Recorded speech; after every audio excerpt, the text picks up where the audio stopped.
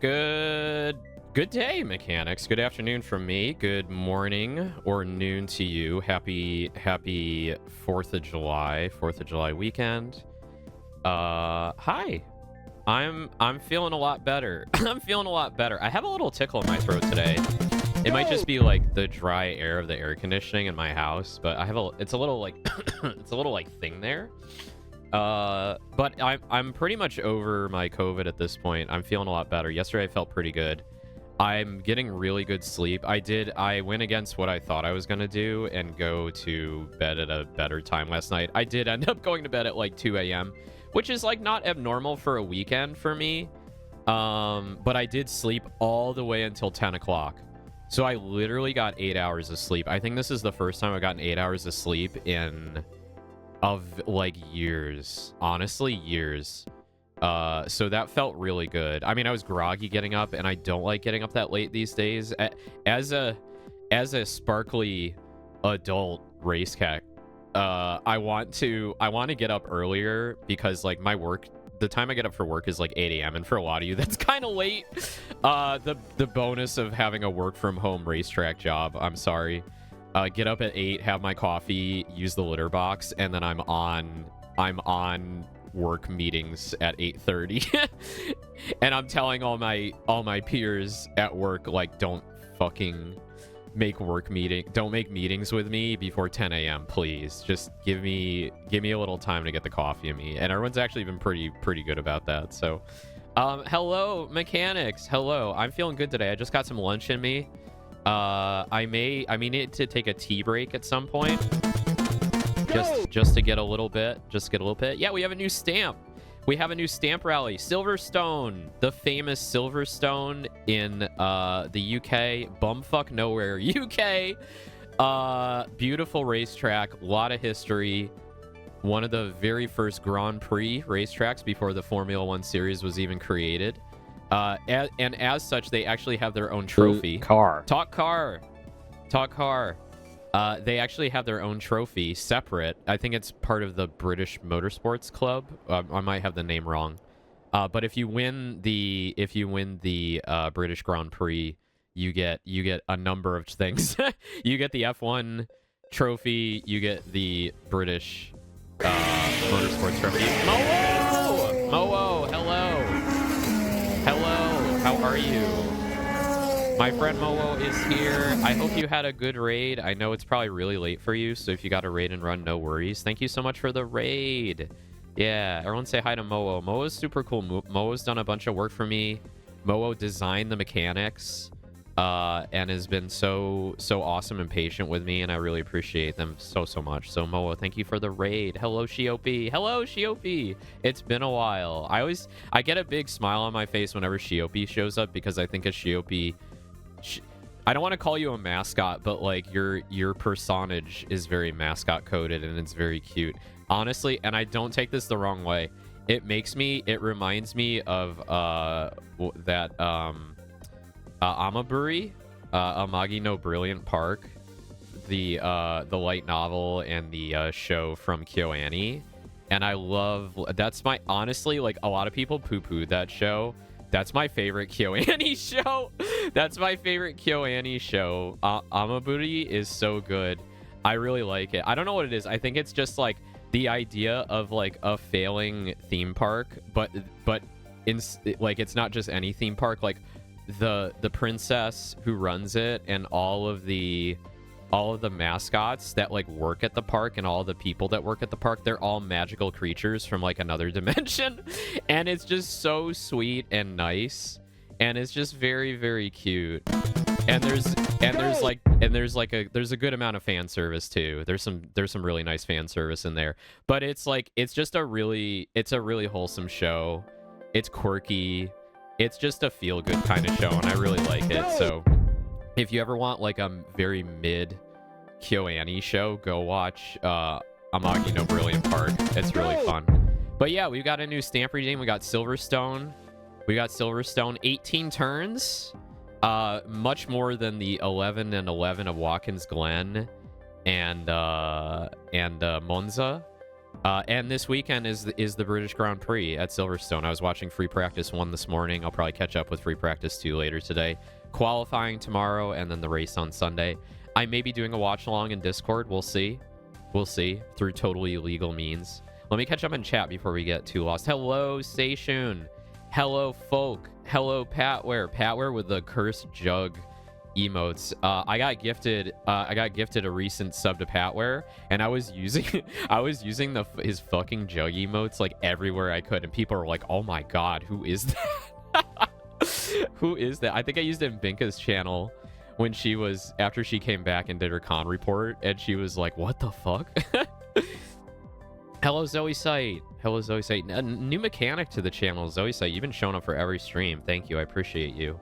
Nina, hello. Nina, my another like very good recent friend I made. Nina has been so amazing, and Nina comes from a non-traditional source. I didn't meet Nina through like Randonite community or Hollow Stars community. I met Nina through the Twitch Creator Club, actually, which is like crazy. I've actually met a couple of people through Twitch Creator Club, which was pretty cool. So I'm so happy to get to know her and hang out and do collabos. Speaking of collabos, Saturday, Patware, Nina, Folk, and I are going to be playing Peak Saturday night, 10 p.m. Eastern, 7 p.m. Pacific. I'm really looking forward to this. It's really hot in the VTuber space right now. I think Casper was playing it yesterday. Moa was doing a couple of solo runs. I think Big Ham has had some interest in it. So like a bunch of people in my circle and my friends have been checking out Peak, and I'm really excited for it. It looks like a very good collab co-op experience. Go! It's sort of like only up, but like not punishing and anger inducing, more like wholesome and fun. So I haven't really spoiled myself on it. I don't know the mechanics. I've only seen a little bit of like, you know, screenshots here and there, but I'm looking forward to it. Kind of going in blind. Stamp. Yep, we got the new stamp. New track. Hello, Vento. Hello, Getter. Nina, Owen, no longer pregnant. Yeah, no longer pregnant. And if you want to use the pregnant scuffed Owen voices, if you look at my website here, what's the command? Hold up. Word salad. If you look at the word salad link in chat, it'll take you to my website, and you get a list of words that you can make Scuffed Owen say. And there's a lot of pregs in there. Pregante. Thank you to Prongles for like literally every variation of pregnant in there. There's mpreg, there's thempreg, there's just preg, preggers, Prongles. Prongles. So shout out to Prongles for being my chaotic deer man friend and all the pain he inflicts on me. Hi, Owen, glad you're better. Thank you so much. Thank you so much, Getter. Happy Ocean National Day? What does that mean? Ocean National Day? Ocean National Day? I get up at 5:30? Yeah. I've never gotten up that early. Well, I used to get up that early when I was a kid. When you're a kid, you have boundless energy, and your parents... Prongles. Preg car. No. Well, yeah, he is driving the Preg car right through my front door. Cat boy. M boy. What is the... Gregnant. What is the difference? Osea, a country from Ace Combat, has its National Day on July 4th. Let's go. Let's go. Yeah, happy Independence Day. Things are pretty shit in America right now. Owen is pomegranate. That's cute. I like that. I'm pomegranate. I just like as an aside, I do consider myself a very patriotic person of the country I live in, and I celebrate my patriotism through the diversity and the like celebration of immigrant heritage and, you know, civil rights and everyone, you know, being them best selves and having the freedom to be who they want to be and, you know, banding together as a society to make things better. So that's my brand of patriotism. And I'm going to keep rocking that out. And I hope that things swing in that way in the near future again, because fuck this shit. Anyway, all right, not to get into politics. I'm not going to talk about that. I just want you to know that, like, I'm still progressive. And I'm still angry, and I'll be angry forever. Man, I wake up at 5 to 6 and I work from home 3 times a week. Hey, look, you got to rock out your best self. You got to rock out your best self. Whatever works for you, right? I fall into the night owl syndrome, and I should really do better about that. Howdy, double. Hello, welcome. I love those yeehaw emotes. Who's that from? Imuchi? They're cute. They are cute. I should go check them out. I kind of find other VTubers through emotes sometimes when people come in and post them. I think that's really what is really great about cross-channel emojis, like using those in other people's channels, because like you get to find out about other people. You're like, oh, that's a cute emote. I'm gonna go check that out. Woo! No, Mpreg. Owen, Birthing. Wow. Thank you, Nina. Again, thank you, Moa, for the raid. Moa Maxer raid. Moa alert. Vroom vroom. Let's go. Let's see. Welcome raiders. Mechanic parent. Yeah, my parents have been pretty sweet lately. Vroom. They've been helping me out with some stuff. They got me some nice gifts recently, so shout out to my folks. Hello, Everignon. Hello. Yes, they so cute. The mechanics are so cute. They're so cute. It is inspired kind of by those Pokemon Owen? suits. Owen. The mascot. No. Yeah. Mpreg. Yourself. Fucking Mpreg. Why did I record those? Saren, hello. Amagi Brilliant Park is pretty fun. It's a lovely show. I just think it's just a very chill show. It's very cute. It's a fun show with a banger opening. I do love the opening. Plenty of unhinged characters. Yeah. Wait, what emote? The cowboy hat bunny one you posted earlier. Scared Apollo with them yesterday. Oh, hell yeah. Oh, yeah, I remember raiding into Apollo. Yeah. Hope I catch the watch along, but I probably won't be home the whole weekend. Oh, yeah, no worries. I'll just throw it on. Whoever wants to show up can. Oh, sorry for burping. You just played Peak. Let's go. Game looks pretty fun. It does. It's really thin. It's really thin and challenging. It's really thin. It's really fine. I'm not sure. I got sent here because of a chance encounter in an iRacing practice session. Yeah. I know. I meet so many people through so many different avenues. And I feel like I haven't been socializing as much lately online, like branching out to like other places. But I'm doing my best. I think it's hard. It's weird to me to say that because I just went to Offkai and met like at least a couple dozen new people that like I'm vaguely familiar with on some level. Either like they popped into my stream or I popped into theirs. So I'm in a period of like I want to make more friends and I want to meet more people, but like you can only do so much at once, right? So I'm taking things at my own pace. Things are looking good. I think it's going to be a good summer. Hi Owen, hi Nick. Hello, nice to see you. I saw you yesterday. I saw most of you yesterday. I am terminally online. I'm terminally online and I love it. I need to spend more time outside. The weather's beautiful today. It's actually a beautiful 4th of July. I think it's only going to be in like the low 80s where I am. I want to go out and do a little fire pit tonight. I treated myself. If you saw in the Discord earlier, I went down to the liquor store and I bought myself a little bit of cider. I got some 9-pin and I got a bottle of peach soju. I think if I have the soju tonight, I'll get absolutely blasted, and I don't want to do that. I just kind of want to sip some cider by the fire pit and play Horse Girls. So I think that's going to be my evening for tonight. We'll see. I still got a lot of stuff to do on the back end, but I'm catching up. I'm almost done with the racetrack redeem. I got to just kind of top that off and then do word salad recordings, and then probably work on a couple of new redeems that are just like very, very, very simple ones, kind of along the lines of the new chief saying the king of the pikeys prank call, the 2 hits. Yeah, this one. There'll be 2 hits in it.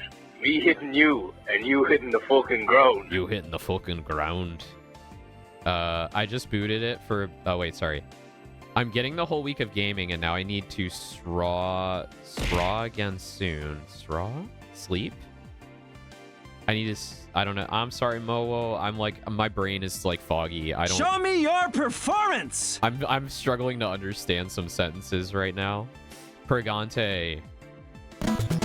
I just booted it for a little bit to make change some settings. Oh, we're talking about peak right now. Yeah, some settings to make sure I don't get. Oh fuck. Mpreg car.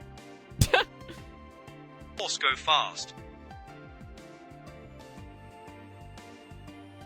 Ah, that's broken. I'm supposed to have the Matrix background, but it's not there. There's supposed to be a Matrix background there, but it's broken right now. I'm sorry. I still need to fix that. I'm gonna write that down. Fix the Matrix redeem. Damn, ow. That hurt. I'm getting fucking wailed on today. I just booted for a little bit to make changes to some settings to make sure I don't get triggered for faux sensitivity or motion sickies. Yeah, I'll probably have to do that too. Turn off blur. Monza. Turn off motion blur. Turn down mouse sensitivity. Shrink the window a bit. Crank FOV up to like between 75 and 90. Those are all things that really help me with my first person motion sickness. I think the biggest one that helps those turning down mouse speed movement, because zipping the first person screen around really fucks me up. But if I go slow, then I'm good.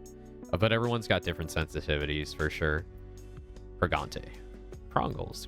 Fucking Gregnan. Pregante just sounds like a pizza sauce. Yeah, it's like ragu. There's also Gregnan. It kind of does spaghetti al pregante. Oh no, that's broken too. Where are the ha-ha-has? Wait, hang on.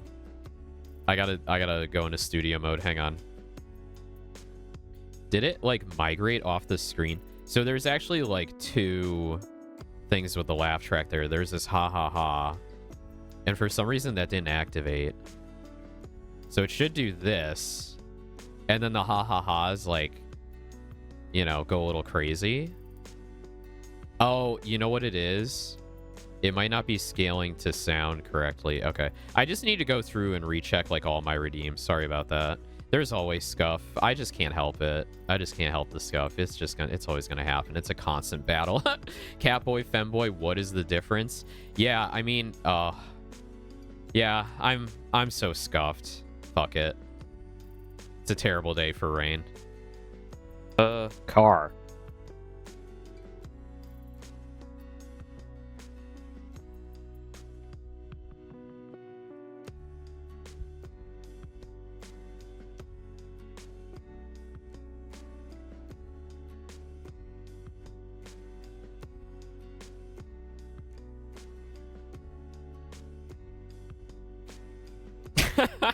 Wait, why is he stuck? Why he stuck though? Hang on. The only thing to unstick him is to do it again. Otherwise, I have to go to another source and unfuck it. Gavis. Battle. There we go. Get the Gaddis. No? Okay, good. All right, I was worried. I'm like, damn, he's here forever. Poop. Booty. Poop. OC or Oshia, a country from Ace Combat, has its national day on July 4th, just like America. Sorry, I'm catching up on chat. We got a lot of folks here today. Thank you so much for hanging out. Love the teal car emoji. I love that teal has a car emoji before I do. So cool. Love the Ashton emoji too. Ashton, a real one. I wish I met Ashton at Offkai. Because we've run into each other a couple of times online, and I just like let her know she was an inspiration for me, but we've never had like any meaningful words outside of that. So I would have loved to meet other racing tubers and talk to them a little bit, but we didn't get the opportunity. Okay, I had to pass out now. Glad to hear from you again. Yeah, I'm Owen. No worries. Have a good night. I probably already missed you. Probably already left, but take care. That fucking what? Lamau? I don't even know. I'm so far behind on chat now. I have no idea what anyone's talking about. Oh, I'm talking about patriotism now. To quote Vegeta, not a big fan of the government. Valid. Yeah, valid. Hey, Gray. Hello. Ace Combat mentioned. Love Ace Combat. So I did play Ace Combat 6 a little bit, like a few months ago for Retro Monday, but I don't think anyone really came to that. I might try it again soon. I was a little put off because I'm like, this is my favorite 360 game, or one of my favorite 360 games, Ace Combat 6. And it was like not a good time for streaming, I guess. I was kind of like in a lull. But I'd like to bring it back again and play more because I love it. We got a lot of mpreg going on from the redeems. You clearly don't know what my username used to be. Oh, okay. Me, yeah, I'm cute. It's good to have that cute confidence. I think if you have that attitude of like, I am cute, I'm gonna be cute, and I'm gonna feel cute and do cute things, you are cute. So be cute or die trying. My username used to literally be Ace Combat Shill. Oh man, I don't know if I would ever put Shill in my username, but rock it out. I know you're different now. I like the Zoe site because I assume you're it's a Sailor Moon reference, right? I assume it's a Sailor Moon reference. Zoe site was like the first character that made me question gender. I think for a lot of us that was like the first character that we were like, huh, interesting. I think I followed you on Teal's birthday. Oh no, the Teal birthday stream, which was so much fun, but I sounded like absolute shit, and I feel really bad because I feel like I brought down that stream just a tiny bit by having my Rift mic be so bad, and I literally like right after that I bought the Lark lav mics for VR streams, which sound infinitely better than the built-in Rift microphone. So we solved that problem. I did apologize to Teal after, and they were like, no worries. I was gonna say something, but like you were like really in the moment, and I was like, oh fuck. But that was a good stream. I know the first stream I watched was a Tuhu night. Yeah, I did do like a Tuhu Tuesday, Toho Tuesday a while ago where I played some Toho games. I need to do that again because I know I want to do like a Toho collab with Velvet sometime where we play like Toho games together and talk about stuff. Because like I'm kind of a fake fan. I've only played a little bit of the original like the Zun Toho games. I played Phantasmagoria Flower View like a very long time ago. I never beat it, but I did play it. And then from then on it's just been like fan games. Like the rhythm game on the Switch I played a little bit of. Misty's Izakaya we've been playing on stream sometimes is like a comfy one, and the Shimigami Tensei clone, whatever it's called, that one's really good. I want to play more Oh of that. yeah! Oh yeah. What was that one called? Sorry, I'm looking at my Toho Artificial Dream in Arcadia. I like that one a lot. That one's really fun. That's a really good one. Although before the random encounter at Trucks, Michigan, I'd seen you in my recommended before. Oh, that's so cool. I love that I show up in recommended. It's really fun when people come in and they're like, hey, I saw your PNG on like the Twitch recommended stuff. I wanted to check you out. It's pretty good. And I'm like, fuck yeah. I love that. I love that like I present a style that people are like really into. I think a lot of people just really like femboys and cute boys in general. And they may not be like, 100% comfortable with it yet, but I assure you, I see you and I respect you, because I too came from a place of I thought I was extremely straight, and then over time through repeated conditioning through cute anime boys and femboys on the internet, I am definitely not straight anymore. I am somewhere in between.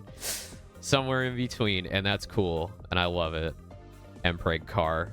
Horse go fast. Horse do go fast. I was playing more Uma Musume last night. I'm squeezing in a little bit of time here and there. Again, I'm not getting like the 4 or 5 hour streaks of like playtime that I really want to put in, and I feel bad because clearly you're expected to do at least like 1 career a day, and I'm getting like 1 career down like every like 4 days at this rate, and it's bad. Because like I'll read a little bit of an event and then I get distracted, and then oops, I don't come back to it for like 3 hours, and it really sucks. And unfortunately that's kind of what happened to me with Arknights. It was just so much reading that I get like ADHD brain. I get distracted by another thing going on and I just don't get back to it. But I am like getting to the end of Ogre Cap's career right now. She's going for the URA finale qualifier. I think I'm gonna probably she's gonna burn out right here just before the end. She just doesn't have the stats to do it, but it's only her first run and I got to basically the end. So if I don't make it, I'm not gonna be mad, because like the couple of races before this, she was like 8th and 10th favorite to win, and I won both of those. I did have to use the clocks on like one of them. I did have to redo the race like twice, but I did win it, and it was fucking glorious. So good. I love Uma Musume. I can't wait to play more. You're gonna play Peak on controller? All right, cool. Rock it out. Small FOV is just claustrophobic. Yeah, it can be. Gotta go outside for a bit. No worries. Oh, finally a redeem. I didn't break myself. No, you're good. You're good. I'm glad everything's like mostly working correctly. Scuff car. It is always a scuff car. Hello, Koss. Are we just testing all the redeems now? You're free to use whatever redeems you want. That's why they're there. If I get pissed off, I'll just turn them off. But that's not going to happen because this is just a yapping stream.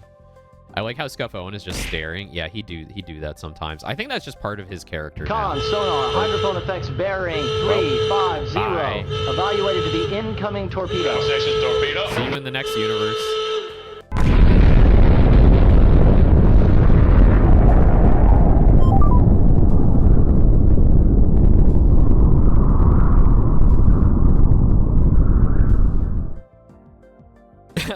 Help. Oh, did you break it? I think it broke. It broke.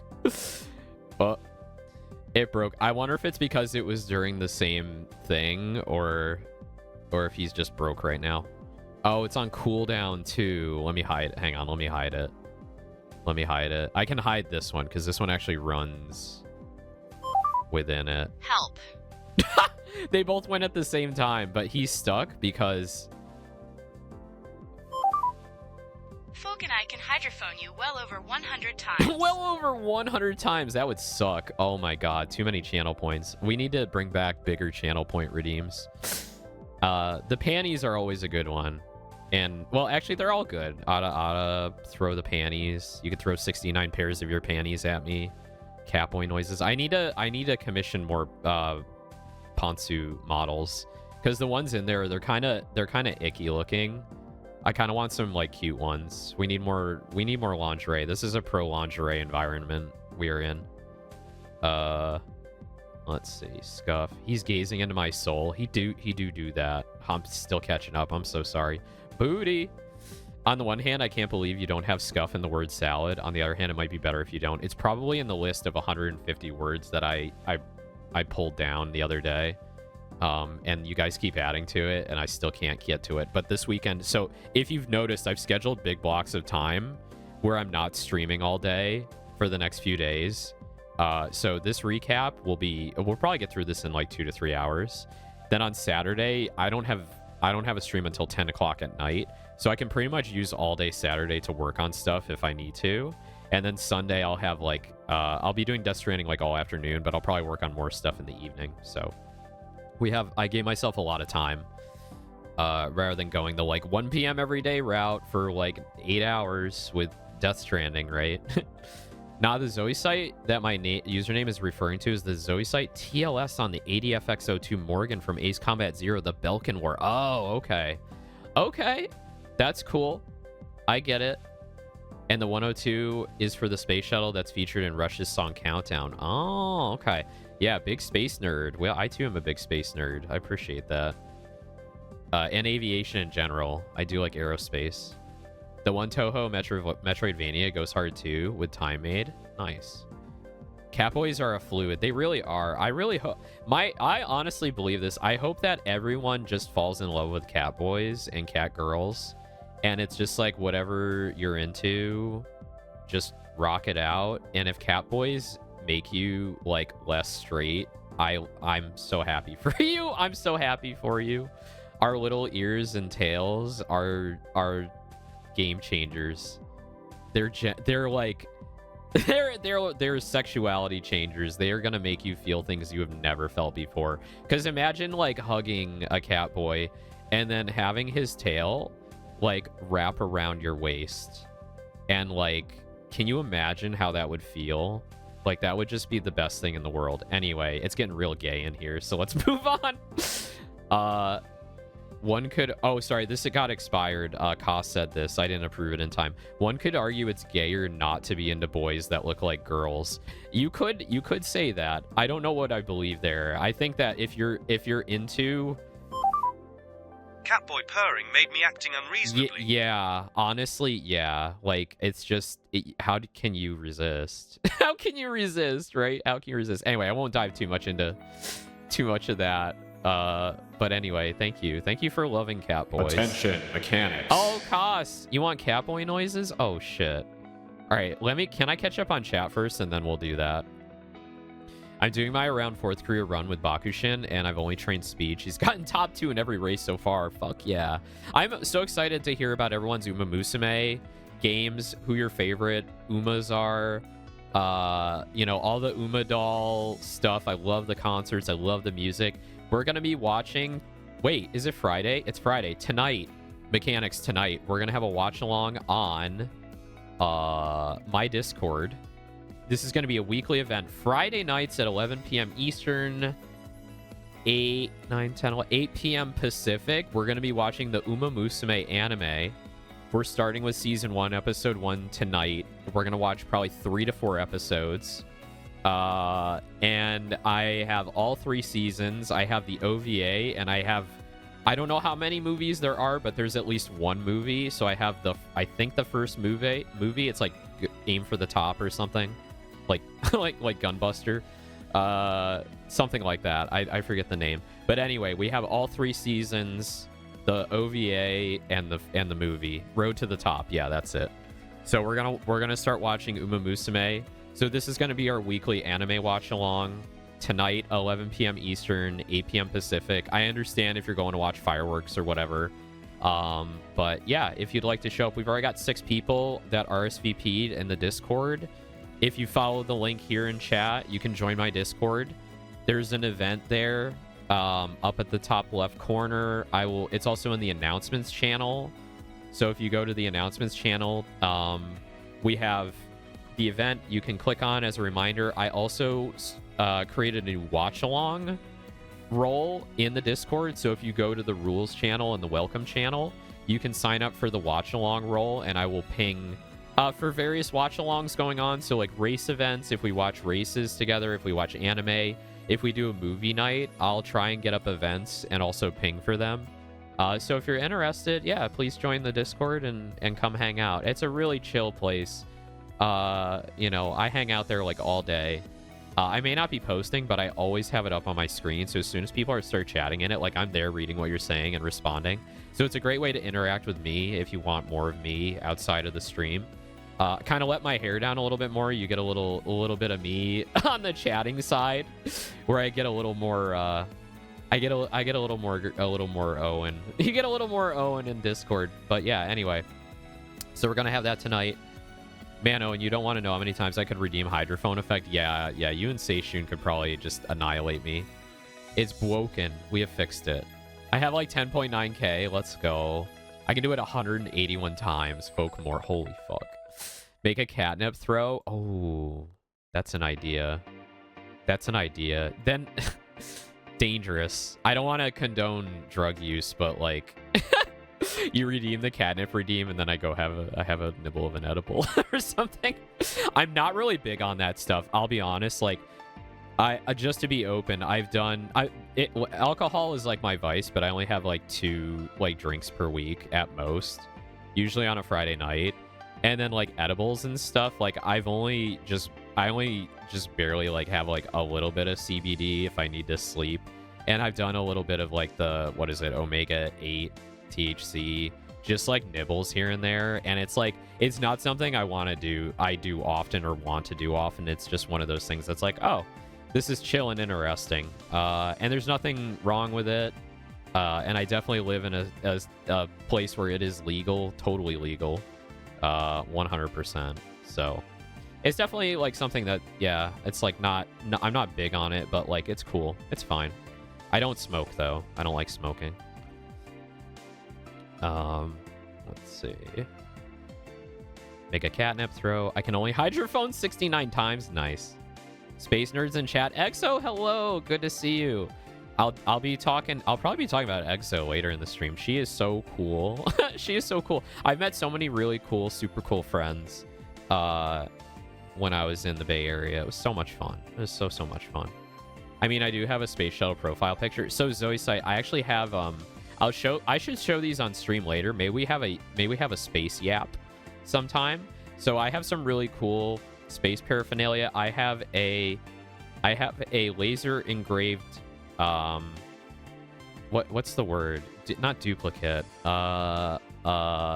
Like, oh god, what's the word? The word for, like, they make a copy of something and it's like it's not the real thing, but it's like not, oh man, words are escaping me right now. Anyway, the Pioneer plate replica. Thank you, Gray. Replica. Thank God. Oh my God. Thank you. I have such smart mechanics.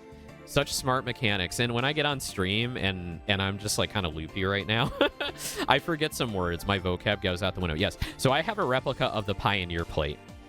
This was a Kickstarter from a few years ago now, at least like a decade ago.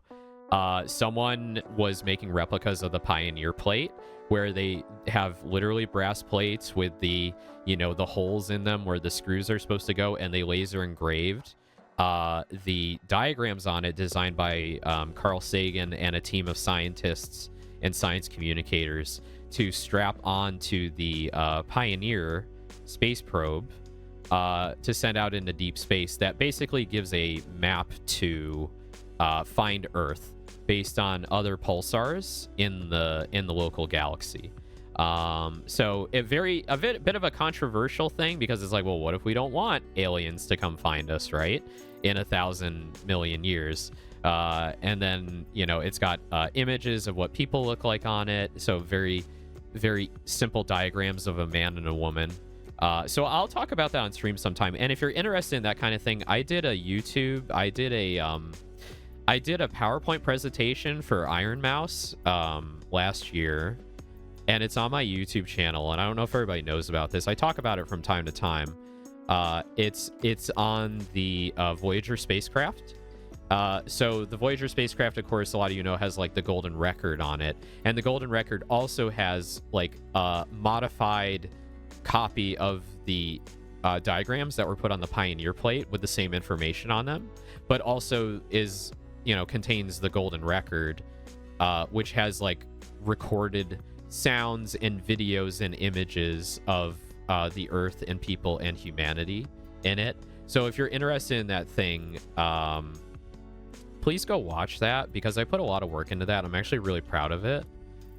Let me see if I can pull it up and link it to you. The pale blue dot. Sorry, it's not on the Voyager probe specifically. It's on the photo, the pale blue dot, which was engineered by Carl Sagan, famous science communicator. And it's such a very important image to me, and it sort of embodies it kind of embodies my spirituality in a sense. So like I'm very much a believer in people need to have spirituality, and not coming from a religious sense. It does not have to involve a deity or a god or worship in any sense, but really I think every human has to have a spiritual fulfillment in them. And for me, that kind of spiritual fulfillment is the relations I have with other human beings, and also the sort of orientation of myself in the grand scheme of the cosmos, and how small people are, how small the planet is, and just the awe and wonder of, the universe as a whole. And I think that kind of encapsulates like the things that center me and center my spiritual self, and I think that's very important. So let's go. Catboy Summer indeed. God, I wish I could commission more art. I really do. You have no idea how much art I want to commission of like Beach Owen and being cute and pinups and all the fun things that we could do with Summer. But like I'm in a situation right now where I just can't spend the money, so I'm so sorry. And I know the OnlyFans is hurting. Like, you've only gotten like 2 fun commissions out of me, and I owe you so much more. It's been a year, and I've got a lot going on, so we'll get there. We'll get back to it. I'll be able to put money into commissions again at some point, because I don't know, I'm really open about like I want to feel cute and sexy, and I want to give that kind of content to y'all when for those that want it. So anyway, we'll get there. Attention mechanics. Incossable wants to hear sparkly catboy noises. All right. I think I've yapped enough. I'll have to keep catching up on chat, but I'll give you the catboy noises. So let's mute the music. If I can find it. Oh, no, that's not it. Here we go. Wait, let me drink some water first.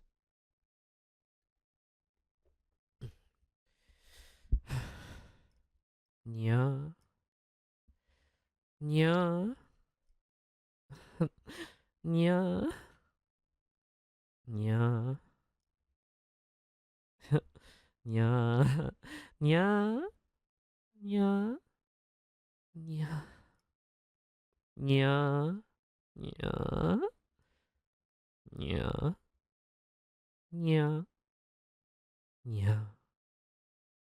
Yeah. Yeah. Yeah. Yeah. Yeah. Yeah. Okay. That was an extra big one. That was an extra big one because I haven't done it in a while. No one's redeemed that in like months. So thank you, Koss. Thank you for the redeem. I appreciate you coming to like basically every stream and getting those channel points. It means a lot to me. Seems like the time. Let's go. Hugging a catboy would probably be very stupid of me considering I'm allergic to cats. Don't worry. We have ways to get used to that. We have methods. Road to the top. Yeah. Thank you, Nina. All right, fireworks today? Yeah, I got fireworks tonight. Me last night. Let's watch more Uma Musume. Me also picking up where I left off in season 3. I saw your Blue Sky post. I'm like, oh, it must be very emotional. I've heard too that the anime and all of the Uma Musume like properties, they're all kind of self-contained because they happen in like different time periods or something. So like a lot of the girls are not present at the same time because they exist in different time periods or something, or they're in like alternate universes and they're like have different like they have different like relationships depending on like what season you're watching, which I think is very interesting. So I'm going into it with like I don't know fucking anything, but I'm looking forward to it. I kind of like that too because it lets them focus on like different main characters while telling different stories and giving different angles of like where everybody lands in their championship runs and growth and everything. I think that's very smart to do that. No, it said about having an IRL connection to a catnip redeem. I know, right? I just kind of put that together myself because the brain started ticking. I'm like, how can I make this more weird? How can I make this go further than just like a piece of catnip hits me in the face on stream? I don't do sus products, then list half of a legal catalog. Yeah, I know, right? Talking about me? Yeah, I'll talk about you, Exo. Nothing bad. Nothing bad. No, Exo was just very, very sweet. Very, very sweet and kind and just a very smart, intelligent individual. And she was so kind to hang out with me the Monday after off Kai and invite me into her home and just hang out and talk. So I'm very happy to call her a fast friend. And I'm really looking forward to the game coming out that she's making. That's coming out towards the end of this month. So look out for that. I'll be posting about it a lot more. You'll see more of that soon. I will be playing it on stream. You can drop it in the chat if you have the Steam link. Go ahead and drop it in chat. I don't like smoking. Objection. OnlyFans suggests you're smoking all the time. Well, thank you. I'm pretty hot. I'm not gonna lie. I would self-cest me. No joke. Like no kink shaming. I would self-cess. There you go. There's the link in chat. Please go check it out. Please go check it out. It's so good. No signal. I got to play like a good like 30 minutes of it. I had the dev sitting next to me, watching me play it, being, you know, very patient and quiet and just kind of observing what I did. And it was really fun. I've always wanted to kind of do that sort of play test where like I have like the game creator like next to me and they're like, you know, seeing what I do and getting ideas out of that and things like that. I thought that was just really fun. I love having those interactions like that. But yeah, we'll be playing that on stream when it comes out. Tell about fucked up lens and your grandpa's story. Wait, what? Fucked up lens? Oh, yeah, the Hubble Space Telescope. Yeah, so my grandfather actually worked for Perkin-Elmer, the company that made the lens that went into the Hubble Space Telescope. I don't know what his role was in the grand scheme of everything. I think he worked in engineering, but I'm not entirely sure. And he definitely had government secret information that he never told anyone and definitely took to the grave. And from what I know from my grandmother, he would go on business trips and he couldn't tell her where he went. She could always call his company and get him on the phone within like, an hour, if there was something going on at home. But there was a lot of occasions where he could not say where he was, but that he was, safe and, it was just like work related stuff, right? So very interesting, very interesting. He also had a really cool poster of the Hubble, like a really cool like artist depiction of it that I kind of toted around for a few years through like my college years and hung up on the wall. I thought it was really cool because I'm a space nerd. And he also had like a piece of the space shuttle tile. Not one that ever flew on the space shuttle, but just like, a chunk of it. And it was fun. His, party trick was like, let's put it in the oven at maximum heat and then take it out with our bare hands, because that's how heat absorbent those shuttle tiles were. It was really cool. Let's see. Replica, yes. English is hard. The replica sounds so cool. It is so cool. I have it in a frame. It looks very, very cool. It's probably one of the coolest things I own. I also have I have a friend, or had a friend, I don't talk to him much anymore, who's family with an astronaut, and he did me a solid and got me a ton of signed autographs from said astronaut. So I have like a binder with like about half a dozen, actually I think it's about a dozen autographs from an American astronaut, which is really, really cool. And I have some of that hung up on my wall in my bar as well, which is like a great conversation piece. It's really cool. I know I've met a lot of cool people in my life. Let's see. Have no idea how they managed to fling the Pioneer 1011 probes out to Jupiter with just an Atlas Centaur. Maths. Maths and crack engineering and like brilliant astrophysicists. It's a good way of saying it. I don't know what I said. Was I talking about being gay or something? I can't remember anymore. I'm so sorry. It's hard to keep up with chat because I yap so much and I love talking to you guys. It's already been an hour. See, this is what happens when I have an active chat, right? If I have an active chat, I can go for hours. I could so go for hours. So that's where I'm trying to get to that point where I have enough people in chat. We can just yap forever. Yeah, each season is its own self-contained story for the most part. Yeah. Is Owen an anti-allergenic cat boy? I take like 9 showers a day, so I would hope so. And I'm not licking my own hair. Owen, lubricate your throat. Hydrate. Do I sound dry? I'm so sorry. I hesitate to do a hydration check redeem because I feel like it's a little babying. And like there are days like I do want to be babied. And there are days that I don't want to be babied, so I don't mind a once in a while hydration check. That's cool. Maybe I'll make it and put a limit on it and make it funny somehow.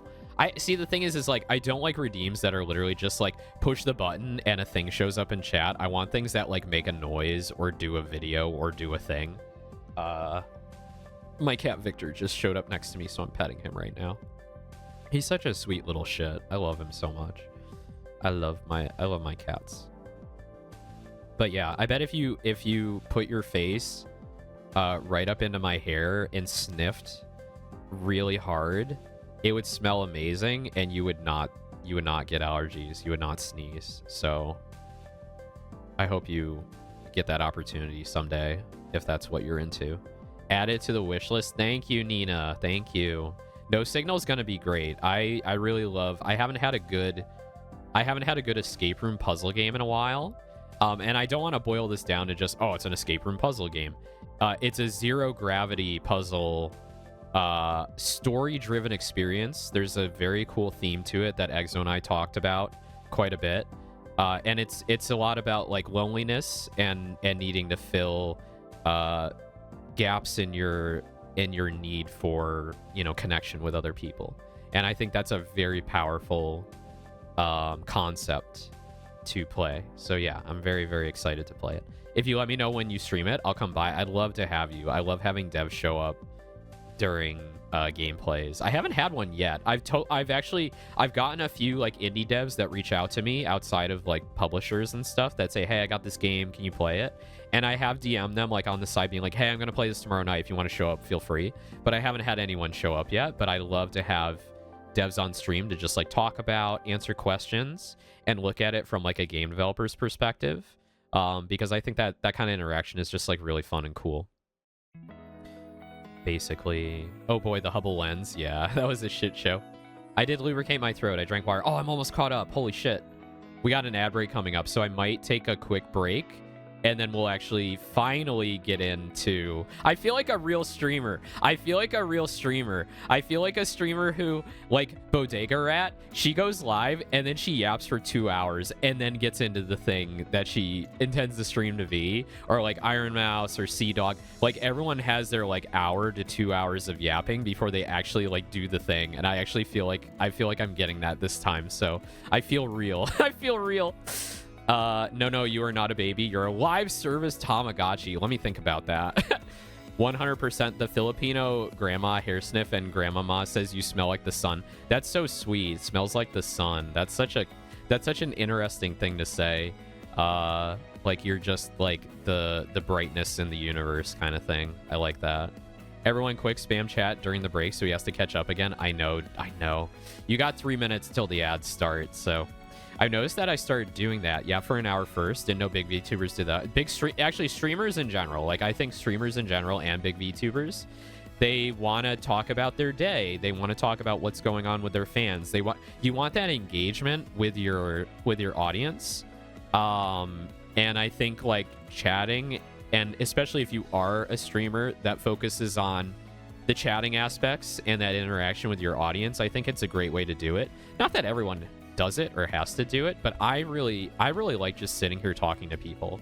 I found that, like, at this point in my life, now that I've beaten a lot of my anxieties back, not that I'm cured of anxiety, but that I've beaten a lot of my anxieties back through, like, medication and therapy and kind of like reorganizing my life a little bit. I am an extrovert. I really am an extrovert. Not that, like, I need to have a lot of extroverted interaction, but it does not drain me like it used to, especially after Off-Kai. I wanted more. I wanted to hang out with more people, and I could probably keep talking forever because I don't have that, like, anxiety in the pit of my stomach anymore that I always used to have, which was a very physical feeling. Yeah, I'm in a good spot as far as, like, that goes, and I just want to meet more people and know more people, and I don't know, I just, like, I get such a fulfillment out of talking with people, even if it's just online. And I will say, like, knowing so many people online and then seeing them in real life and finding out that, like, man, you really are, like, the same person you are online as you are IRL, and you really embody, you know, your VTuber persona or your online persona just as well, and you're just as cute or you're just as cool. It just gives me like that moe feel, right? That, like, that warmth inside, that burning passion to, like, you know, relate to other people and talk about them and learn about them and learn about stuff. So it's a craving. It really is. It's a craving. It makes me definitely want to, like, work harder to make more friends, like, in my immediate area, like IRL, because I really don't have a lot of friends, like, around me. And I wish I was closer to, you know, all the folks I've been meeting over the last year and such, because, like, they're, like, all over the place. I've got a lot of friends in the Midwest now. I've got a lot of friends in the West Coast, up and down California. You know, I got quite a few friends in, like, Las Vegas, of all places. I find out there's a lot of people I'm meeting that live in Las Vegas, which is crazy. So I think, like, one of my next destinations is going to be Las Vegas, because I think I know probably about 6 or 7 of you that live in that city. That I could definitely, like, meet up and hang out with, and I think that would be a really fun trip. And I was going to go to Vegas anyway. Even prior to knowing anyone there, just for fun. I'm not big on gambling, but I love spectacle. I love lights. I love I love entertainment. I love to be entertained, and I love different forms of entertainment. So Sin City is a hot destination for me at some point very, very soon. I'm hoping very soon. There's a bunch of places I want to go in the next year.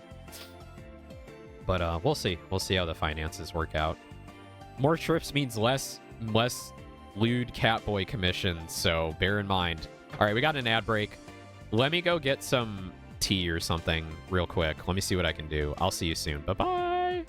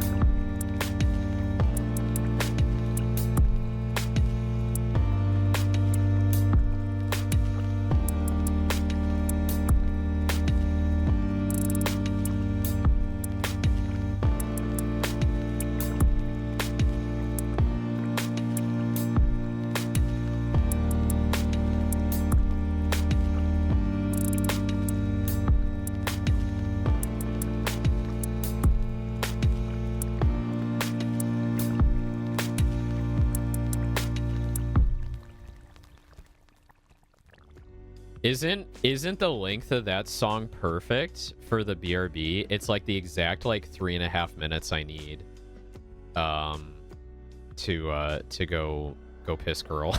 Go piss girl.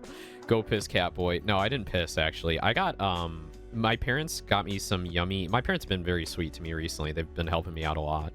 They got me some iced coffee for my Keurig. My dad really likes the McCafe, so the McDonald's branded mocha frappe iced coffee, and I've been enjoying it. It's a little artificial, a little sweet, but I've been drinking that like during the day, just as like a little pick me up during my recovery from COVID. It's been helping me a lot, and it's making me happy. I probably wouldn't buy it on my own because I think there's better iced coffee options for the Keurig if you have the iced feature. But this is yummy. It's yummy. It's a treat. So I appreciate it, and it's tasty. So, oh man, I gotta catch up on chat again. Y'all keep yapping. I love it. This is so much fun. I love yapping with y'all. I haven't even gotten to the trip yet. Smells like the sun just means you smell sweaty. Oh, ew. Yeah. I don't like the smell of people going on a walk and coming in and they're definitely like sweating and they smell like the outdoors. People smells kind of bother me a lot. Like once in a while, like a little bit of perfume or cologne is pretty nice, but like if I smell something on you all the time, I start to get a little like, all right, I'm done. Like, can I show off my nose for a bit? I don't know. I'm really weird about like mouth stuff and smells and things like that. But don't take it personally. It's just like I'm just picky. I'm a picky little kitten. Like, I'm just really picky about everything. So let me I'm gonna take a sip of my coffee.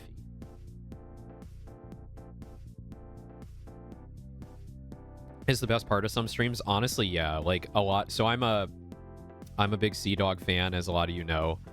He's my flesh tuber Oshi.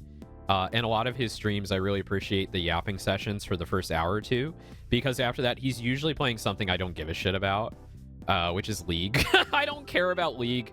He did the thing with Ludwig again, where he does like they do a week-long or 2-week-long League, like, marathon, which is like great for them. I'm glad they're having a good time. I'm glad it boosts their numbers and, you know, lets them do like more events, more charity events for Sea Dog for sure, because he's big on that. But I do not give a shit about League. Love the character designs. I love the cosplay, but I just do not care about MOBAs at all, so I'm not going to watch it. But I love watching his yapping sessions because it's just so interesting, and he's such a sweet dude. And his whole relationship with Iron Mouse is so wonderful too. They're just, you know, a couple of really cool people. So so I smell like hydrogen and helium. The sun is a mass of incandescent gas, a gigantic nuclear furnace. When hydrogen is made into helium at a temperature of thousands of degrees. Yeah, it makes sense. Smells like exertion, yeah. Like a certain penguin who plays a certain card game. Aeros, yeah, Aeros does like an hour of yapping, and then he's like, okay, Yu-Gi-Oh, Ayo. I found out I was extroverted after doing ERP in a 14 group. Yes, let's go. Let your freak flag fly. Small Owen did a lot of things in MMOs back in the day. I'll just say that.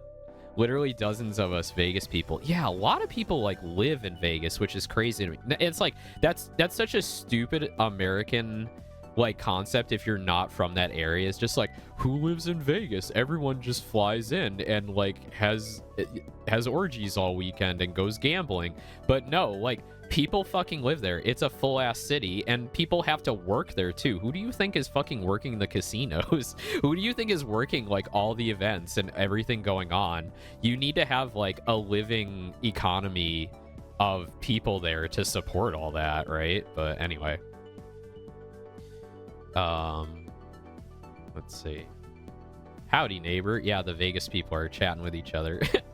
It'd be funny if you're someone I actually know IRL. I bet Vegas is like a small...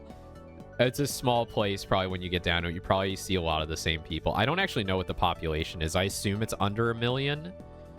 It's probably more in the 500K, right? Las Vegas permanent population. Viva Las 641,000. That sounds about right. Yeah, that's a decently sized city. That's like on the smaller side when it comes to cities in general.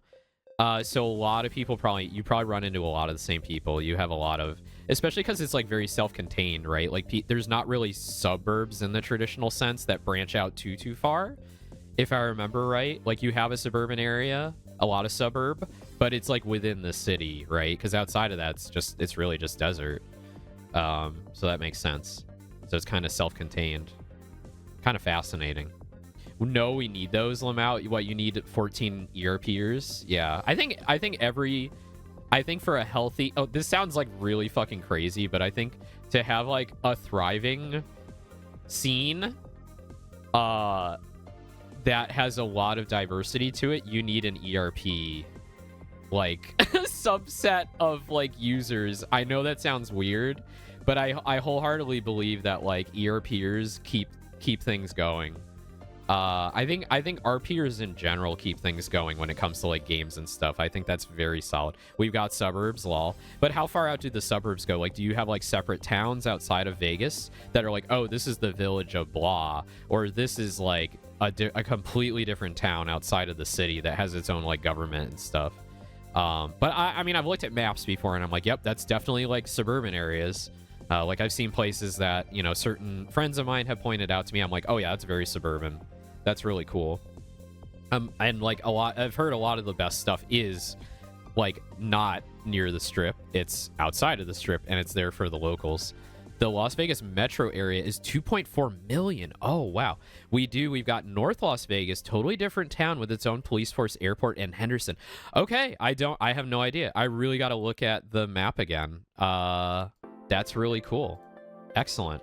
I want to see, this is the thing. It's like, I know very loose information about a place until I intend to actually go there. And then what I do is I usually like study a map, so I get like a bird's eye concept of like what the city is, where the major landmarks are, and how to navigate in my head. So I want to create like a mental map essentially before I go to a place, to ensure that like I am not going to get totally lost if I lose GPS, or if I lose like the ability to you know, pull on like information resources like that, because I think it's important to kind of know where you are. Okay, so I'm looking at the map. I see you kind of have like a beltway kind of around the city, so maybe that's what I was thinking of, like, oh yeah, there's like nothing outside this beltway, but there clearly is, because I'm looking at neighborhoods like Enterprise. I see Henderson out there that you were talking about. That's very interesting. Oh, and there's Nellis up northeast. Okay, yep. Okay, yeah. I think from a wide enough zoom out, I'm like, oh, this is just like one city. There's nothing else. But like clearly there are different elements here that are treated as very separate from the city itself. So that's really cool. That's really cool. There's Boulder City down there. Oh yeah, Boulder City is like its totally own thing, right? And that's got a little bit of a touristness to it as well, from what I understand. That's cool. Now this is the area with the scary large crows. Are they like actual crows, or are they like fake crows? I don't know why I'm asking that. I just for some reason I just thought about like scarecrows for whatever reason. Hang on. Oh man, I gotta catch up on chat again. I'm falling behind. I keep yapping. Honestly, it would be hilarious if I fell off. But I fell off the face of the planet for a few years, so not too likely. Yeah, that's all good. I've only been in the area since 2019, so it's unlikely. It would be funny though. Yeah, you're all talking about like knowing each other, if you knew each other, which you probably don't. Extremely likely. That was peak I don't go out years. Yeah, we've all been through that. Now, honestly, I've been working from home the past 3 years until I got laid off. Thanks, Big Casino Corpo. No, I remember that. So it's only in the last month I've been going out and meeting flesh people. You could say it fits in your streaming rhythm. Yeah. I'm in my element right now. I'm in my element. I'm having coffee. Can't talk right now. I'm making piss. Can you imagine if I said that? Because I'm always making piss. I'm always like filling up the tank. Little cat boy just can't stop pissing. I'm sorry. That was not a kink. That was just being stupid. I'm so sorry. At least you're work from home now. Yeah. We were talking while you were out, Owen. Please do. I love an active chat. I love an active chat as long as it's on topic. Oh no, I'm working on site nowadays. I miss work from home, but it's nice meeting people. It is nice meeting people. I never want to do totally on site, but I love to go down. I love to go to the office like once a quarter for a few days to chat with everybody, to get the rapport built back up again, to, you know, find out what the tea is and what's going on and what I can do to help in a way that you don't really get through a Teams meeting or a phone call. And also being able to corral all the users or managers and supervisors in a room and like make them look at my presentation and like you know, have that like interaction that like, you know, I know you're fucking around on TikTok when you turn off your camera and mute your microphone and you don't say anything the whole meeting. But now that you're in the conference room with me and I'm standing there lecturing you and staring at you, you don't get to do that anymore. You actually have to listen to me. I like that. I like that. Perfume cologne can make it hard for me to breathe, especially the people who put on strong. People don't know how to do it. That's the thing. It's like the reason why perfume costs so much money is because like it's so condensed and it's so strong that you very only need to atomize like a very small amount, or just like a very light like pinky dab onto your like wrist, so that people are only supposed to smell you when they're like within like normal conversation distance. You should not be walking by somebody and they get like a cloud. That's the problem, is like people just don't know how much you're supposed to put on. It should be very light, very, very light. Worst he can say is no, then Owen sniffs you a bit and stares at you with judgment and shock, keeping mouth open like cats who smelled something awful. That recoil that some cats do, they're like... Owen doing the cat gag thing, oh man. There's very few things that will make me do it. There are some things in life that will make me do that, but like, I don't want to talk about them because I feel like some people would be upset with me. I don't want to offend anybody. I kind of keep that stuff to myself. Tempted to doodle that? You do whatever you want. I will accept any fan art or doodles. I appreciate everything that comes my way so much. That was meant for Seishun's chat. Wait, what was the doodle? The gagging? Vegas is the smallest city I've ever lived in. Yeah, I mean, looking at it, that's a pretty small city. Vegas has several smaller towns in it. Clark County is 2.3 million. Wow. I moved 2 blocks and ended up in a different town. Wow. We got suburbs. The Las Vegas metro area is 2.4 mil. We talked about this. Yes. I will become more educated about Vegas as I get closer to visiting. I wanna learn all about it. Summerlin isn't a real town. Don't let the rich people gaslight you. Oh yeah, I live in areas where people are like, we are our own town. It's like, no, you're an incorporated village. You just think you're a real town because your main road has like a couple of bougie thrift stores there and its own police force, which does not need its own police force. The 215 Nellis is the area. Yeah, the 215. Yeah, I love when people refer to their areas as like the area code, because it is very much like a delineation of like, yeah, the culture of this place exists in the area code, not so much the city itself, but in like the metro area. So I totally get that. We do have some stuff like that here in the Northeast where people call it the three-digit number, and as soon as you say that, everybody knows because we all live in the same area. Go up past Nellis though is the direction of the racetrack, right? Oh, is it? Okay. They're actual real big as fuck birds. Holy shit. They can't be as big as Australian crows. Yeah, I'd like to go see an oval race at the racetrack, the Vegas Speedway or whatever it's called. Yeah, Seishun and Saku are IRL friends. Yep. Saku is a gateway into everything, like, or most things in my circle. I'll say I've met a lot of people because Saku has been around forever and is really sweet and knows so many people. Hanging out with Saku at Offkai was awesome because she's like, oh, hey. And then she like waves to a friend and then like 5 people come over. And it's just like a cosplayer that she's known since like 2004. And they've been, and like everybody knows her. She knows everybody. She really is like, I don't know what to call it. There's a word in Hebrew, because I used to work in the Jewish community pretty intimately. Mensch, it's the word for man, and it sort of embodies like the sense of like what the best qualities of what like a man should be, which is like chivalrous and takes care of their family and has puts others before himself. And I don't know if there's like a female word for it, but like the way Saku is she's very much like just that kind of like rock that everybody can depend on and hang out with. And she's had her own struggles herself, but she's very sweet and a very kind and just amazing kind of person. And I can see it because we had people walking up while we were walking around Offkai and talking to her, and it's just like, man, you guys have been friends for like years, and you're so generous, and it's just, I don't know, it's just like good vibes, just really good vibes. So anyway, shout outs to Saku. I can't say enough about my friends. They're just so awesome. They're so awesome. I'm rambling right now, but that's all good. Want an NR 2003 livery? I don't play NR 2003. But it might be cool to try sometime. That might be something we do on stream.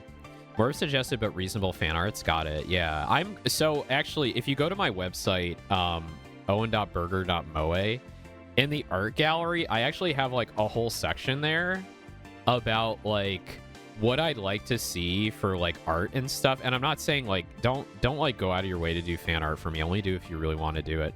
But I have on the gallery page, there's a whole thing down at the bottom of like, here's like important design points. Here's like the interests I'm in. What's my personality? What are some like fun illustration ideas? And then there's a little bit there about like not safe for work guidance. Just like what I'd like to see, but like I'm all about like freedom of expression. You can do whatever you want. Just bear in mind that like there are some things that I'm not going to like. So if you do something I don't like, I'm not going to interact with it, but I can't stop you from doing it. But if you want to make me happy, here's the things that I do like. So go ahead and read that if you have, any interest in that. When do we get an Owen Yap emote? That's a good question. So I'm out of static emotes, I think, until I can get one more soon if I get a couple more subs. But I do have a bunch of animated emote slots that we can fill up. So Owen Yap might be a good animated one. Because I kind of like what Sea Dog has here that I posted yesterday. Wait, do I still have an active sub to him? Oh, yeah, I do. Yeah, this one. This one, the popping one. Maybe not the pop, but like something similar. Just like pop, pop, pop, pop, pop. Just the Owen Popcat animated, yeah. I have an Owen fan art that's been floating in my head for a while, but I need to get the right reference for it. What do you need? Oh, you need like a photo reference or something. I might be able to find it, but if you don't want to spoil me on it, then I totally understand.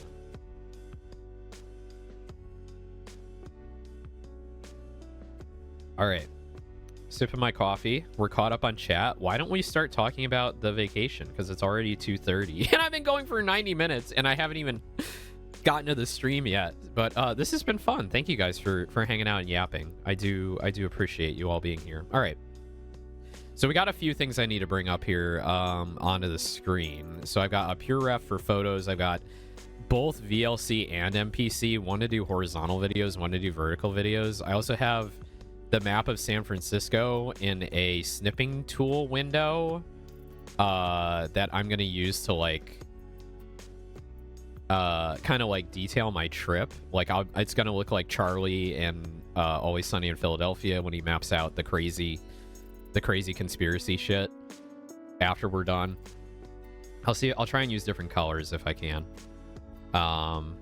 Yeah, I know what kind of reference it should be. It's from a movie, but IDK, what movie? Show the ideas from. I have that a lot, honestly, Nina. I'm like, I know what I've seen this pose before, but I can't. I'm gonna take off the Mpreg collar for now. It's really distracting. I'm gonna put the blue one on. I'm feeling a little more male today, unfortunately. I do want to paint my nails today, so I might get a little more femme later in the evening. I might put on a skirt when I go like do the fire pit. Get that girly femboy fire pit going. I misheard that. Sniffing tool window. Snipping. I'm getting some gunk in my... I think I know why my throat feels a little scratchy and weird. I have like some gunk in my sinuses I need to get out. Yeah, I know what... Oh, wait, I read that. That's an entire sleep cycle's worth of yapping. Yeah, I've been yapping so much. Okay. So we have a map of San Francisco. I have pure ref here for photos that I'm going to dump in. I also have MPC, Media Player Classic. I got VLC here for other videos. I'm going to do my best not to dox myself at all. But I haven't gone through like all the videos and stuff. So if I accidentally hit selfie mode, you didn't see anything in the middle of a video. I think I was very good about that. And I do have some photos here. I took a lot of selfies because it was my first trip in a while and I wanted to show like family and stuff. Like I do things. I am a person that does things. And your parents always like to see your face usually if they're loving parents. So I may like pause sometimes to like cover up my face using like Photoshop or something. So bear with me if we pause from time to time. But I did take a lot of photos about myself in them. So Okay, where do we start? Where do we start? I guess we start from the beginning. Not even we're not even at San Francisco yet, but pure ref. All right, so I live in the Northeast, and we have a number of different airports in the Northeast. A lot of them are very small outside of New York City. Actually, all of them are small outside of New York City. And the one that worked for me for this trip, well, actually, packing. Packing. Okay, I've never used pure ref to do this before, so we're gonna see how this goes. All right, so packing. Maybe if I make this like this. And then actually, let's put this below the chat. Bear with me here. I want to make sure chat doesn't get blocked. Okay, there we go. Wait, actually, where did chat go? Because Zoesite said phlegm, and then I don't see it on the screen. Hang on, test. Oh, there it is. Oh, it's still there. Okay, cool. All right. So, yeah. So I'd been playing test message. Please ignore. All right. So I've been playing this trip for a while. I knew last year, right around the time I debuted or shortly after, I said I want to go to Offkai. I want to go to Offkai. Everyone had really a lot of fun that I knew at Gen 3. And I was like, I want to do that. I want to meet people. I want to turn my life around more. I want to be a streamer. I want to be a VTuber, specifically a VTuber. But like, as VTubing is just a subset of streaming. It is not a culture. It is a subset of streaming, in my belief. Because I just love the concept of being a VTuber. I've loved VTubers since before Hollow Myth debuted. I followed some indie VTubers early 2020. Hollow Myth came out. You know, I loved the girls. Gura was my Oshi. And I always wanted to do something like that. I tried to do it in 2020, but it didn't work out. Didn't really have the resources for it. So I'm like, let's try it again, right? Let's try it again. And I've really fallen in love with it. Like, this is like the thing I've wanted to do like my whole life. It turns out is like a little bit of acting, a lot of creativity, playing video games, having friends, talking with people, just being a personality. And it's really meshed with me really well, and I'm really happy I did it. But yeah, I definitely wanted to go to Offkai, meet a bunch of people. So I've been planning for this trip for a while. I've been saving up for it, and I made it a reality. So I combined this with like a real vacation as well, which was going to San Francisco. So I found like flights and times that worked for me, and things that I thought was best for my adventure. So I booked a trip from a Tuesday to a Monday night, where I would fly out to San Francisco, and I would spend basically 3 nights, so like 2 full days in San Francisco, and then go down to San Jose, go to Offkai, and then go fly back home after Offkai. So that's what I did. So it'd have been really funny if someone brought a Gen 4 NASCAR to Offkai. Gen 4 it would have been. Yeah, put in the Itasha section. So, I prepped pretty well for the trip. I figured out kind of like, where am I going to go? Where am I going to stay? What do I need to pack? Because like I have not been on a plane in many, many, many years. So like flying again was like a big deal for me. And I hadn't done it solo before. I've only done it with like family in the past. So there's a little bit of anxiety there, a little bit of like, okay, do I have everything in order? Like I was like looking on, like I honestly have not flown since TSA has been a thing, and like there are like liquid restrictions on flights now. So I had to like educate myself on like, okay, what is allowed, what is not allowed, what can I bring in a carry-on, do I need to check a bag, right? Double checking like the dimensions of baggage, right? Like what is the size of a carry-on I can bring. But earlier in the year, like I had bought a new carry-on. It's a Monos a hard shell carry-on bag. It's very nice. It's really roughed up now because it had to get checked a couple of times, unfortunately. But it's a nice carry-on, fits a lot of stuff. I have compression bags, compression cubes to pack stuff in. I figured out like what liquids I could bring, so I brought like my own I brought my own toothpaste, my own shaving cream, shampoo, body wash, and all that, because I like my comforts. I like the items that I use on a daily basis, and I want to continue using those. So I figured out what I could bring. I went and got TSA pre-check because like I just don't want to have any anxiety about traveling. So I'm just like, fuck it, I'm getting pre-check. I just want to zip through the line just in case. I want to have like lots of time. I am the kind of person that will show up at the airport more than 2 hours ahead of time. Like if I don't have anything going on, 3 hours is fine to me because I do have like, I can fuck around on Discord. I can watch things on my iPad. Like it doesn't matter to me if I'm sitting around waiting. And, you know, honestly, it helps me like relax a bit more because then I'm like, okay, I'm not rushed to get to the gate. I can just hang out and do whatever for a bit, watch the planes. I'm an aviation nerd as well, so I actually really like looking at airliners and watching them take off and stuff. So it's like, it's fun to go to like the terminal and just watch planes. So that's kind of like a highlight for me, and that's why I like to go early as well, because I just want to spend some time watching planes and stuff. So anyway, I spent like, you know, the day before like packing everything up, getting everything together. I took Rand and Nui with me. I took the Rand and Nui with me. I told the Randonite Discord that I was going to be taking him with me to Offkai because I was going to meet a bunch of Randonites there who are my friends. And he got squarely packed away within my backpack here. And you got some of my toiletries. I also had my Gargura laptop slash iPad like tablet bag, but it actually took up too much room, and I already have like tablet slots in my backpack, my new travel backpack that I got. So I ditched the Gargura thing because it was just too much. I needed to pack for like a solid week and some other things I needed to bring with me. So I kind of left that at home. So unfortunately I didn't bring that with me. But yeah, packing was easy. And then the big day, I went to you know, living in the Northeast, there's a number of airports that work for travel. And the one that worked best for me is actually Albany Airport in upstate New York. So I left from Albany Airport. And when you walk into the terminal, just after you get through security, it's a very small airport. There's only like a dozen gates. But it's busy. It's pretty busy. There's this thing.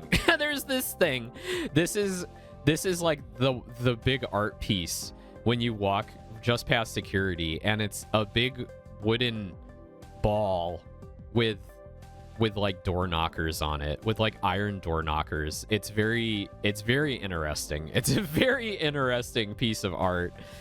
So I took a couple of selfies with this because it's just such an interesting piece. There's nothing else like this in the airport. There's a little bit of like history exhibits like in the area that are, I don't know, maybe worth reading if you're interested in the area. But I got a selfie with the ball. I got a selfie with the ball. I thought it's like something from Alcatraz or whatever. I don't know the history of this. I should probably read up on it because it's fascinating. It's fascinating. Not door knockers, lol. Yeah, they're not door knockers. They're like, I think it has to do. Okay, so the thing about the Albany area is horse racing is a big part of it because Saratoga is there, and during the summer months, the horse racing for New York moves from Belmont Park down in Long Island up to Saratoga. So for like 6 or 7 weeks in the summer, all the racing is happening at Saratoga, and it's a big deal because it's one of the oldest racetracks in America. It's sort of like how, you know, Kentucky has the Kentucky Derby, and horse racing is a big part of Kentucky, just like upstate New York. Upstate New York has a lot of history with horse racing in Saratoga. So it's a big deal. It's a big deal. So speaking of Saratoga and horse racing in upstate New York, you will also find at Albany Airport this guy. This horse. So there's a number of restaurants there in the terminal, and one of them is Silks. And it's like, I don't know if it's a chain, but it's got the Saratoga racecourse theme to it. And they got a horse statue, a racehorse statue right outside in the middle of the terminal. So I got a photo with the horse. And I also stopped here for lunch because it was breakfast actually. It was like breakfast time. Late breakfast, I should say, like brunch time. So probably like 10:30 to 11. And I was like, oh great, I'll grab some breakfast at the bar. So I walk into Silks there. There's a number of seats, and I sit down at the bar and I'm like, oh, can I get like a breakfast sandwich with a cranberry juice? And they're like, yep, no, wait, it's 11 o'clock. Breakfast ends at 10:30. It's lunchtime now. And I'm like, fuck, god damn it. I really wanted like a greasy breakfast sandwich. I don't know why. I was just kind of craving it. But they had a turkey club there, so I had a nice little turkey club sandwich with Parmesan fries, which was good. It was a good lunch to get me going through the day. Little did I know this is the only meal I would be eating until I got to San Francisco. And we'll talk about that when I get a little further along in the trip. But yeah, yummy sandwich. I did get that cranberry juice still. And it was just nice, just, you know, hanging out at the bar. I was scrolling through morning Discord, talking to folks. Some dude sat down to the right of me and like immediately ordered a beer. It was like an 11 a.m. beer, and in my brain I was like, really, dude? Really? And then I was talking about this. Some of you were there on Discord, and you're like, yeah, it's an airport. Like, time doesn't exist there. You can eat anything at any time because everyone's coming from different time zones, and everybody's like going somewhere, and they may have been up all night anyway. So just let them have it. And I'm like, okay, fair enough. Dude who sat next to me, enjoy your morning beer. You enjoy that. I'll enjoy my cranberry juice and early lunch. But it was a good sandwich. It was tasty. So, and then another lady sat down next to me, and I struck up a conversation. I'm like, hey, where are you going? Like, do you live in the area? And she was very sweet, and you know, just like random interactions you get with strangers, especially in airports, are just like a lot of fun. She lives down in Florida, but she has a house up, in New York, and she's like a survivor of a double lung transplant, which she had the year before, worked in HR for like 45 years or whatever. And she was just like, so nice. And I was telling her about like what I do and my job. And I was going to San Francisco for a convention about like anime streamers. Like, I just tell people what I do. It's like, I do this, but I also stream online as an anime catboy, and they're like, wow. Most people don't know what to think of that, but I don't mind telling them about it. I don't care about hiding my power level. I think it's a lot of fun. But yeah, that was a nice lunch. Got to meet some people. And then, yeah, I got some cool photos of the plane. Wait, what about this one? Why is it so small? Oh, it's probably because I'm just zoomed out. Anyway. I love airliners. Airliners are so cool. They are so cool. So this is, I did fly Delta on the way out, because I've heard out of like the 3 or 4 airlines that are left in America now, most people say Delta is the one you want to take if you want like a mostly good experience and not a horrible experience. So I put some faith in a Delta for this trip, for my first trip in a very long time. And it left at a very good time too, which is great. Like, I never expected to take a flight out at like around noon or, afternoon time period. So I flew in this guy over here. It's a Airbus A321, I think. Yeah, it was an A321. Very comfy. Had a middle seat between a nice older lady and a college student to my right. And one thing that was interesting that I found is like everyone has their windows closed like all the time, like on takeoff, during the flight. Like, a lot of people just don't want to look outside, or it's just too bright and they want to stare at their phone the whole time on Wi-Fi. But I was needy. I was very much a little manic during this. Like, I got on the plane, I was so excited, and when the flight attendant greets you, sometimes the captain or co-pilot greets you as well, but it was just that like the head flight attendant was there, and I was like, they always say hi, and I'm like, hi. I'm like, it's my first time on a plane in a long time. I'm really excited. She's like, oh my god, And then first class, like some people heard me and they were just like disgusted with me or something. They're like, will this fucking little catboy shut the fuck up? So I find my seat. I had both of my carry-ons at this point. It was a struggle to find an overhead compartment for my Monos carry-on. People bring so many carry-ons and there's like no space. I actually had to put mine like a few rows back from my seat, which like kind of stressed me out, because like I went down and there were still people behind me, and then I had to like push them back to get back to my seat, and I felt really awkward and silly doing that. I don't know what the etiquette is as far as that goes, because there's like nowhere to like step aside.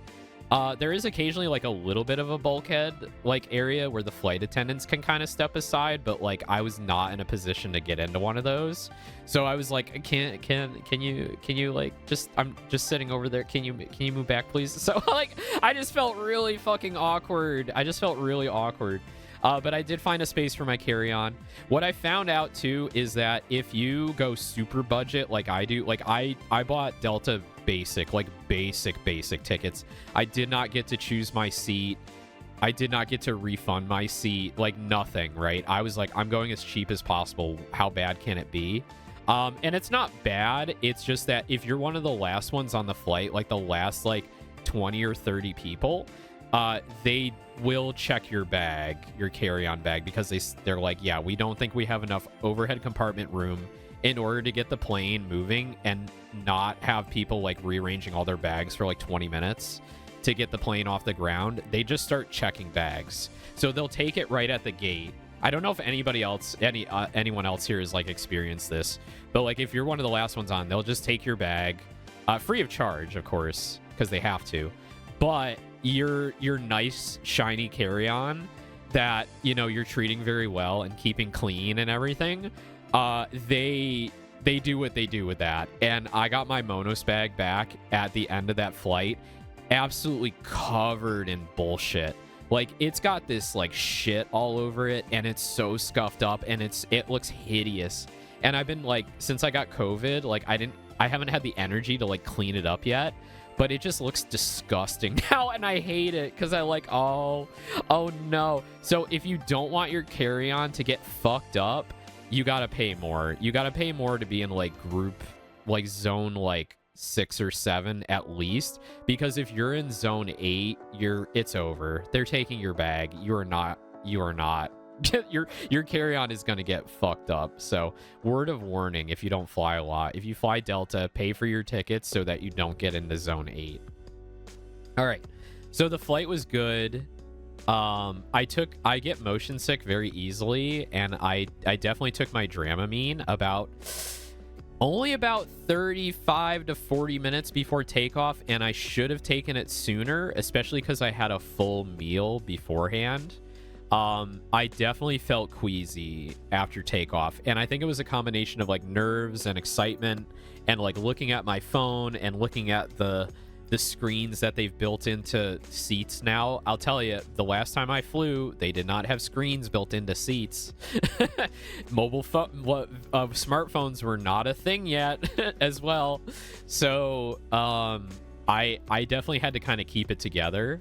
But one thing that was really nice was what I was saying, like most people thought it was weird. They all keep their windows blinds shut, especially during takeoff. I want to see us take off. I want to see that. I want to see, you know, the trees and the buildings go by, because that may be the last thing I ever see. Not to be very morbid, but like I think about that, and like plane crashes and disasters are just like a part of what I think about when flying, right? But yeah, so the elderly lady next to me, I'm like, hey, just like, can I ask you to like open your window for takeoff? Like it's really important to me, and I really want to just see it. But you can shut it after takeoff. It's fine. So she was very kind and like opened the window for me, and I was like really, really glad I got to look out the window. And honestly, it was such a meaningful moment to me, because I haven't flown in so long, and I was going on a trip to go meet people and go new places and do things on my own, and taking off like that and looking out the window and seeing the ground escape below me and you know, the ascent into the air, it actually, I almost started crying. Like I had such a I had my mask on, but I had such a huge smile on my face, and I got really emotional about it, and it was just like a really cool moment for me. So, you know, I was grateful that lady opened the blind for me, and I let her know she could shut it. So she shut it afterwards. And then I just kind of like kept myself together the rest of the flight, because I was not feeling that great, because I think the Dramamine took extra long to kick in. But it was a short flight. It was only down to Atlanta. Flying from the Northeast down to Atlanta is like super short. It's only like 2 hours. So it was like about a 2-hour flight. And I'm like, I felt a lot better like 2/3 of the way through the flight. Good enough, I started watching Severance. So Big Ham's been talking a lot about Severance, and a lot of people in my circle are talking about Severance and how good of a show it is, especially after season 2. So I felt a little bit of FOMO, and I'm like, I gotta watch this. I gotta watch this show. It's, you know, it sounds like it's worth watching.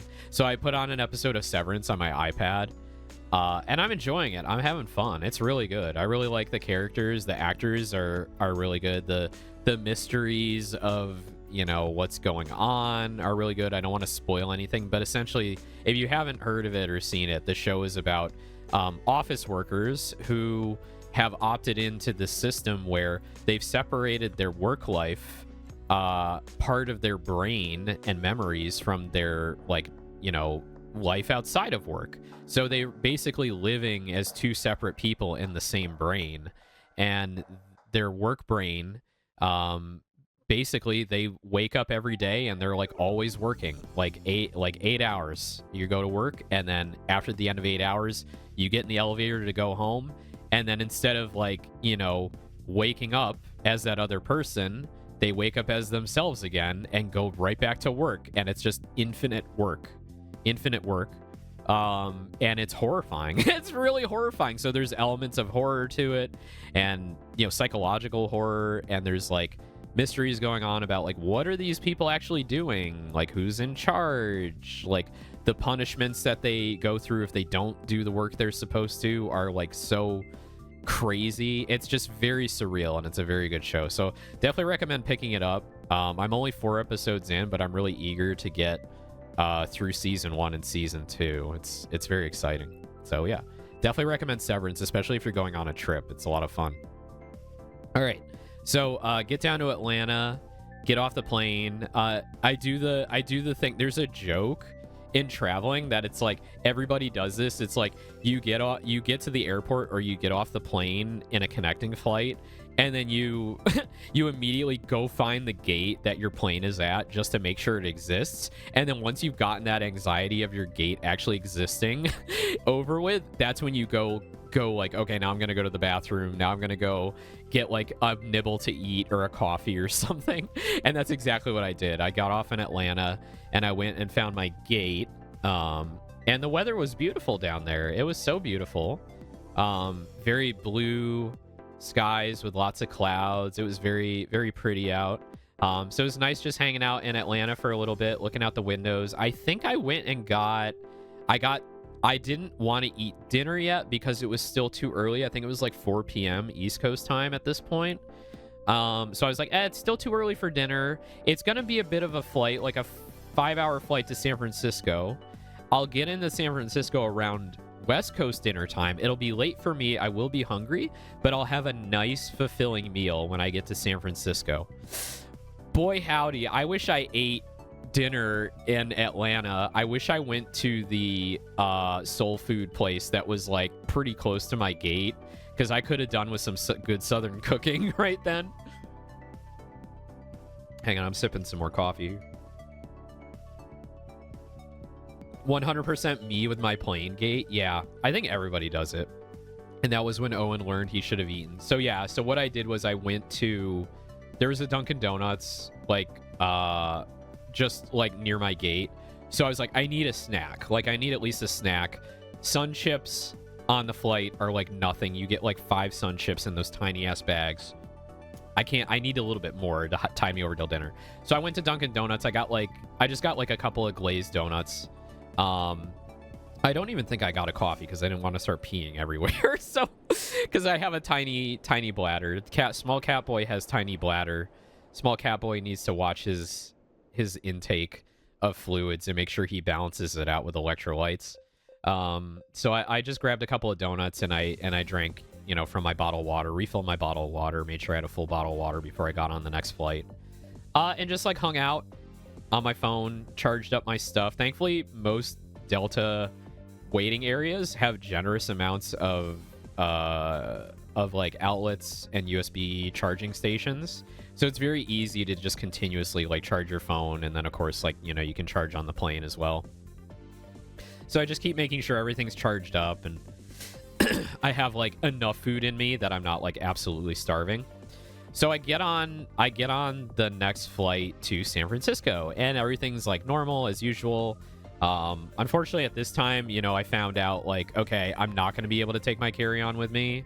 My nice shiny Monos carry-on with the what do they call the color? It's like desert top color. It's like a nice tan color, and I got like a new travel backpack to match, just like a cheap Amazon, not Amazon Basics, but like, you know, it's like the $35 backpack on Amazon, and it's got like a Chinese, you know, dropship name on it, and it's got a billion pockets, and it fits perfectly for carry-on underseat stuff, and you can tighten the straps and make it even smaller if you need to.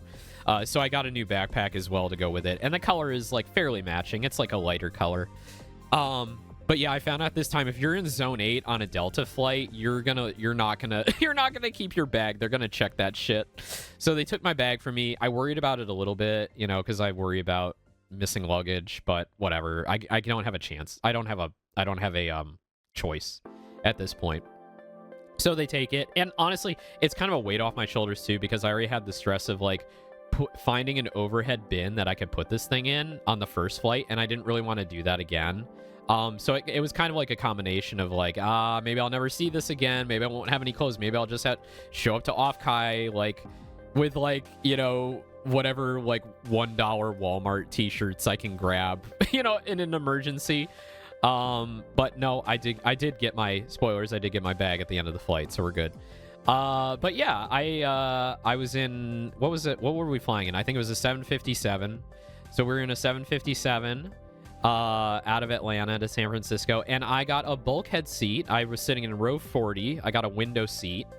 I think I actually got to choose this one because I logged in. If you choose basic and you don't choose your seat for your ticket, you can log in to the app like the day before your flight, and you can select whatever seats are still open. So I think I saw there was a window seat, one window seat still left, back near the bathrooms and the galley. So it was like a bulkhead behind me. The only problem with the bulkheads there is you can't recline in them, but I think no one should ever recline on an airplane unless there's literally nobody sitting behind you. I think they should take away the ability to recline. So I couldn't recline, but I wasn't going to anyway. But I got double windows. I got a wide-ass view, which was so sick. This is probably the only good thing about this flight was the double windows. So I got a nice view out, which was cool. And then things started happening, and I'm just gonna show up like random photos from like being in the plane, because I was like, at this point I'm like, oh, I haven't taken enough photos yet.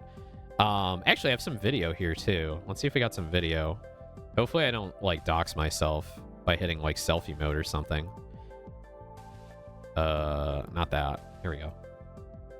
Of our customers and crew is our Yeah, number so one priority, push back from the gate. of everyone on board. Pretty cool. So before we depart, please pay Haven't been to a attention big the airport in a message. long time, so it's nice So to see like all the carry-on planes items like and lined up overhead and stuff. bins Let me know if the and place audio's too smaller loud. This items is like really completely loud in under my the seat ear. in front of you. Actually, let me turn that down. Larger electronic devices. Yeah, I don't know. Like, I love taking videos and photos of mundane stuff that was like, back in ye olden days, stuff like this was a luxury, right? Like, being able to fly was a luxury. Nowadays, it's like it's so normal. But like, I just really love just to experience these things and take photos and videos of it. It's just so cool to me. And again, I really love airliners, and I love the concept of flying and going places and stuff. So I took a bunch of like cool photos. So I had some great photos out the window. It was starting to like rain a little bit by this point. So you're gonna be interested. This is a very interesting photo, because you're like, okay, we go out to the taxiway, right? So we push back, go out to the taxiway. We're in line to take off at the runway. And then all of a sudden we like pull off to the right-hand side in like this apron area here. And I'm like, we pulled off a little bit. Maybe we're leaving too early and we need to let some of these other aircraft have priority. Maybe ATC is like, oh, we need to get these in the air faster because, you know, they've been waiting and like you're early or whatever. I'm like, okay, that makes sense. And I'm like trying to reason this in my head and not worry about it. And then the captain comes over the intercom and he's like, Good afternoon, folks. Like, sorry to say this, but we're having some engine trouble. There is, and like, what's amazing to me is like how transparent and open the captain always is about like what's going on, and it can get a little technical sometimes, which I actually really appreciate. They're not just like, oh, we got an issue, we got to deal with it, right? I think if they say that, then you know there's something really wrong because they don't have time to tell you what it is. But when you're on the ground, they're very straightforward, and they're like, yep. The starboard engine has like a valve issue. We can't get like the bleed air working appropriately, so we can't start the other engine. We need to go back to the gate and have the mechanics look at it. And I'm like, oh, damn it. Okay. Well, it is what it is, right? Engine issues, you don't want to fuck around, right? Like, especially if you can't start another engine with the other engine, right? Because that's how it works. So if you don't know aircraft, typically you have like a very small engine on board, a very small turbine engine, and the bigger airliners called what's called an APU, an auxiliary power unit. So that's usually located in like the back of the aircraft. And what they do is they start that up with like ground power. So they'll connect a cart or like some kind of line to the aircraft. They'll get the APU started, and then the APU will then start up one of the engines. And once that engine gets going, it's either like the left engine or the right engine if it's a two gas turbine engine aircraft. So you get one engine going, and then that engine will use what's called bleed air, which is like the air that travels through the outer part of the engine cowling around the turbines to force through valves to do other things with the aircraft. So this is like start up the other engine. This is like power the air conditioning packs on board and a lot of things. Yeah, and APUs are used on a lot of stuff, not just airliners. Yeah, even the space shuttle. Yep. So it's like you need a small engine to start the bigger engines, and sometimes the bigger engines you need one to start the other. So it's an efficient way of getting everything running without having to totally rely on start carts, what they call start carts on the ground, and external sources. So so clearly like one engine could not get what it needed to start. They had a valve issue, so we need to go back to the gate. So we go back to the gate.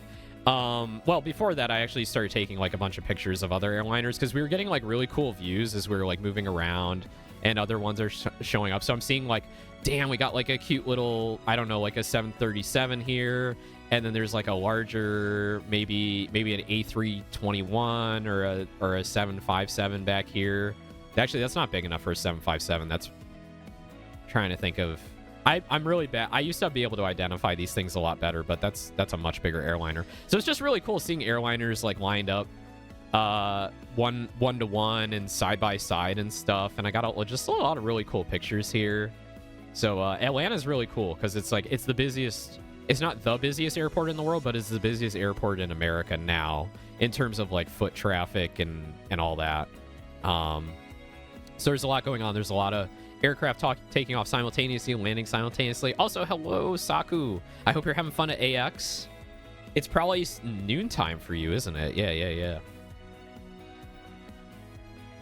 Oh, and you'd be like, what? Because the Don Muang Airport in Bangkok, Thailand has a golf course on the runway. Holy shit, that's amazing.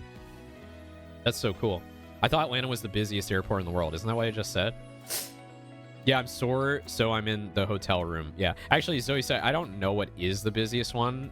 There might be a busier one in the world, but I don't know. I don't want to misspeak.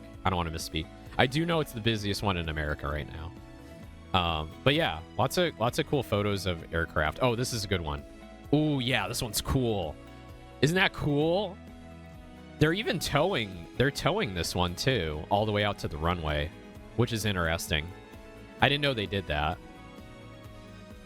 But yeah, it's so cool, isn't it? I love airliners. And the wingtip here. The wingtip looks awesome. That's a neat shot. Yeah. Unfortunately, like the window, there's like glare and stuff in the window. And there was a storm that was starting to roll through, like heavy winds. And a lot of rain. It was a pretty heavy one, but Atlanta was cool. I wish I had spent more time there. I wish I went to that soul food place and ate dinner. Yeah, I'm so sore. I'm in a hotel room. No, I hope you recover quickly. So anyway, we yeet back to the gate, and I watch the mechanics like rock up. So they rock up in like a car, and then they rock up in like a little like tool buggy after that. And I watch them like, you know, start to work on the engine after about like 20 minutes. So they're working on the engine there. Hang on. Where's my? Oh, there it is. Yeah, pure ref. Yeah, so they're it's like at this point I'm like, how many mechanics does it take to fix an engine? So they get the engine cowling open. And they're working on it. And basically about half an hour later, after getting back to the gate, they button it up. So I think we're about like an hour delayed by this point. And the captain's like, okay, they've, you know, fixed the issue. Here's what the issue was.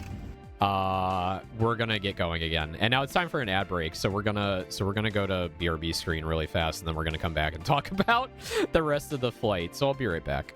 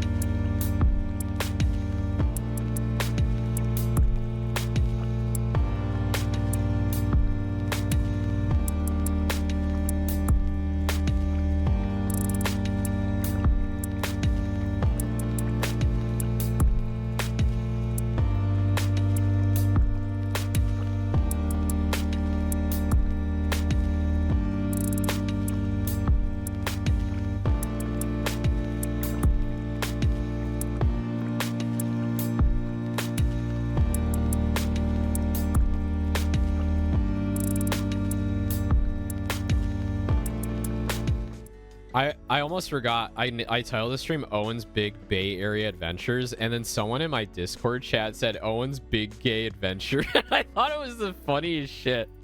This is the big gay. I don't know. It wasn't that gay, honestly. It really wasn't. It could have been gayer. It could have been. This could have been a really gay trip, but it wasn't, unfortunately. Well, no, but it could go either way, right? It depends. How am I feeling at the time? I felt kind of gay heading there, and then I felt like less gay when I got there, so it wasn't that gay. Anyway, what does that mean? I don't know. Anyway, so yeah, and mechanics rock up. They're working on the engine. They get it buttoned up. About an hour delay at this point. I'm like, all right, ready to go. So captain's like, all right, we're getting ready to go. We're gonna go out. We're gonna taxi out to the runway again and get on with the flight. Thanks for understanding. So we go out. We get onto we go start taxiing. At this point, actually, there was like a few minutes there where the storm like rocked in and got like really heavy, and the winds were blowing really hard, and the plane was actually like rocking back and forth just sitting there, and it was like, oh, this is interesting. Not that I was afraid we were gonna go anywhere, but it was just like, oh, huh. Like, you have to remember that like planes are designed to be light, and they have, you know, they're just big aluminum tubes with like very strong aluminum wings, and they're gonna, you know, move freely with the air. So the plane was kind of rocking back and forth because of the wind blowing in. And at this time, I saw somebody I know. I saw somebody I know out the window. I saw Aros. I saw Aros on the tail of this Frontier plane, and I just thought this was so cute. I love that they put penguins on their fucking what do you call this thing? Not aileron, elevator. What's the proper word for the tail? I don't know what, I forget the name specifically, but anyway, penguins. Yeah, penguins. Saku penguins. Very cute. I think Frontier is an Alaskan airline. It's not Alaska Airlines, but it's the other Alaskan airline, or at least like somewhere in the north. So anyway, the penguins brightened my mood at this point, as we were, you know, dealing with the storm and getting ready to taxi out to take off. So we get to the taxiway, we head to the runway again, we get in line, and the captain comes on again, and the captain's like, folks, got some bad news. The mechanics called us over the radio. They're not sure if they followed all the steps they needed to complete the repair work on the engine. So we're gonna have to go back to the gate again so they can double check their work and make sure that they followed all the appropriate steps. And we're like, oh my god. But again, it's the engine. You would rather they say something and go, well, yep, I didn't think of that. We better call them back because I don't want to kill 250 people when an engine fucking falls off the plane and, you know, the worst happens, right? So like, and thankfully my friends in Discord, I think Patware, Koss, Nina was there too, I think, were like, yeah, like you don't want your engine exploding in flight, so it's all good. And I'm like, yeah, you're right, it's all good. So we rock back to the fucking gate again. A second crew of mechanics shows up, totally different than the first one, to get a second opinion on it. They checked all the valves, they checked everything. I saw them like roll up and they were done and gone in like under 10 minutes. So clearly like they did do what they needed to do. We were fine. A little bit of time passes, and then the captain comes on again. He's like, folks, you know, we're all good. The engine's good. We can go. But unfortunately, our flight crew, the flight attendants, are reaching their limit of, you know, what they're legally allowed to work in a day, which is like, I don't know if it's like 8 hours or 10 hours or whatever. But anyway, he's like, yeah, we need to switch out the flight crew. The flight attendants, the current ones have to leave. We have to get a new set on. They're in the airport. They're on their way as we speak. It's probably going to be about 15 minutes before they get here. And actually, there was an older, like, retired couple next to me, and they were chatting with themselves, like, the whole time. I wasn't talking to them because they kind of had their own vibe going on. And I was kind of, like, you know, just vibing with my own thing, too, at this point. And they were already, even before this happened, talking about, like, wonder if they're going to have to change the flight crew out because we've been here for, like, 2 hours, and they're probably reaching the end of their limit. And they were right. So like the old crew had to get off, the new crew had to get on. At this point, the second time back to the gate, the passengers were getting a little unruly. Some people were very polite and did ask the flight attendants, like, hey, I want to get off this flight because I really gotta go somewhere and I can't chance it. So some people did get off the aircraft. Most people stayed on. A few grumpy people were like not continuously shouting out, but were like very vocally like, look, it's been 3 hours, you know, that kind of thing. But it didn't get crazy. It didn't get like the TikToks you see from time to time. But people are definitely restless and disappointed at this point. And I think a lot of it was because absolutely we were approaching dinner time and no one had eaten. Like no one had really eaten. People were planning on eating like when they got there. because it would have been like 7 p.m. So they had to switch out the flight crew. So the flight crew switches out. The captain comes on again after like another half hour of like waiting at the gate, and he's like, all right, folks, we got the new flight crew, but we got like one more thing to take care of. We need new catering. We need new catering because we've been sitting here for so long. We haven't been able to take off. And I assume it was like some kind of like spoiled food scenario or something. Like maybe they can't serve something if it's been not in the refrigerator for a certain amount of time. But what we found out was, as well as, they were trying to get more food on board, like meals, to give to people because they knew it was getting to a point where like we were hungry. This was not a flight that was serving dinner. Delta does carry a certain number of meals on board to sell to people. So you can buy a box meal between like $11 and $14. And it varies from like a chicken salad to like a cheese plate with like crackers and stuff.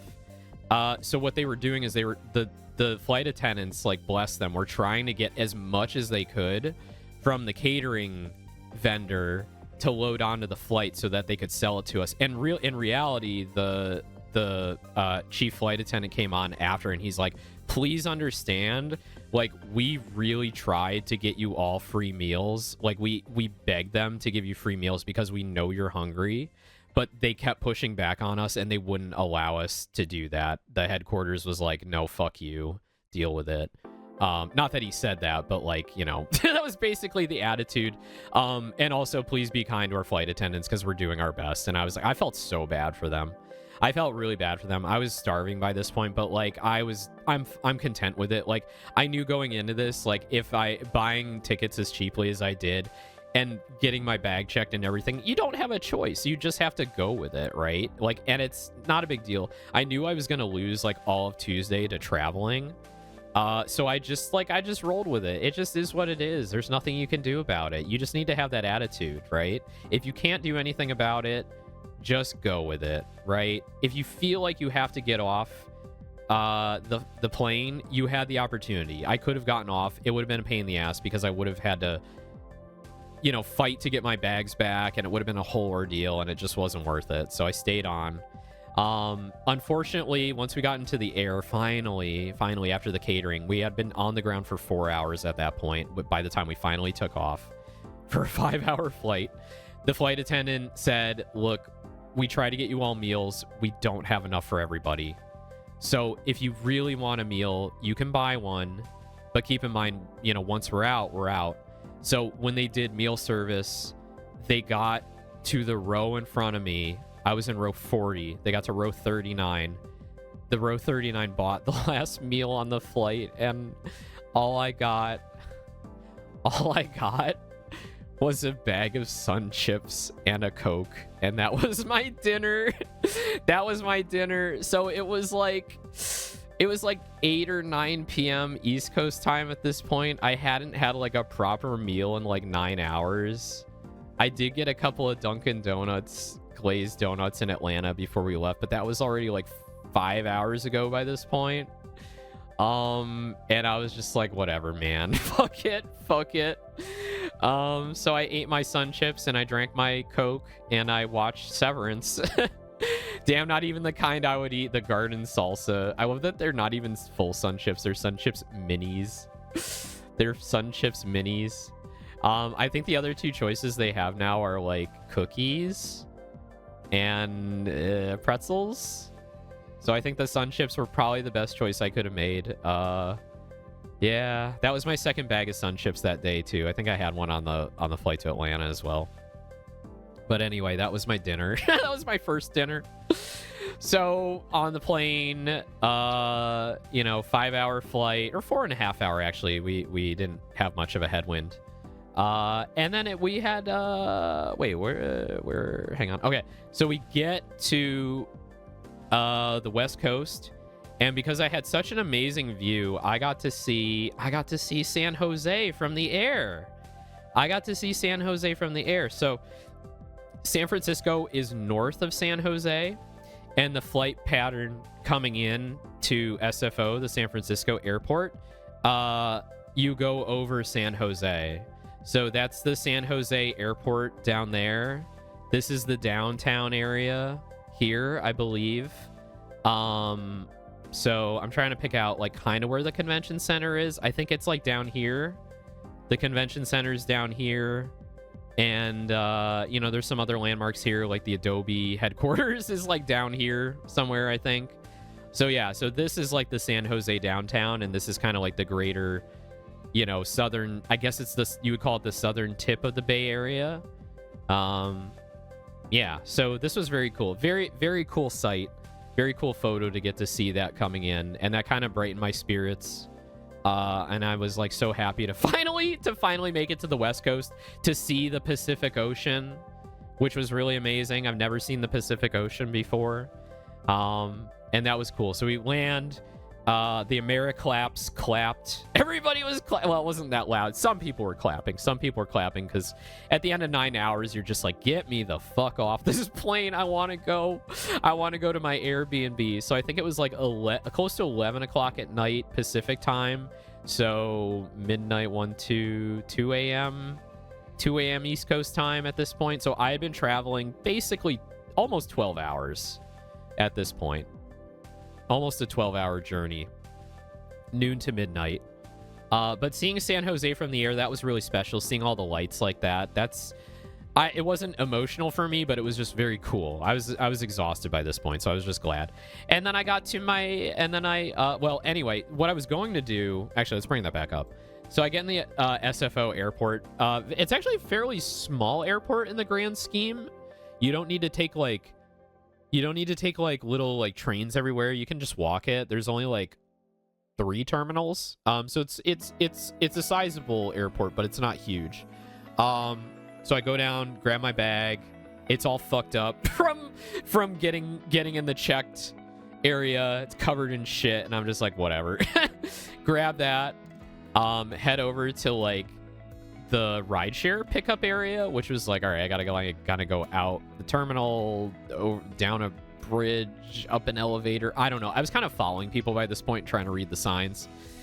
So originally my intent was get in at like 7, go take Caltrain, BART up to San Francisco, and then have dinner like downtown.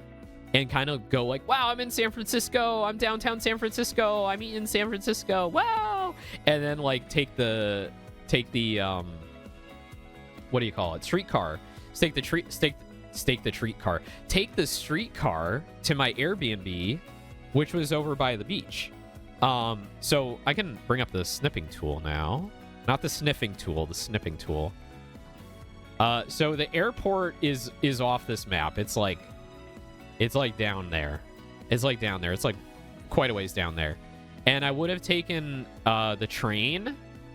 And I don't know where the train line is on this, but basically like I would have taken the train up to like around here, which is Powell Station, I think. It's one of like the main train stations downtown. Got off at Powell Station and then just like eat dinner, somewhere downtown. So that was the original plan, but the delays threw everything off. And I was like, I'm fucking exhausted. I need to get to my Airbnb. I need to lay down, and I need to DoorDash food into my stomach. I need them to come and feed me and like pat me on the head and be cute for me.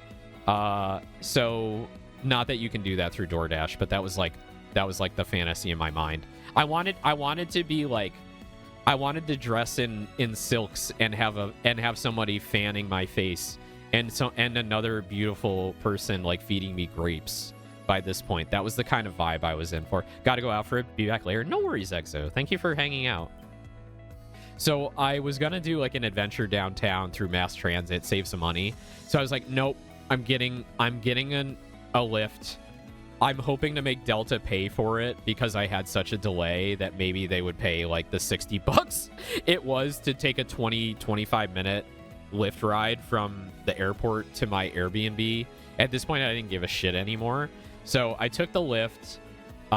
She was very nice and quiet and drove me, I think it was like, I didn't want an arrow. Something like this to take me to to take me to my Airbnb. So I stayed in Ocean Beach because I wanted an Airbnb like on the beach. So for me, like taking a vacation is like the beach. It doesn't have to be involved, but I want it to be involved. I really like beaches. Little did I know, San Francisco in June is fucking cold. It's cold. It's like beautiful 70 degrees during the day, but if you're out on the shore, like near the shoreline, wait, I'm grabbing different things. If you're out on the shoreline, like in this area, it's like, it could be like 55 during the day. Definitely at night, it's like 55. And then like nicer days are like mid 60s to low 70s. So it probably wasn't worth it staying in an Airbnb by the beach, but honestly, I liked it anyway. It was quiet. Not a lot of people around. I was basically within like one street of the beach. And I did do a couple of streams out on the beach that some of you were there for, which was a lot of fun. I got to test my like IRL setup, which is a very bare bones setup, which is literally just like my phone, a phone stand, and my Lark M2 mics, the lav mics. And it worked really well. I had a good time doing a beach stream. But anyway, so I get to my Airbnb. I'm really fucking tired. But it's so nice. It's a nice Airbnb. This is what the inside looked like. Let me, I can't zoom in because I don't want you to see what the tag says. Actually, are there tools in, can I draw? Yeah, I can draw, can't I? Hang on. I'll just like black some stuff out as I go. Oop. Okay. Anyway, very nice Airbnb. Beautiful, very close to the beach. Nice, like, one-room studio. I think the owners lived, like, above. And you know, it didn't have anything, no problems with check-in. It's just like most Airbnbs, it's just like a code. So I got in with the code. I actually let them know I was going to be late, and they're like, yeah, we don't care. Like, you can come and go anytime you want. The door lock is already programmed with your code. So, you know, whenever you're there, that's cool. We don't care. So I came in, very nice to just chill in a nice, quiet bedroom studio. This place had everything. It really did. It had like industrial commercial like air purifier, like a HEPA air purifier that was running. Just comfy furniture, lots of space to put stuff. TV, which I think I logged in with my YouTube account and forgot to sign out of, so I think I need to do that. I forgot to do that. I can do that remotely. Yeah, just like comfy little place. It had like, the kitchen was stocked with like plates, and it had a nice big microwave and a fridge, and all the typical amenities. There was a coffee maker, so they had Keurig with Keurig K-cups. The bed was very comfy. No air conditioning, but you don't need it in San Francisco. It was like the perfect temperature, cool at night. Felt very good under the comforter. There was extra blankets that I didn't actually need, but were there, extra pillows. And a washer dryer. I had a washer dryer in the unit, which was awesome because I used that on my fourth day, or no, the third day, like the night before I left, before I checked out and went down to Offkai. I washed my pants because I only brought like 4 pairs of slacks, and I brought a few pairs of shorts, but it was so cool during the entire time I never wore the shorts. So I did actually need to wash, I need to run my pants through the dryer. Or sorry, the washer dryer.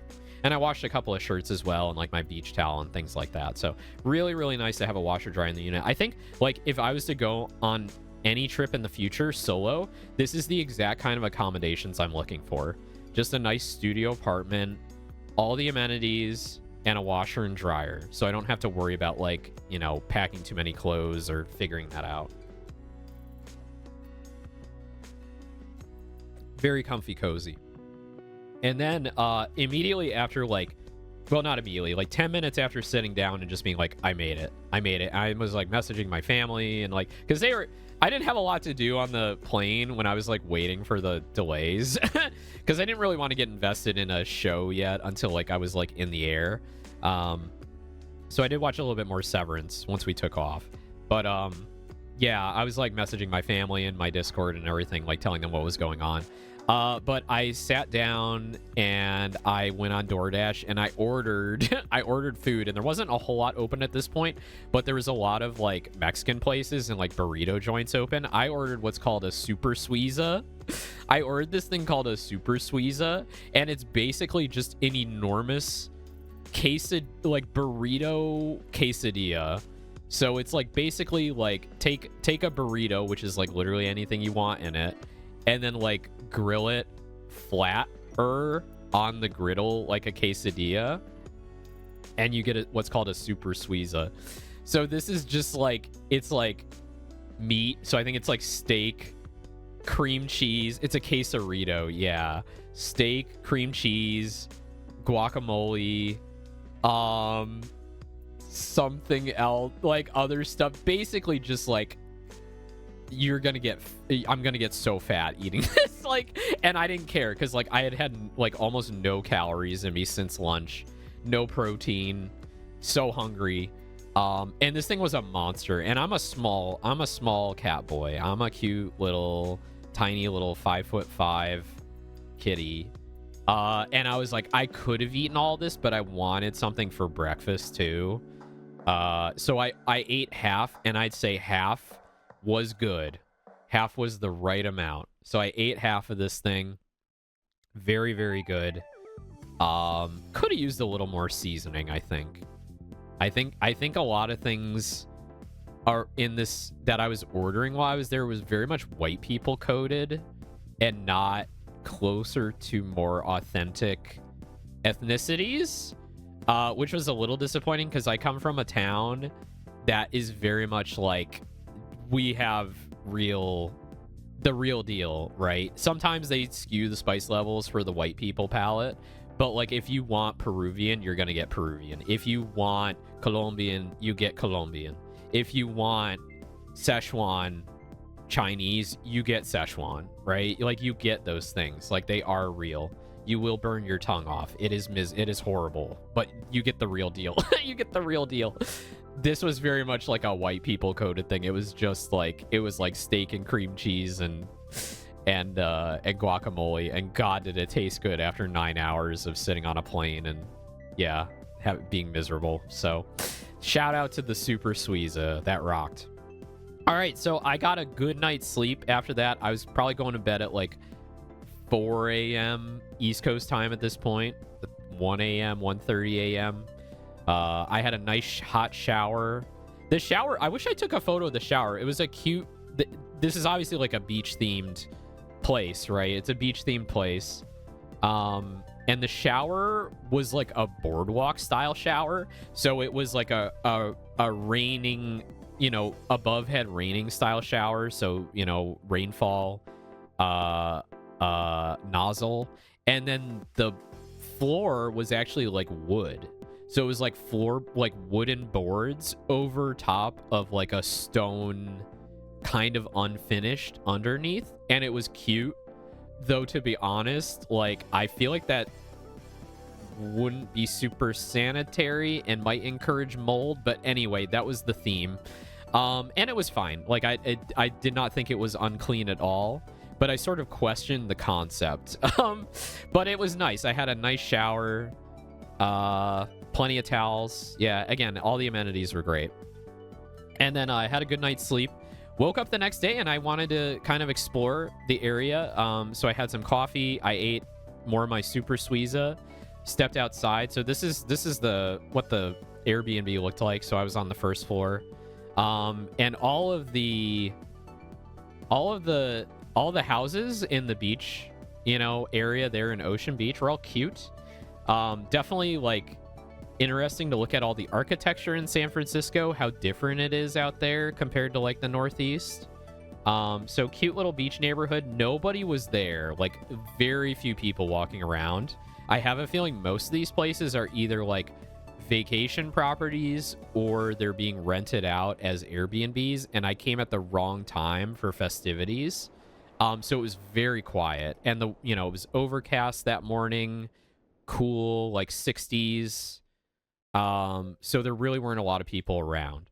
So I headed out to the beach to do a stream. So I did a stream out at the beach, which was very cool. And while I was heading out there, I took a little stroll through the neighborhood. I went and stopped at a 7-Eleven to pick up some, just some snacks and stuff. Like I got a pink Red Bull and some almonds and a couple of like Nutri-Grain bars. I was looking for fucking sunscreen too, and they didn't have any. I'm like, what? You're a convenience store at the beach and you don't have any sunscreen? So I did attempt to get some sunscreen, and it just wasn't happening, fam. It just wasn't happening. So anyway, I was like, whatever. I'm probably gonna be indoors most of the time anyway. That was my big mistake. I also saw this cat. Look at this purple door. This purple door is so cool, and this grumpy ass little fur ball here. And I did like call to him. I'm like, hey, want to come over? And he just sat there staring at me. So we had a little cat showdown. Vento, welcome back. Welcome. I'm just getting into my trip now. So anyway, I saw this little fur ball as I was walking by on the way to the beach, and he was very sweet.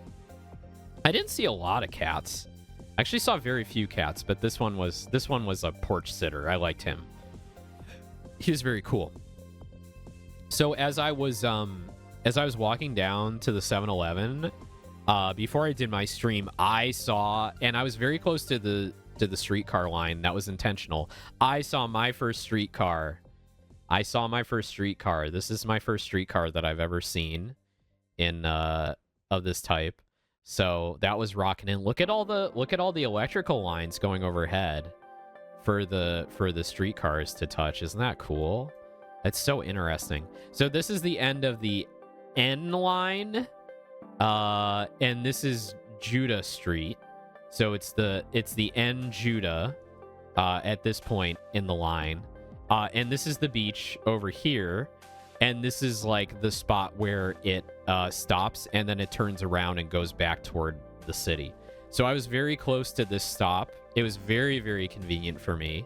So I had the beach, I had a quiet neighborhood, a good, apartment, and I had access to the streetcar line, which was amazing. Very, very good. The only thing with this part of staying in the city is I am basically an hour and 15 minutes away from downtown. So you need to factor in you're going to be on mass transit for a good portion of your back and forth between downtown and where you're staying. So you really want to plan to make a full day in downtown before coming back. There's not really a lot of like coming back and forth because you're going to spend way too much time on streetcars or paying more for Ubers and Lyfts and things like that. So really cool to see my first streetcar, and I took a bunch of videos too. This one's a horizontal one, so we can bring this up in VLC. Oh, that's me on the streetcar. We'll do that later. Here we go. So this is the that one I didn't get. Hear about this one. There we go. So this is the streetcar leaving the beach and heading into the city.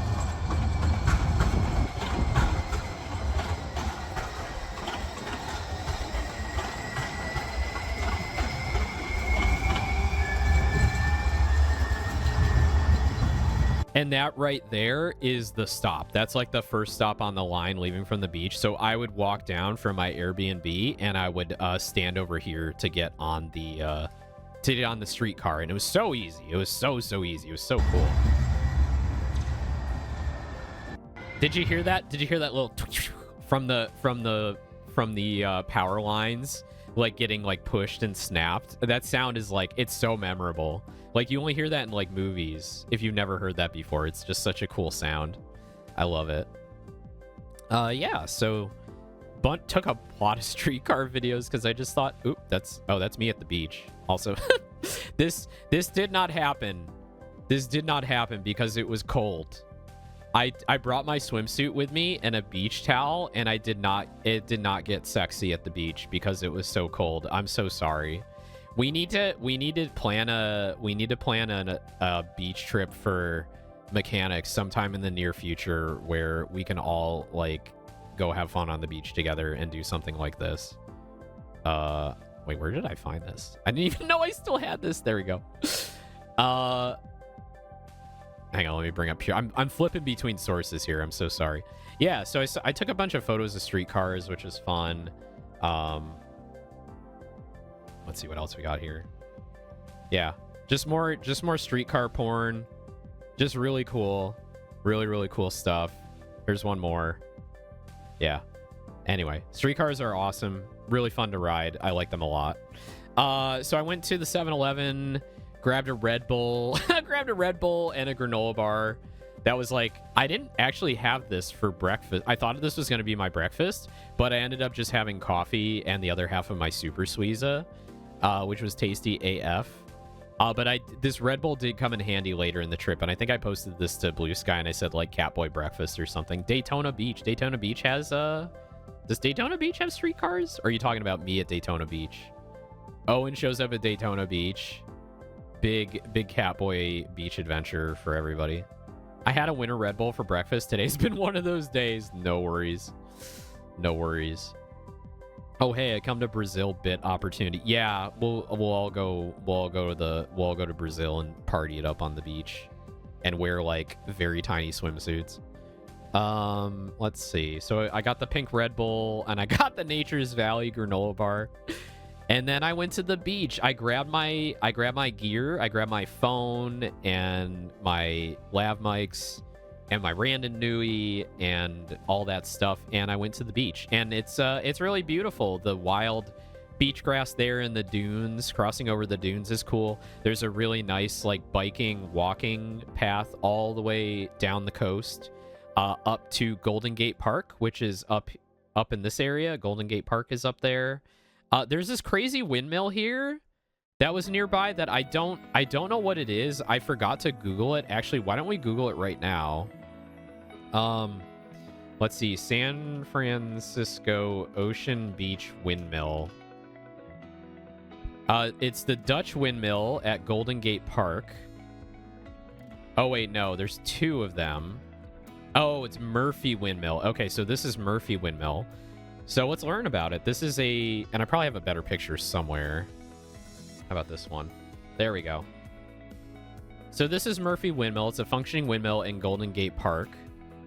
It was completed in 1908 and placed in the San Francisco Designated Landmark List in 2000. Let's see. In the 1870s and 80s, Golden Gate Park was planted on sand dunes and required substantial irrigation.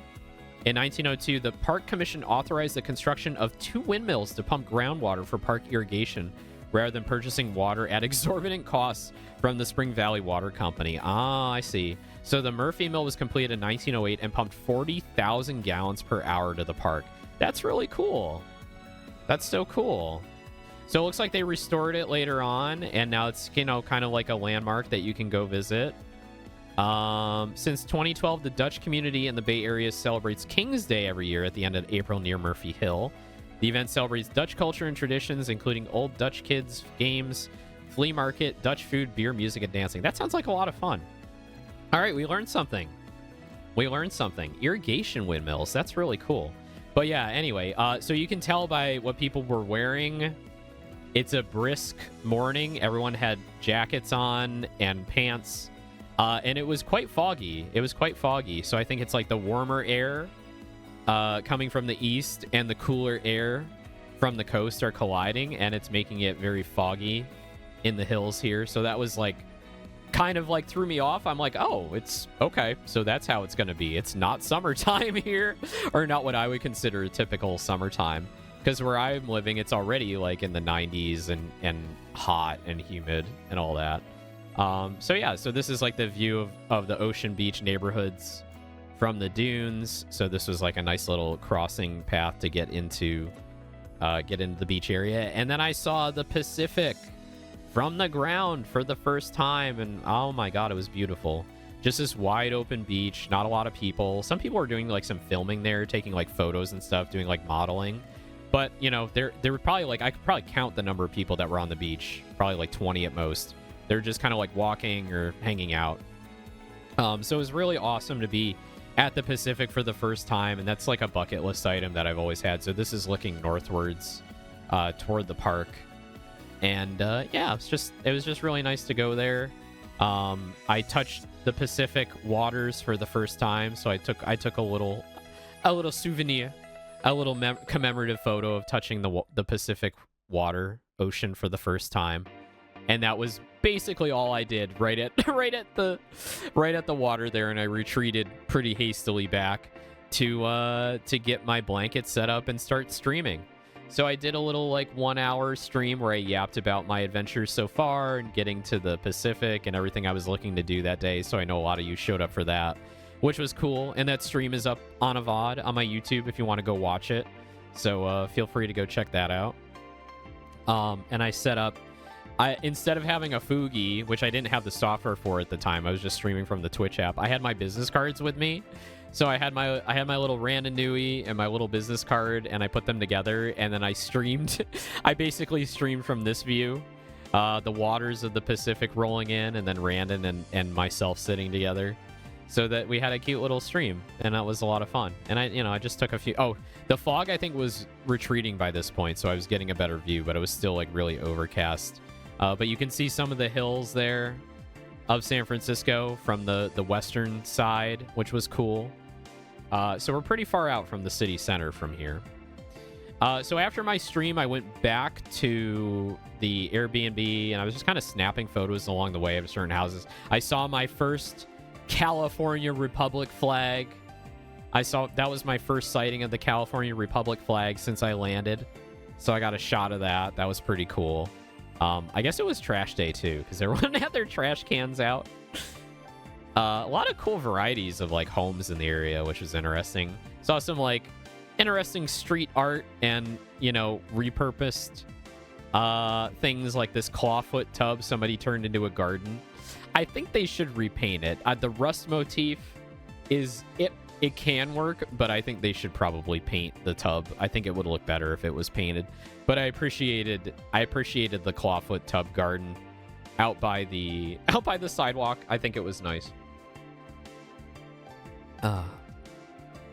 So got back to the Airbnb and got ready for my day. I think I went out to the beach at around 10 a.m. and I wanted to get into the city like around noontime or just before. So I started packing my crossbody bag, and I would say if you're planning a city trip and you don't have a crossbody bag or some kind of bag or purse, I would highly recommend it. This is my first time like walking around a city on my own like the entire day with, you know, all my stuff, all my kit, and I was really happy to have this Carhartt bag with me. It was absolutely invaluable. You know, I put a bunch of stuff in here. I got my tissues, I got my motion sickness pills, I've got like sheets of soap. So this was a gift from a friend a while back. There are times where I've gone into bathrooms in New York City and other cities where the soap's out and like I'm going, oh my god, my hands are disgusting.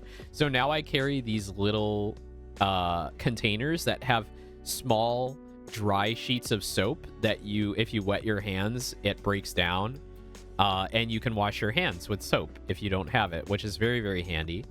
So I always carry that around, and I also had even more tissues, and I had some gum with me, and I had Randon with me, and a pen, and I think my my autograph book is in there as well. I was taking that with me, which I bought for Off Kai.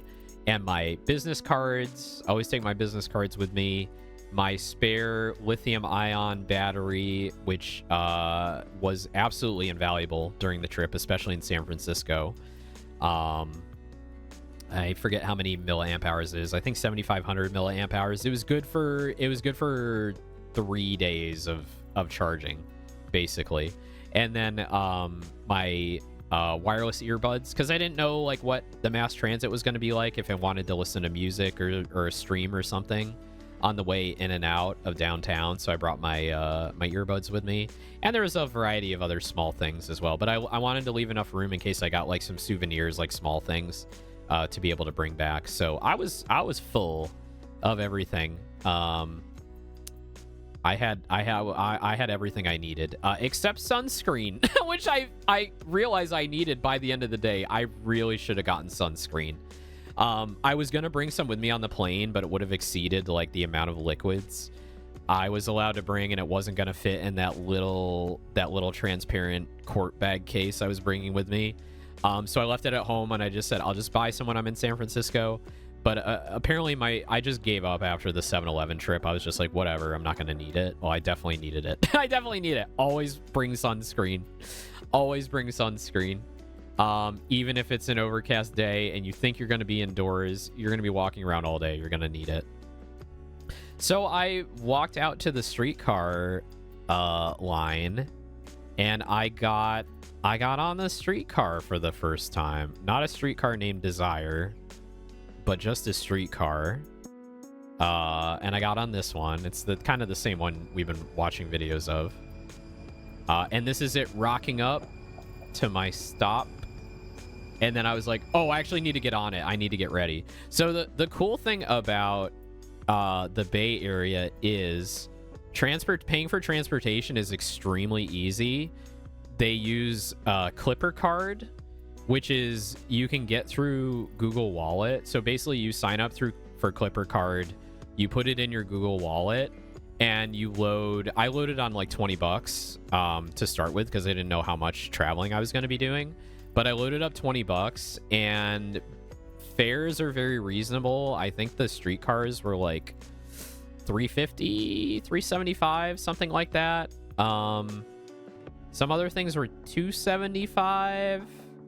Yeah, it was all very reasonable. It was on par with New York City subways, basically. And for the most part, like, people just don't pay. People just walk on and do not pay. I was being a good little unobedient, law-abiding cat boy and paying for all my rides. And even then, sometimes rides counted as transfers in the system, so I was only charged like for a handful of rides when I think I took like twice as many. I don't know all the ins and outs of the system, but I will say Clipper Card is some good shit. Clipper Card's some good shit. I like that. So the only thing I prefer is it was more of a pay as you go rather than load on money, because now I have money on there that I may never use again. I want to go back to the Bay Area. I want to go to Off-Kai next year. So I will get more use out of it, but I don't know if you can request like, hey, I don't plan on going back for a long time. Can you refund it to my bank account? Yeah, they should just do tap to pay, because New York City, we have Omni, and Omni is just you tap your phone and you pay $275 and it charges that. You never have to load money on anymore. We don't do MTA cards where you have to load money on. It's literally just tap, go, pay. I'm back to watch the internet, Catboy. Welcome back, XO. I think you get free transfers for 2 hours. That would make sense, because there were times where I'm like, oh, it's been a while and I haven't been on. I'm probably going to get charged again, right? Because in my mind, a transfer is like you have to be in the same station and it has to be within like 15 minutes or something. So like free transfers for 2 hours is awesome. That's so good. That's probably why no one bothers tapping most of the time, because of the free transfer. Yeah. Yep. So anyway, riding the streetcar was so much fun. You know, because I'm the first stop on the line, it's like empty. So I get a pick of whatever seat I wanted. And I love these solo seats. I love these solo seats right next to the window. It's so nice. I got to see so much of San Francisco neighborhoods on the way in to downtown. I took like so many pictures. I took a bunch of selfies, try not to dox myself. I took a little bit of video too. I was burning down my phone battery very rapidly during this trip because I took a lot of photos and videos. I was like always in the camera app. So it was getting a little spooky. By like mid-afternoon, I was definitely like, okay, I need to plug into my charger in my crossbody bag for like most of the day to keep it, to keep it going. So hang on, I'm like swapping between sources here. Okay, so yeah, riding the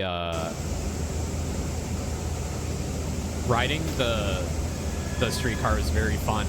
They're all very clean and shiny and new.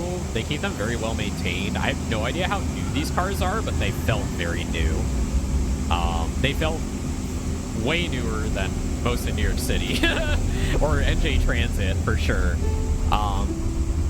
So it was really cool checking out all the neighborhoods riding in. This was sort of my first glimpse at like what the rest of San Francisco looks like. We're still kind of around the beach area, the Ocean Beach area.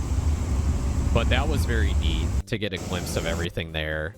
So I took a lot of photos on the way in. I was just like, fuck it, man. I'm having a blast already. I just got here and I'm having a blast. Bring up Pure Ref again. Thank God I have an ultra wide. Otherwise I wouldn't be able to do all this shit. Yeah, just like really cool houses, really cool architecture. This looks like a very bougie neighborhood. Judging by like the iron bars and this crazy thing, just how like, you know, everything's like painted and styled. This looks like a very expensive neighborhood to live in for sure. It's definitely more upscale than the street I was staying on. This house is really crazy. This whole like red and black thing. I assume this is like a few different units here, 2 or 3 units. That was a very interesting house. I gotta go again, but have a wonderful stream. No worries. Take care. Thanks for dropping in. Thanks for letting me know you're watching. More interesting houses. This one, I assume this thing here is like an old carriage house. That's something that, you know, we have in the Northeast as well. In the really old cities, we have like carriage houses that are attached to like the main house. And they usually get turned into like a secondary unit that gets like rented out to people. So I think that's what this is. I'm not sure. But anyway, the architecture in San Francisco is like absolutely fascinating. And you can see that things were like from different eras. Like this is a more modern era. This is heading in closer into downtown. So, oh, let me get my map. Hang on. So, snipping tool. There we go. Okay. So anyway, so this was like day 1. The red is from like day 1. So now we'll do like blue. So basically, I don't know if this is the Judah line. It might be over here. No, it's definitely like here. Yeah. Yeah, I think it's here. So the line goes like this. And then I think it goes like this. And then maybe like this. And then around here is like Powell Street Station and everything else. Actually, it's a little further in now that I think about it. Yeah, it's closer to like Union Square. It's like just near Union Square. So anyway, so this whole trip is an hour and 15 minutes, mainly because there's so many stops. So like literally you're going through this like outer Sunset area and all this all the way up to the Haight-Ashbury district. And it's like a stop like every 2 streets. And they don't always stop. Like if there's no people there, the driver is not stopping there. But, you know, there's a lot of stops here. I think there's like 40 stops in total all the way up to like the main stops here downtown. So you're stopping a lot, but it's quick. Like it moves really fast. It feels like it moves very fast. And there's a lot to look at. And I don't know. It's just like a really fun ride. I didn't mind the length of time there, but I think like if you are staying all the way out in the beach, you need to budget for that amount of time you're traveling. So yeah, that was really cool. Really cool riding the line in. Sorry, I should have made like a separate. I think what I'll do is I might make a separate. I might make a separate Stream Deck page for when I do something like this next time that has like all the different sources on it. I think that would be more handy than what I'm doing right now. But yeah, the line in was really cool. Took a bunch of photos. And what's sad is like I didn't spend a lot of time like looking up what certain landmarks are. So I saw a lot of landmarks. I'm like, oh, that's very familiar. I'm not sure what that is. More houses. Look at this beautiful lavender colored home here. This is just so amazing. I love this. I would love to live in something like this, even though it's like on a main street there with the streetcar probably making a lot of noise. If the windows are good, you can probably keep most of the sound out, but like some really beautiful homes I saw on the way in. So that was really cool. There's more like at a big intersection, like how the streetcar lines like turn and intersect and things like that. And all the power lines there were really awesome to look at. I don't know, just like it was just so much fun being in like a new place for the first time and just seeing all these things. It was just really cool. So then I get all the way in to downtown and I get into Powell Station. So that's like right near Union Square on that right hand side there where the circle is. So my main goal for today, I didn't have like a lot planned. It's really an adventure day.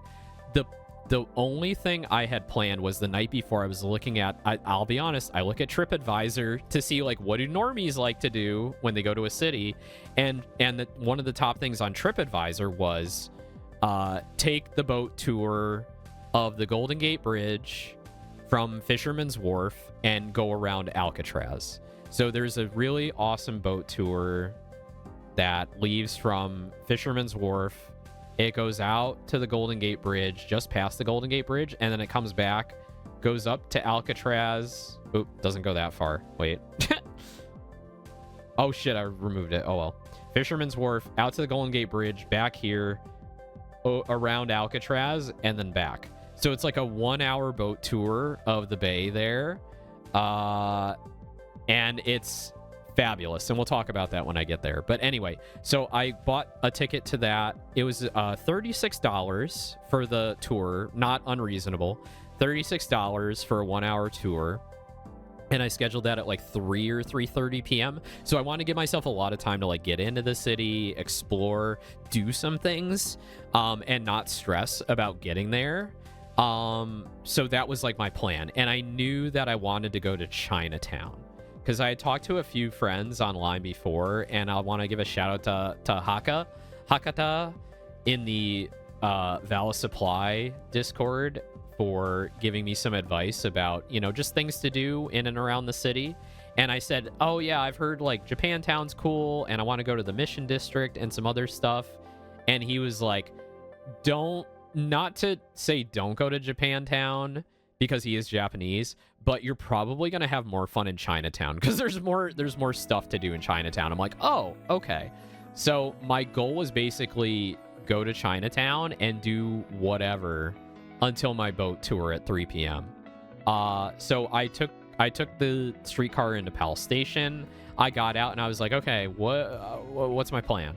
So I like go and I walk to Union Square, which is like literally just like 1 or 2 blocks away. So I'm dumped in the middle of downtown, skyscrapers all around me. Felt good because I'm like, yeah, I'm in a city again. Like it didn't feel like New York City, but it felt like I'm back in a city, right? You kind of get that vibe when you're in a city where you're just like, yeah, city travel, city tourism. This is cool. This is fun. There's a lot of stuff going on, a lot of people everywhere. You see a lot of stuff, right? So that was cool. So I get off. You're going to hear get off a lot, and I'm not talking about that kind of getting off. So I get off the streetcar in Powell Station, and it's the last like leg of the line there is like all underground. So you're underground for a while. So it feels like a subway again. So you get off in this very, very nice subway station. The metro system in San Francisco, the who runs it? Muni runs the streetcars, and then Bart runs the other stuff, like the trains going in and out of the city and some other things. So there's kind of like two different systems here, but they all use Clipper Card. Everybody takes Clipper Card, which is what made Clipper Card awesome. I also saw like a lot of interesting advertising, like this Mulvad VPN. I've never heard of this, but it was like everywhere in the Muni system. Like they were advertising like everywhere. I'm like, I've never heard of this VPN before. That's the VPN I use. Okay. All right. So I guess they have some customers. I've never heard of it. The other thing I noticed about advertising in San Francisco is like there's AI shit everywhere.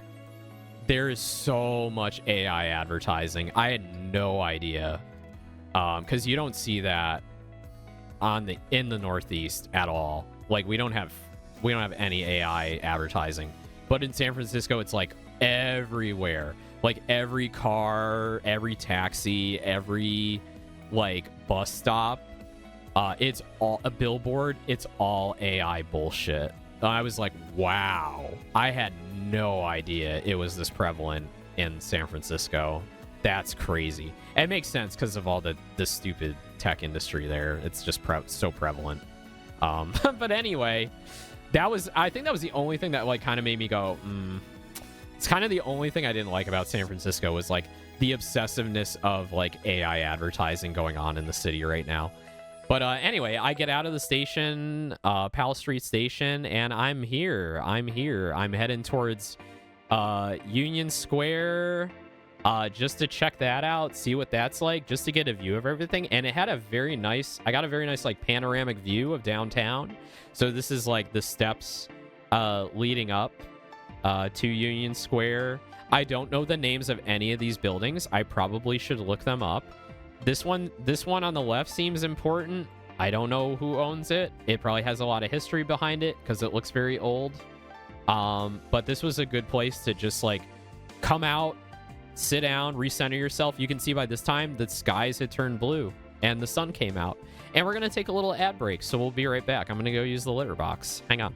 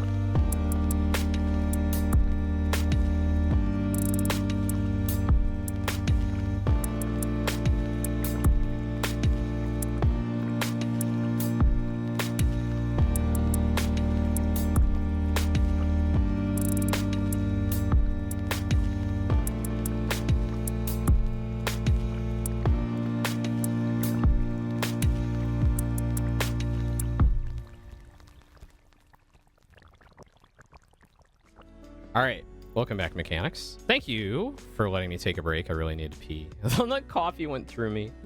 Okay. I actually want to know like what a couple of these buildings are. So I think I'm just on Google Maps right now. I'm gonna like zoom into Union Square just so I can like learn some couple of things. So this building. Okay, so is that the Westin? The Westin St. Francis, San Francisco on Union Square. So that's a hotel, 4-star hotel, a Westin, and there's a bunch of like shopping, I guess, down on the first floor too. So there's like Nintendo, the Nintendo store is down there. There's Victoria's Secret. Oh, I walked by this actually. I did walk by this on the second day, on the second full day. I did walk by this. Yeah. There's like a fancy Victoria's Secret there, and there's like Pandora jewelry is there, and some other stuff. Okay, so it's like the general downtown shopping area. Geary Street, Powell Street are all down there. There's a lot of malls, a lot of shopping down here. Though I will say, I did go into one of the malls in this area, and it was really empty. It was mostly empty. It felt like a dead mall. At like, if you've ever been to a dead mall before, it's just like, ooh, half the stores are not here. No one's paying rent. It felt a little like, ugh. It was still in good shape, but like, yeah, it was a little like, oh, no one's shopping here. That's very interesting. But it was wouldn't say bustling down there. It's a very walkable, very calm city. There's actually like places to sit down, and it's not super duper busy. But I was there. This is a Wednesday. This is a Wednesday like morning / afternoon, right? So keep that in context. It's a work day.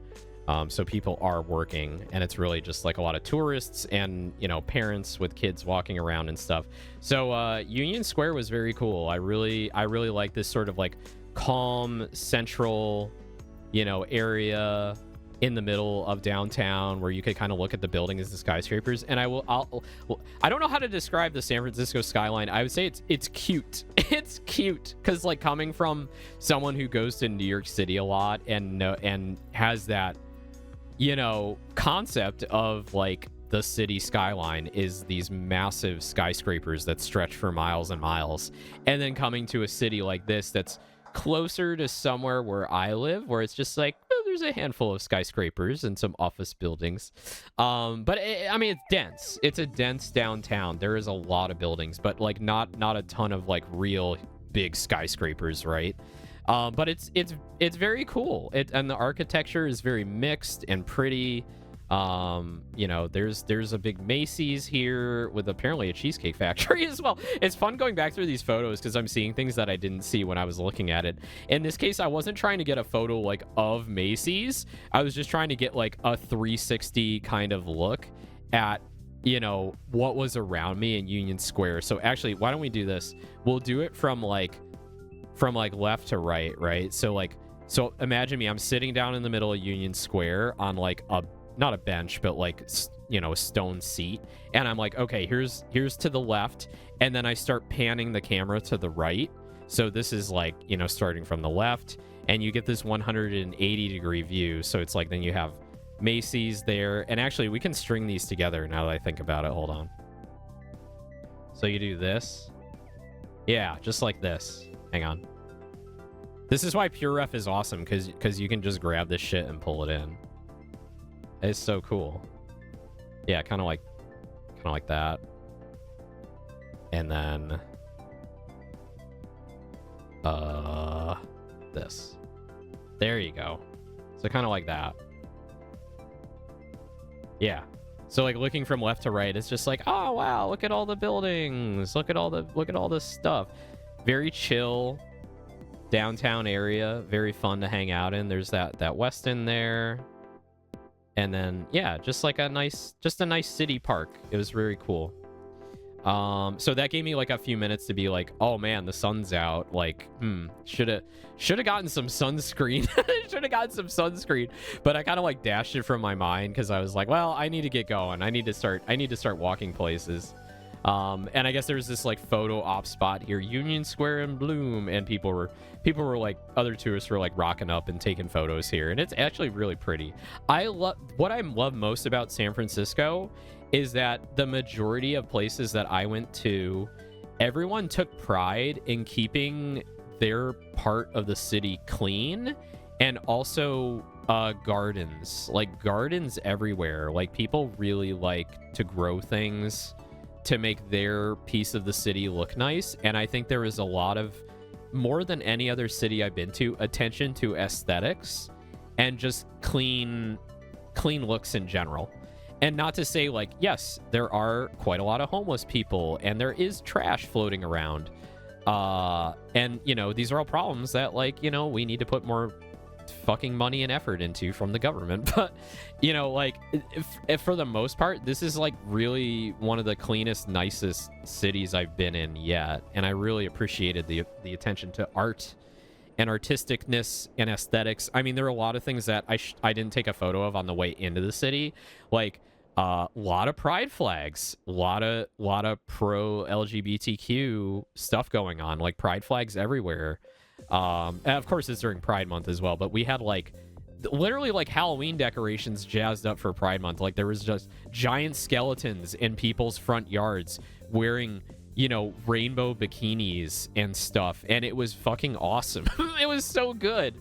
So I really appreciated just like everything, all the attention to aesthetics, all the flags, and, you know, just how nice and clean and fun everything felt. So yeah, shout out to San Francisco as a whole. So I got up and I started walking north. I started walking north to Chinatown, and I wanted to get to Chinatown via the, like, I don't know what they call it, like the main gate, basically. So I found, like, okay, this is the way in, and here is the gateway into Chinatown, where you're going into, like, the main drag. I don't know the name of the street. Let me see if I can find it here. Google Maps, please. It's called, is it Curie Street? Hang on. If I click on the Chinatown neighborhood, it'll probably tell me. Chinatown, San Francisco. Maybe it was Stockton Street? I'm not entirely sure. Anyway, I found the main gate. I thought that was a good place to start. Very, very cool. Very cool. Very, very touristy on the main drag. A lot of shops that are just like, you know, your typical stuff, like magnets, cheap t-shirts, blah, blah, anything you'd see in like New York, like a New York City, like tourist kind of shop. So I just kind of like walked down the main street, you know, nice, cute, dressed up in lanterns. A lot of places to eat, a lot of places to stop in. This is where you start, as you're walking through here, you start seeing like the hills and like the elevations of the streets, and you can kind of see it down here. It starts to get steep in some areas. I really like this shot. This is like a really good vibe for like the Chinatown like main drag here. Okay, so here's Pine Street. Here's Pine. I love that you have it in Chinese as well. You have the street signs in Chinese. Where can I see another street sign? Love the lanterns. Just like, you know, the decorativeness of it, the old school signs, like this one, City of Hong Kong. All these like old neon signs. I didn't come here during the nighttime, but I'm sure it looks very awesome at night when everything's lit up. I was trying to look for like shops that were like not as touristy, that may be like interesting to look at, but I think on this main street here, I wasn't really like, because I was just kind of walking through and my head was on a swivel everywhere. I wasn't really like finding like most places I want to stop in. But then I saw like a hole in the wall like gotcha place that caught my eye, and I was like, oh, not gotcha, sorry, crane games. Well, yeah, there are gachapon machines here, but it was mostly like crane games, right? And I'm like, oh, cute, a little crane game spot. Maybe there's something worth getting here. And though the crane games, there were some cute things in there. It was like $1 a play, and I was like, nah, I'm good. I'm terrible at crane games. I'd probably sink like $20 into like one little thing that I could just like buy anyway. But they did have Mofusand. Stuff in the gacha machines. So they had cute little Mofusand kittens there.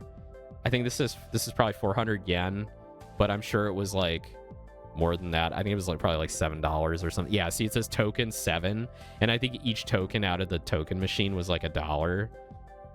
So it was definitely like $7 for one of these, and I'm like, I don't know about that. I don't know about that. If I really want a Mofusan, I'll probably like buy a few of them at like a discount. But anyway, it was fun to see. It was fun to see gacha machines there. Okay, here's the road. Here's the street.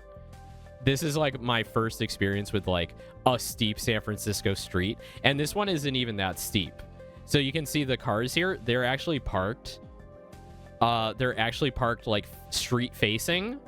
In the steeper streets in San Francisco, you have to park 90 degrees in line with like the sidewalk. Like there's signs saying you must park 90 degrees. You cannot park like that.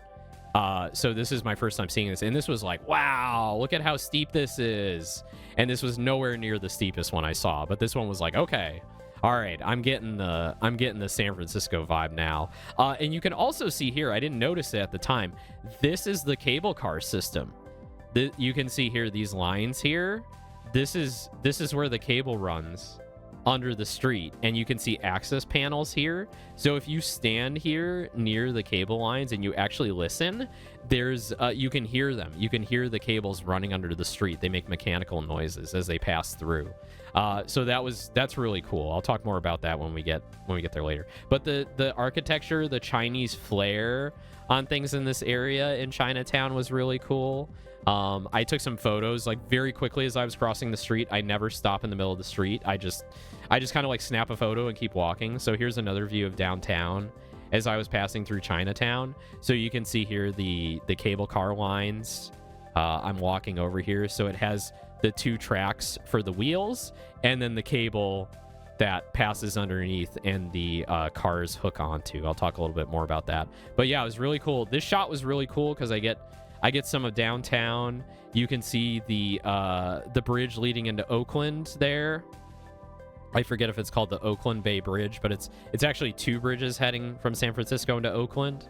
So that was my first sight of the Oakland Bridge. And then just the road leading here, I believe, down to the coastline. Not specifically to Fisherman's Wharf, but that area, like the ferry terminal. I think that is the ferry terminal, if I'm right, if I remember right. That's also got like a lot of shopping and food and stuff. I didn't get to visit that during my trip, but that was like a potential destination that I wanted to go to. Here's some advertising, and yeah, there's WhatsApp there, and like if you looked at like all the other advertising, it's all like AI slop and bullshit.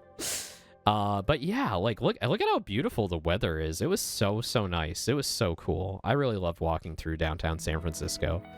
And then more Chinatown. This was a really cool, I like this shot because it has like, this is a vibe, just like all these signs. There's a million like dim sum places and like dive bars.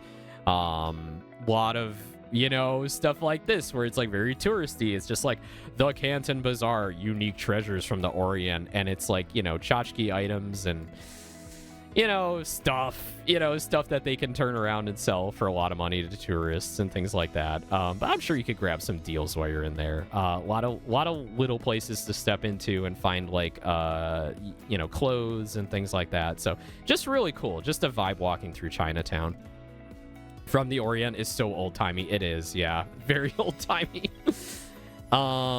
More photos here. The Trans-America Pyramid, I think it's called.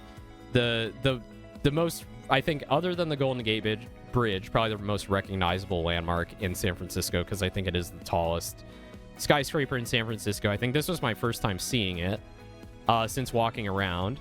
So that was really cool. Love this shot too. Just love all the fire escapes coming from the buildings, all the Chinese banners. Lucky Massage, like it's so cool just like how many little businesses there all are. Lots of white people walking around like me, camera shops. There's a Ray-Ban advertisement there. Anyway, like Chinatown was just fun. It was just really fun. It just had its own kind of vibe that I really liked. I did a lot of window shopping. There's this cute little shop with Cappies, big Cappy plushies in the window. I thought they were so cute. White people, like how they have on TV, yeah. You know, and just fun little, you know, this was actually one of the better souvenir shops I passed by. Sorry for all the zoom in and out. This was one of the better souvenir shops I passed by because it had like, you know, just cute little crocheted plants and animals. You know, big cappies, big plush cappies, which were so cute. I should have stopped in here, but I didn't want to go like, I want a big plush cappy and like not be able to get it home. I would have to ship it home. And if I want a giant cappy, I should just buy it online anyway. I'd probably buy it from this store. But yeah, I love the cappies. They're so cute. There's also a Bruce Lee here. That's cool. Bruce Lee's cool. Yeah. So Chinatown, very cool. I did stop in one souvenir shop. So my thing is magnets. When I don't have a lot of money to spend on like really nice art and souvenirs, I go with magnets. Because I have 2 fridges. I have a kitchen fridge and I have a bar fridge. And everywhere I go, I like to collect magnets. So if I go to a cool museum or a city, I like to grab at least one magnet. So I did stop in this. I did stop in the shop. I bought a couple of magnets. Woo, sexy magnets. What the fuck? I missed that. I missed the bikini magnets, the headless bikini girl magnets. But I grabbed a couple of San Francisco magnets. Actually, I can show them off on camera. I can do that. Hold on. Let's add the camera here. Let's add the camera. I probably have to add a new one. I have it pointing at my desk right now, so I had it set up for this. Video capture device. Let's see. Vacation webcam. Oop, not that. This. Yes. Okay. Let me go grab them.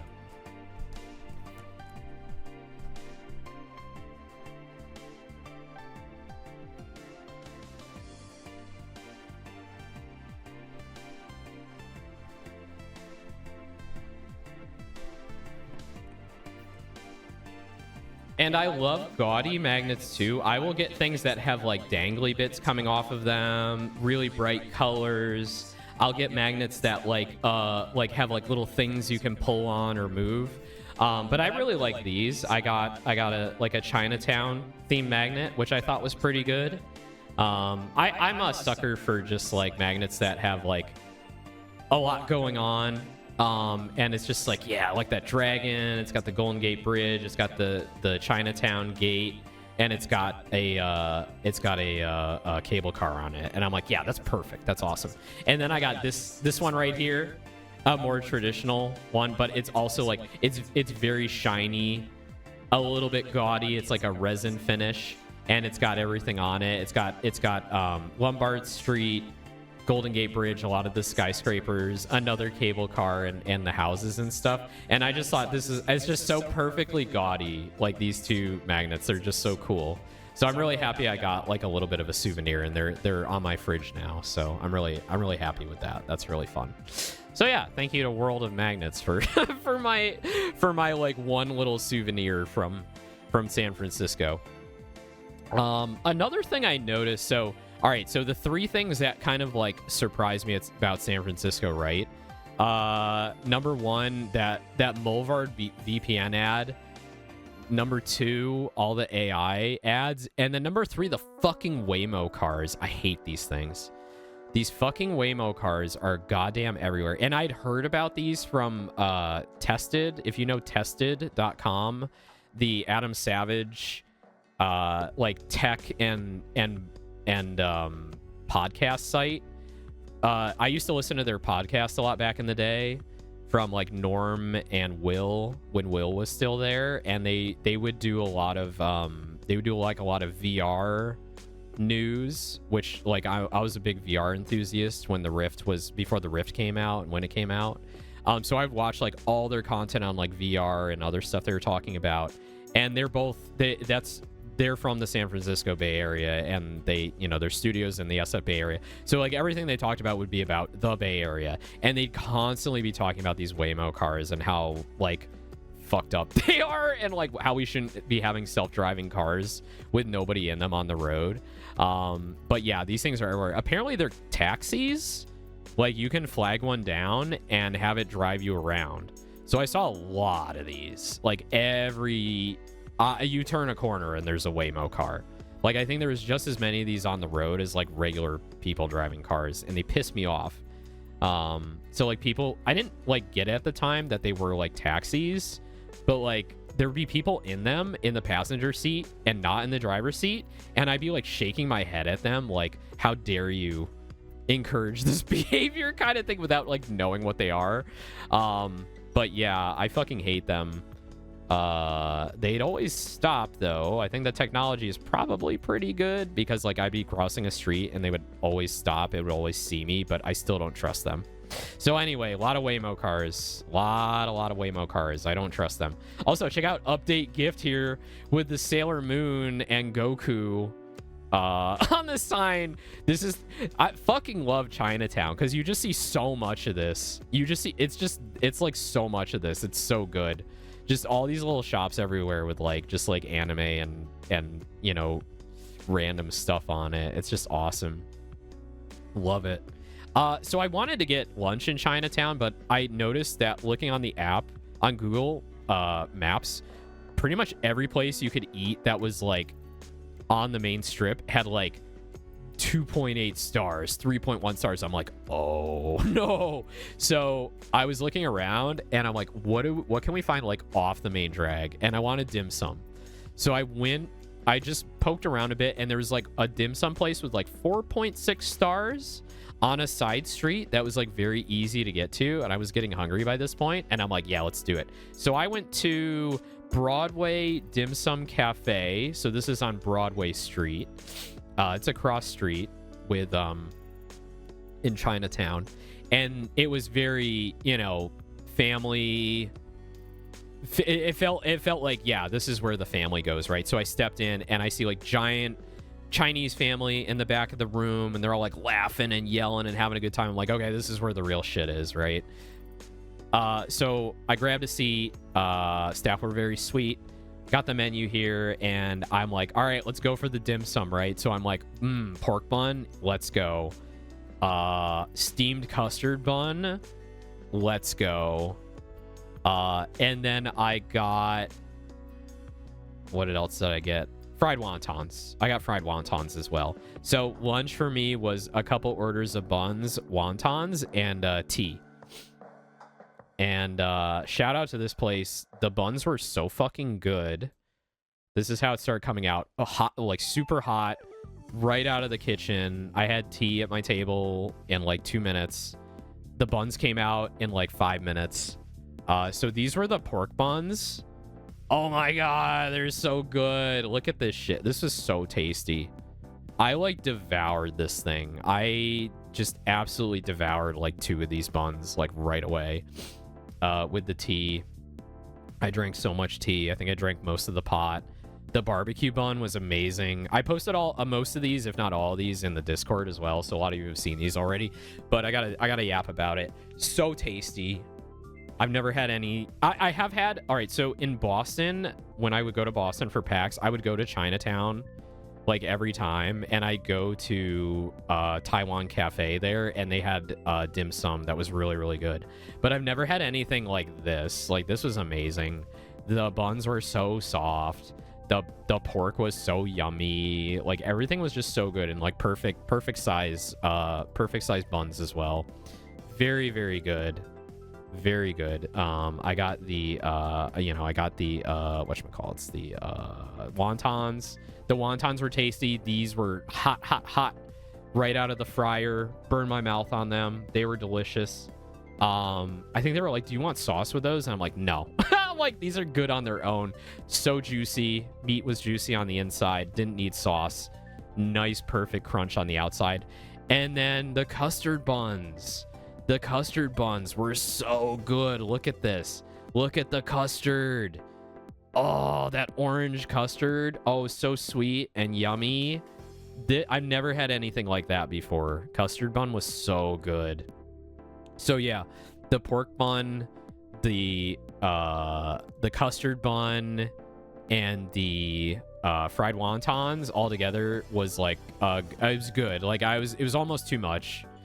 It was almost too much, but like I did eat everything. It was very, very good. Washed it all down with some tea, and that gave me like the strength I needed to get through the rest of the day for sure. So I was being well fed on this trip. I definitely didn't hold back. I got to eat what I wanted to eat. And not everything was amazing, but a lot of it was. I didn't have a banger every time, but I really liked the dim sum place there. So after I left the dim sum place, I'm like, okay, like the only thing I have planned for today is the boat tour. So let's just start walking toward the boat like area, like the wharf, the Fisherman's Wharf, where that was going to happen.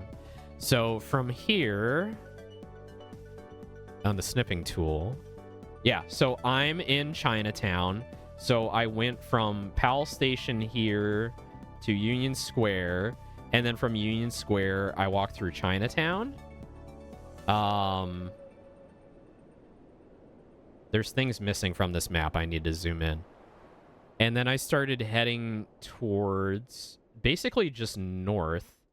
And then I started heading towards Coit Tower. So Coit Tower, I believe, is the highest point in San Francisco. So it's a 12-story tower. And I forget the history of it. Is it supposed to be a lighthouse? I gotta look it up again. Hang on. Hang on. I start heading for Coit Tower, basically. So I'm walking this whole time. So I'm definitely... The sun is beating down by this point. I've totally forgotten about sunscreen. At this point, like, I've walked enough, I am starting to get sunburned, though I don't notice it until much later. But I have been out on the sun. So here's another view of the Transamerica Pyramid.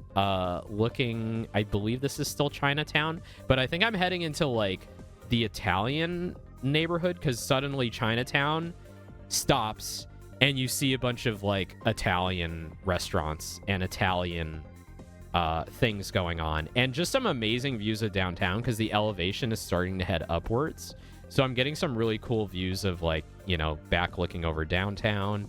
I wish I had more time to spend like looking through stores here. Like, we have this bookstore here and some kind of palm and tarot card reading place. There's just a lot of interesting things going on. What is this here? University of San Francisco School of Management. I guess there might be a campus location down here. Pacific Street, I guess, is where I am now. You see some funny things here. Like, this one was outside of a pub. It said whiskey plus dim sum. What else do you need? So this was like on the edge of Chinatown. This looked like a really fun place to eat. I probably actually, if I didn't stop into that dim sum place and I kept on walking, I probably would have stopped in here and had a drink and some dim sum, because it looked like a really fun little bar to pop into. That would have been a good place to stop. I don't know the name of it, but I could probably find it if I look it up. So here I'm heading north, and I'm just like, wow, look at these streets. Look at how steep this shit is. It's insane. And you can see here, like, the steps, like the sidewalk actually has like steps. It needs steps at this point. The houses are built, you know, with the steepness in mind. And I was like, holy shit, this is getting insane now. So I'm getting the full experience here. I didn't go up this street. I think I went like one more over, but I went up this street. I don't know the name of the street. Again, I feel bad. But anyway, I was like, wow, there's some cool architecture here. Let's start heading up. So I've engaged my like knees and my calves at this point. I'm like, okay, time to put that DDR training to the test and start doing some hill climbing. So I start making my way up there, and I you know, take some breaks from time to time, get more shots, like turning back to look at downtown. You know, check out all the skyscrapers. This is a really cool shot. I love this.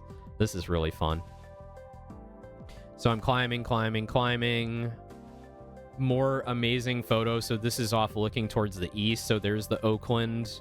I guess it's the Oakland Bay Bridge. I need to check on the San Francisco Oakland Bay Bridge. Yes, that is what that is. So I'm looking east towards the Oakland Bay Bridge. Some amazing views at this point. Very chill, just like neighborhoods. Not a whole lot of people walking around. You know, it is work day. Hodges Street, I guess. Here's a sign. Here we go. Park at 90 degrees. So this is where you start seeing all the cars parked at a 90-degree intersection to the sidewalk. Yeah. So that was cool. So I keep on climbing, and then I reach this point. So this is like kind of at the end of this street, and it ends in this little like garden and these steps leading you up to the next street. So I guess at certain points, like they need retaining walls, or the architecture of how the city was designed, especially after the fire, the big fire, necessitated needing like steps up to the next level of certain hills. So I thought this was a very interesting piece of architecture. It kind of reminds me from my hometown, which also has some areas that were built on hills that needed like steps and old retaining walls like this. And I thought this was just like very interesting, just how these like the trees were planted here and how it's taken care of, and how it's basically just like a dead end of a street, and it's really just like, oh, this is a place where the locals park their cars, and if you need to go up, you just walk up the stairs. So I thought that was really cool. This is a really neat thing. And looking out from that vantage point, this is what it looked like. So I climbed all the way from down there. From Chinatown was like over here, and I kind of walked over here and then up the street, and it doesn't look that impressive from the photo, but I assure you it was very steep, and I was getting a workout. So I was heading up that way, and by this point I was getting eyes on Coit Tower, so that was kind of like my destination at this point. I was just kind of walking wherever, and I'm like, yeah, just kind of exploring. Let's go to that tower. That looks cool. And I looked up on Google Maps, and it's like, yep, it's somewhere you can like pay to go up and tour and take a look at. So I thought that would be a fun thing to do on my way over to the shore. More images. There's Coit Tower. So I've climbed those steps that you just saw, and at the top of the steps is this other neighborhood, and there is Coit Tower there. So that I saw that, I'm like, that's my destination, that's where I'm going. So it was really cool just kind of exploring these neighborhoods. So this is Union and Montgomery, I think that says. So let's try and find that. Union and Montgomery Street. Yeah. Okay, yeah, I know where I am. Okay, so we can bring this into... I don't know if I actually want to bring it into snipping tool, so I'll just kind of like highlight it. So it's basically, if Coit Tower is there, it's basically like right here. So I've kind of like walked through Chinatown, I go up the steps, and I'm like right here looking back at the city. And at this point, so funny. So I had been joking, I forget who, if it was in Discord or it was on stream or something, but I'd said like the day before or a couple days prior, I thought it was really funny that like, yeah, when I become a tourist and I go somewhere, and I'm like walking somewhere or going on mass transit, I'm usually like one of those people that random strangers or other tourists will approach and be like, hey, can you tell me where blah and blah is? I'm kind of lost. And I'm always the one to go, I'm so sorry. This is my first time here, and I've never been here before, and I'm just a tourist.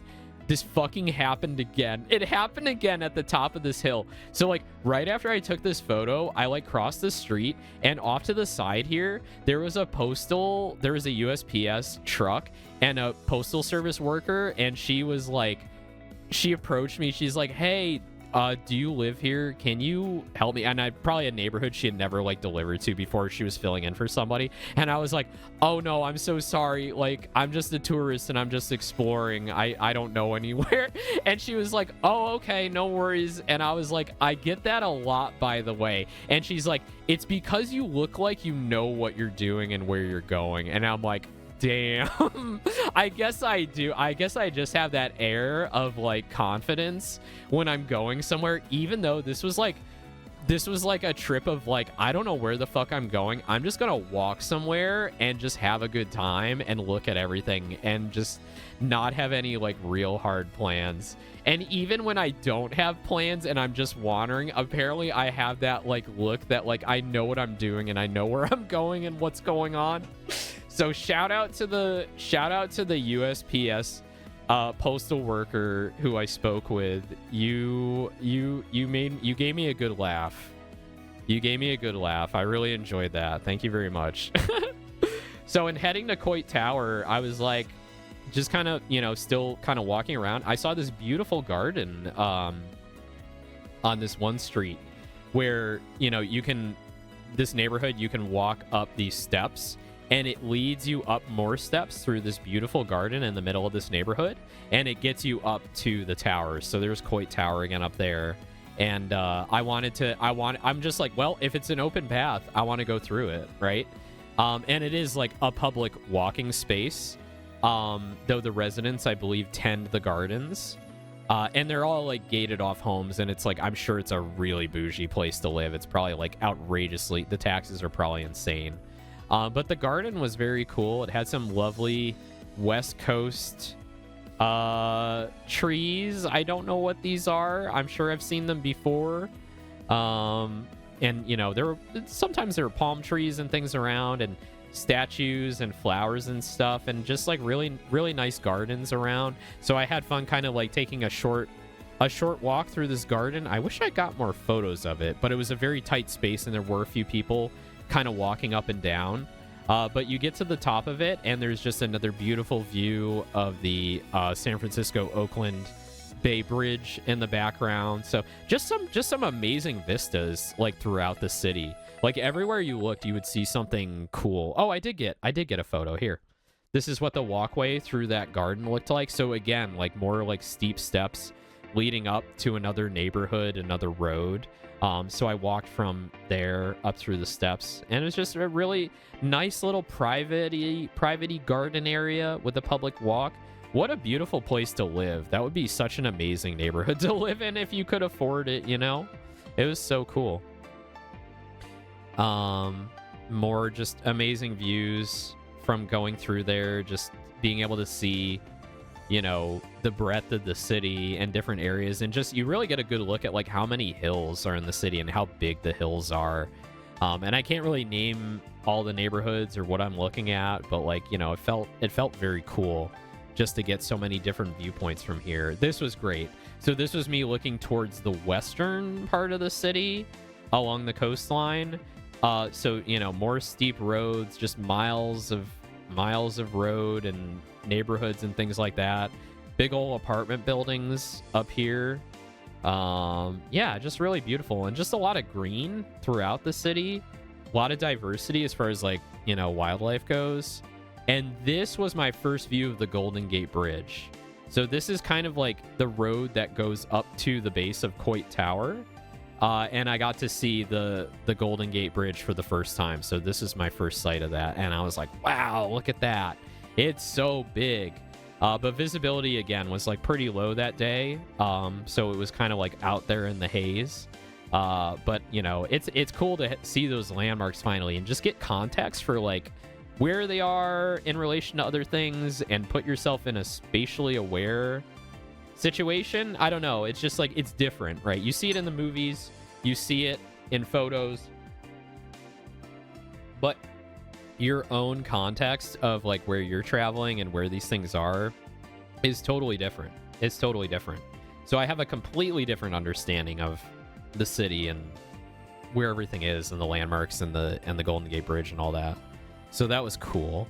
And then there's some selfies of me, and this is like from the garden at the foot of Coit Tower. So just, just more cool photos of downtown, the skyscrapers across the skyline, and the Oakland Bridge. Anyway, lot of similar shots here. So I go into Coit Tower and the elevator is not working. So they have a 90-year-old elevator. I don't know how often it works, but it was not working here. But you can climb the steps. They have steps that lead up to the top. So I bought a ticket. It's like $10. And I climbed all the steps. Oh, wait. I don't have that active. NPC. Yeah, here we go. All right, we're going up Coit Tower. The murals are beautiful. 234 steps, he says. So I'm going to count each one and look at these awesome murals. I did not end up counting each one because I got like 2 floors up and I was like, oh, this is going to be an adventure. This is gonna be an adventure. So I stopped counting and I was like, all right, time to engage stamina mode. Time to engage, DDR practice mode. But those murals were beautiful, though they were only like the first like 2 stories. Once you get past the first 2 floors, it's pretty like bare concrete after that point. It's not much to look at. But the staff are really sweet. They're really nice. They're very, very, very cool to talk to and very fun with tourists. So I get to the top of the tower and the views are amazing.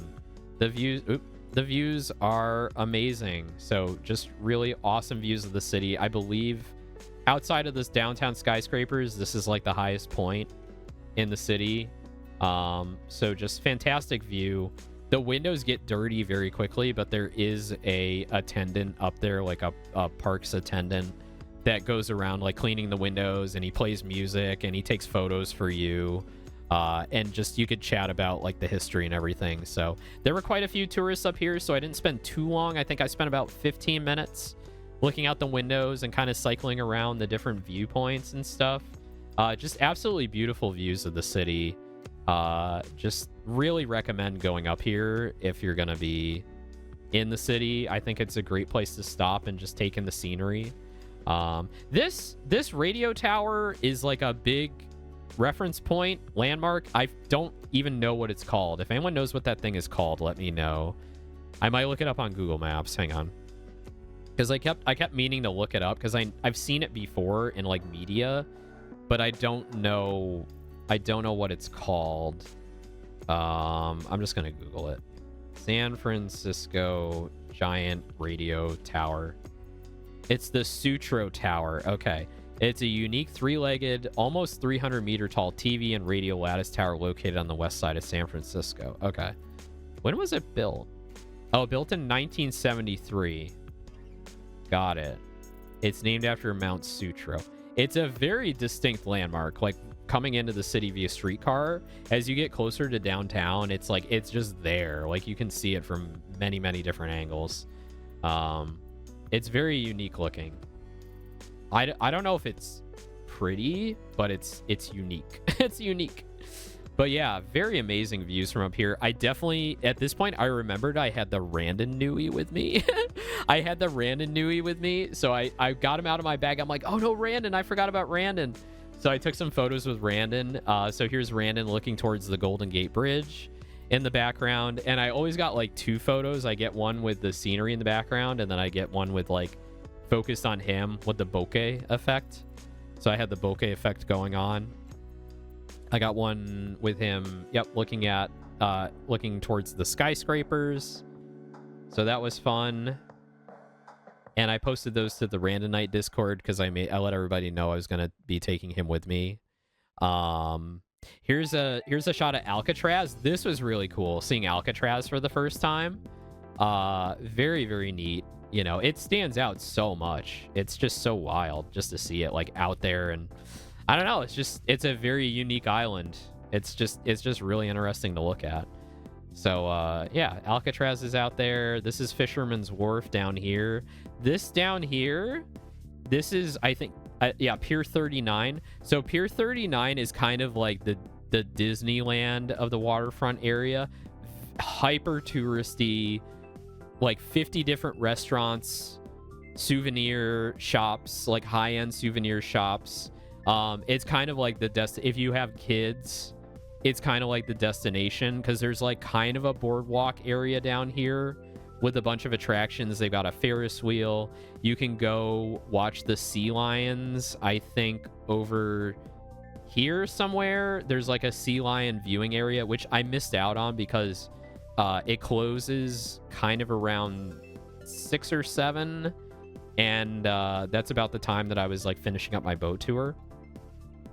But yeah, it's very touristy, very Disneyland down there. I did have dinner down here, but I didn't spend much time there because I was kind of wiped by that point, but we'll get to that. But anyway, beautiful view of the bay, Oakland over there.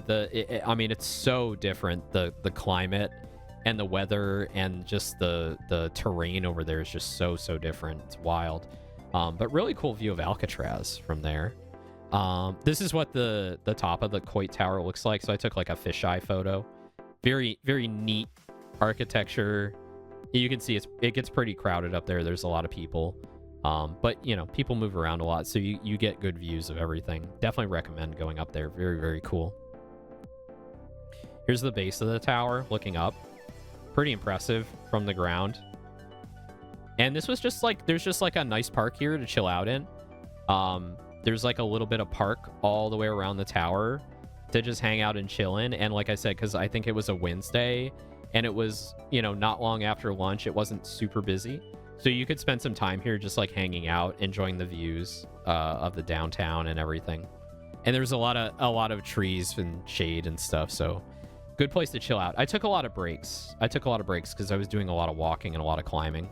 I'll tell you, by the end of this trip, or by the time I got to San Jose, my knees were like fucked. my knees were like, oh, you did a lot more walking than you normally do. And I was like, gotta take it easy, right? Gotta not go so hard. But yeah, really awesome. Koi Tower, definitely a destination. So I went down to the summit. I went and bought a bottle of water, because at this point I don't think I had a bottle of water on me. I drank a lot before I left, and I had tea at lunch, but then I didn't have anything on me, and I just told myself, you'll buy a bottle of water when you get thirsty and just refill that throughout the day. So there was like a little ice cream truck and refreshment truck in the parking lot of Coit Tower, and they were selling water bottles. So I grabbed a water bottle, had a seat for a few minutes, and knocked back some hydration. And then I started walking again towards Fisherman's Wharf, because it was starting to get to be like basically an hour and a half from my boat tour. So, sorry, let me bring up Snipping Tool. Yeah. So I leave Coit Tower, and then I basically head directly to Fisherman's Wharf. So it's all downhill from here, not in the literal sense, right? in the literal sense. If I minimize this, it'll go away. There we go. So I start heading downhill, which is fun. So I literally, there we go, some stairs. So some stairs heading down. And this is, I don't know, there's just so much beautiful greenery and nature everywhere, and trees and cacti and ferns and things like that. It was just like, it was so lovely to walk through this city. And there's a selfie of me, which I can't post. Okay, so this is on the way down. So I start heading down the stairs here and heading down this street, and it's like just as steep as any other street, but it's going downhill. So it's a bit of a different vibe, which was fun.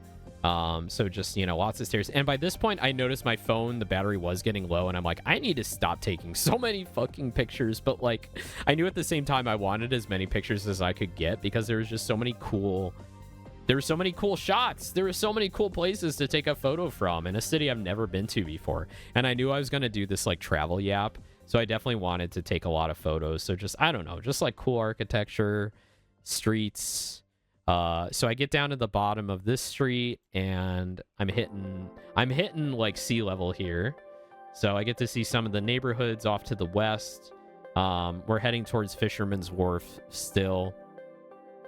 And then I hit Fisherman's Wharf, and I start to see like the boardwalk atmosphere. So it's just like, you know, shops hawking their goods. People are yelling, "Oh, we got souvenirs, we got photos, blah, blah, blah." You know, all the typical like boardwalk stuff you'd see at like a beach.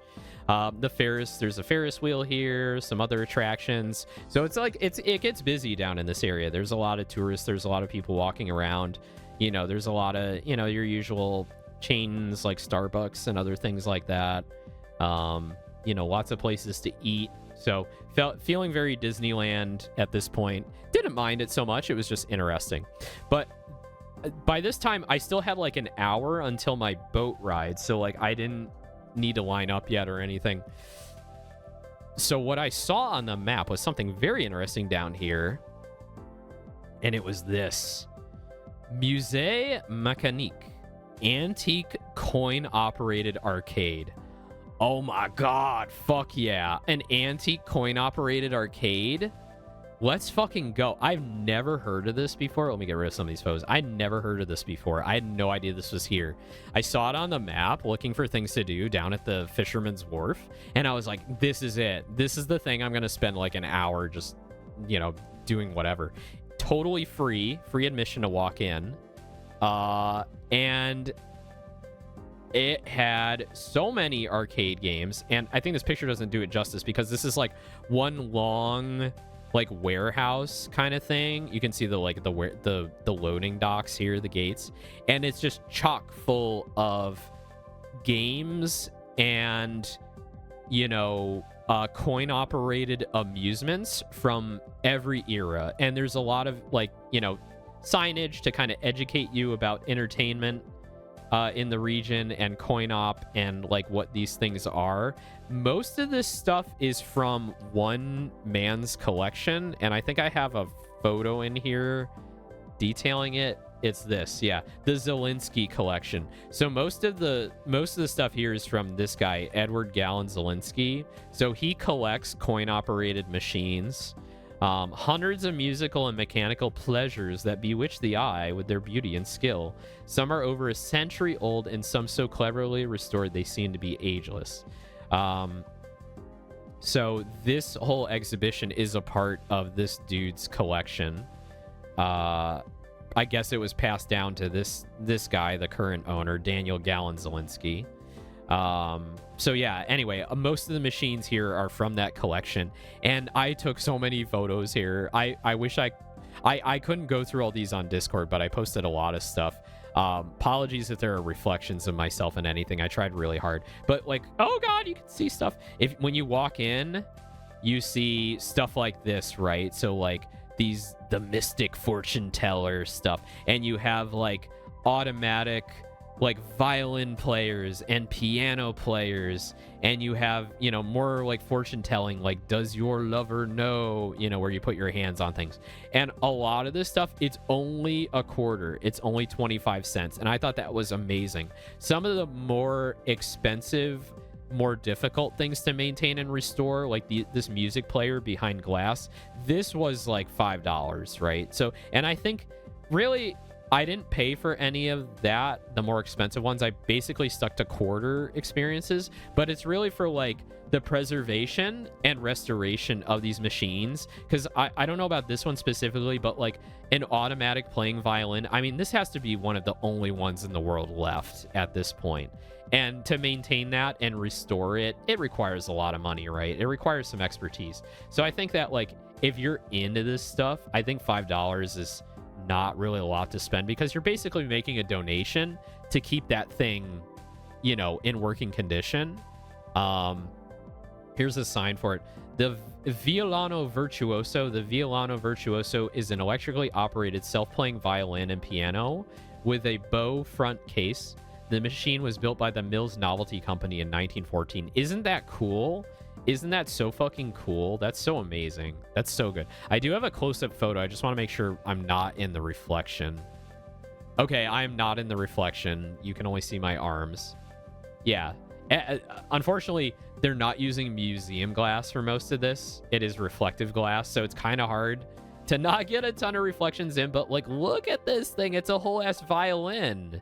It's a whole ass violin in this machine. Isn't that amazing? And I assume it plays in tandem with this like piano player back here. So I didn't get to hear it run because there was nobody there spending $5 on it, but it just looked incredible. It was so cool. So cool. So what else did they have? They had so much stuff. Here's another shot of everything. So they had like 80s, 70s and 80s and 90s arcade machines as well. So you had like old school Tetris. There's a Mrs. Pac-Man in there. Pole Position was there. Again, like most of this stuff is only a quarter. Like you can play all this stuff for only a quarter, which was so cool. They had more of these. What I really honed in on was like the music boxes. The Wurlitzer here. Military band organ. So, again, a lot of this stuff, it was maybe like $1 or something. Some of the music machines were only 25 cents. This one was just like so beautiful, like the gold edging and the paint and everything. It was just like so cool. Is this another angle? Hang on.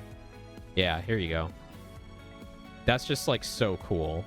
I don't know, just like the maintenance that they've done on these machines. And keeping them in working order and stuff is just really neat. I did stuff like this. Like there's this like boxing match where if you put in a quarter, these two boxers would box each other and like one would fall over. And it was like, I think it was like totally random, whichever one would win. That was really cool. Again, they had like more like modern arcade machines. Like here's a Williams's Moon Patrol. So they had a Moon Patrol machine there. Again, 25 cents, only 25 cents to play. You know, just stuff that, you know, you still see in some arcades, but you know, maybe not in this condition. This is in really good condition, I think. And then these like really old machines. This one, the French Execution, I think I got a video of this. I did. So this is just like, you put in 25 cents and then the curtain goes up and this dude like chops somebody else's head off. He's an executioner. And it's just like, the bell will toll. The captain rises and you will see the culprit pay the penalty. So I'll play that video when we come back from ad break, because we got ad breaks. The other thing was like these slideshow machines. The stereoscopic slideshows were also really, really cool. And some of them were like very saucy, basically softcore porn. Basically like not quite nude, but almost nude photos. Though some I think were like, oh yeah, she naked in that. But they're very tasteful and very, very fun to look at. Some of these stereoscopic slideshows, and I did get a little video of one of my favorites. So stay tuned for that when we come back from the ad break. What is this? Early hand organ, over 65 years old, so more of that like music box organ type stuff. There's one here of like a parent with a baby. I don't remember what they're doing in that. Oh yeah, I do have a photo of that actually. Yeah, this one was like weird as fuck. I don't know. I think the baby like cries or something when you put the quarter in.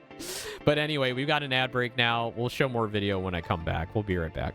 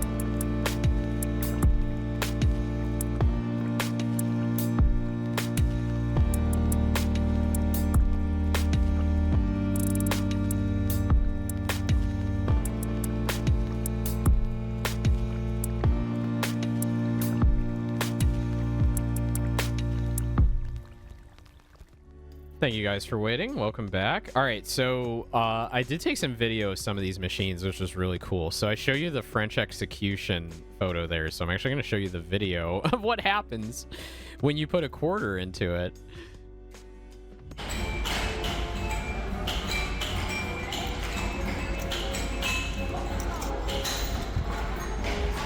All right, so the curtain goes up, and they're giving them the last rites, and bam, the guillotine comes down. Oh, that's it. That's the whole thing. If you blink, you fucking miss it. If you blink, you miss it. That was all of... I put the quarter in, all right, at 7 seconds, and then it's over at 13 seconds. So it's literally 7, 8, 9, 10, 11, 12, 13. It's literally a 6-second thing. It's literally 6 seconds. Let's watch that again.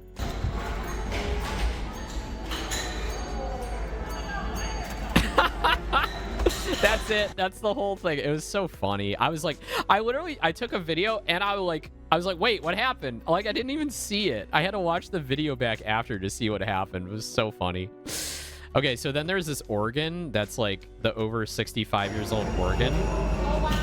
So I put a quarter into this. Oh, you can see me. Anyway, off to the side.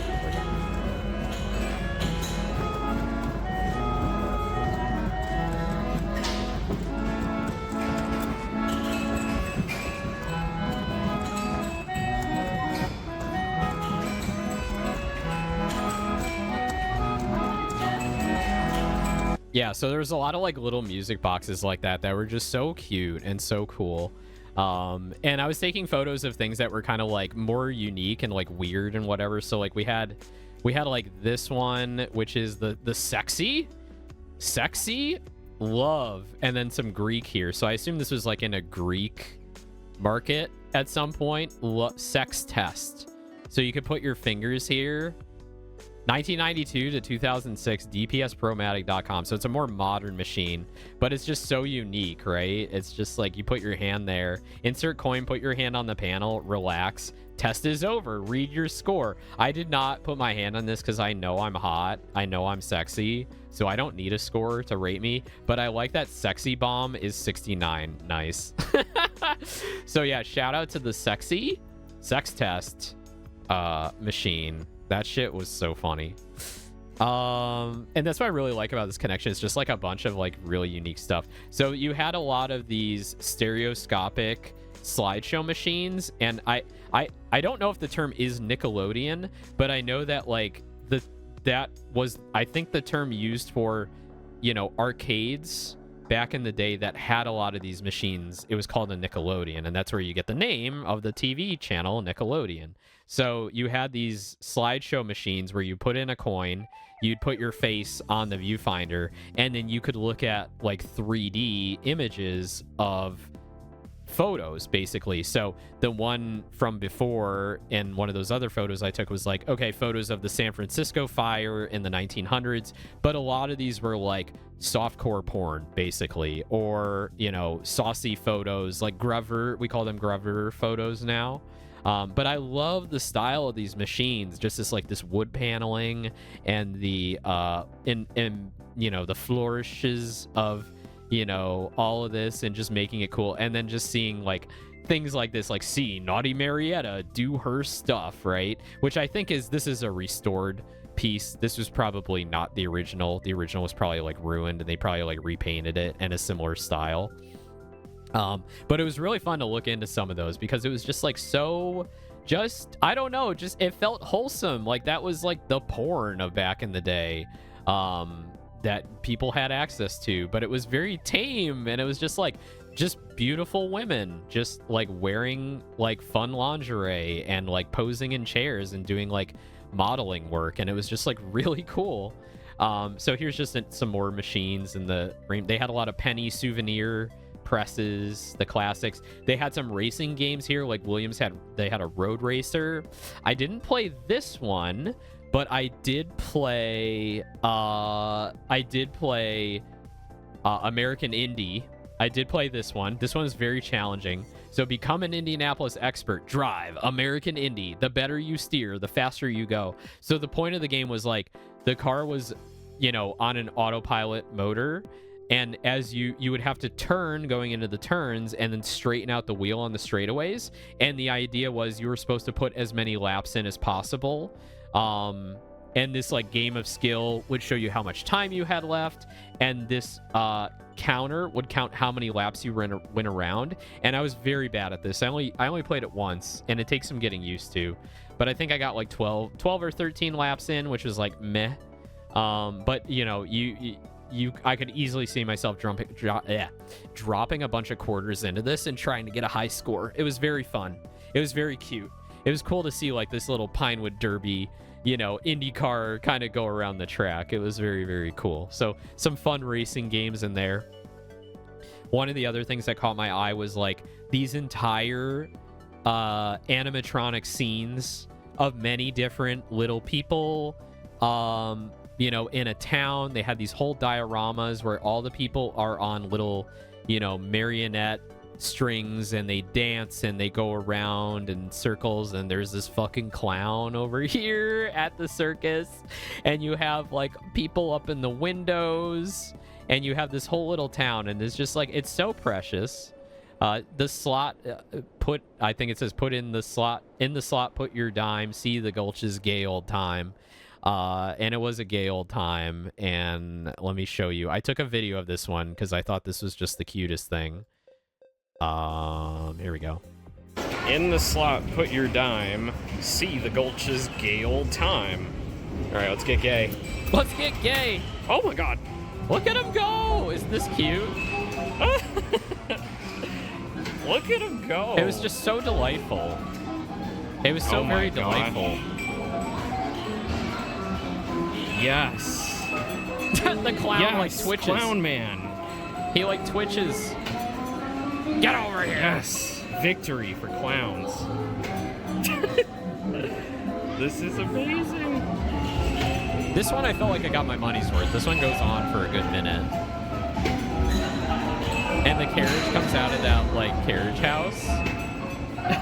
Oh, and the bell's ringing up top.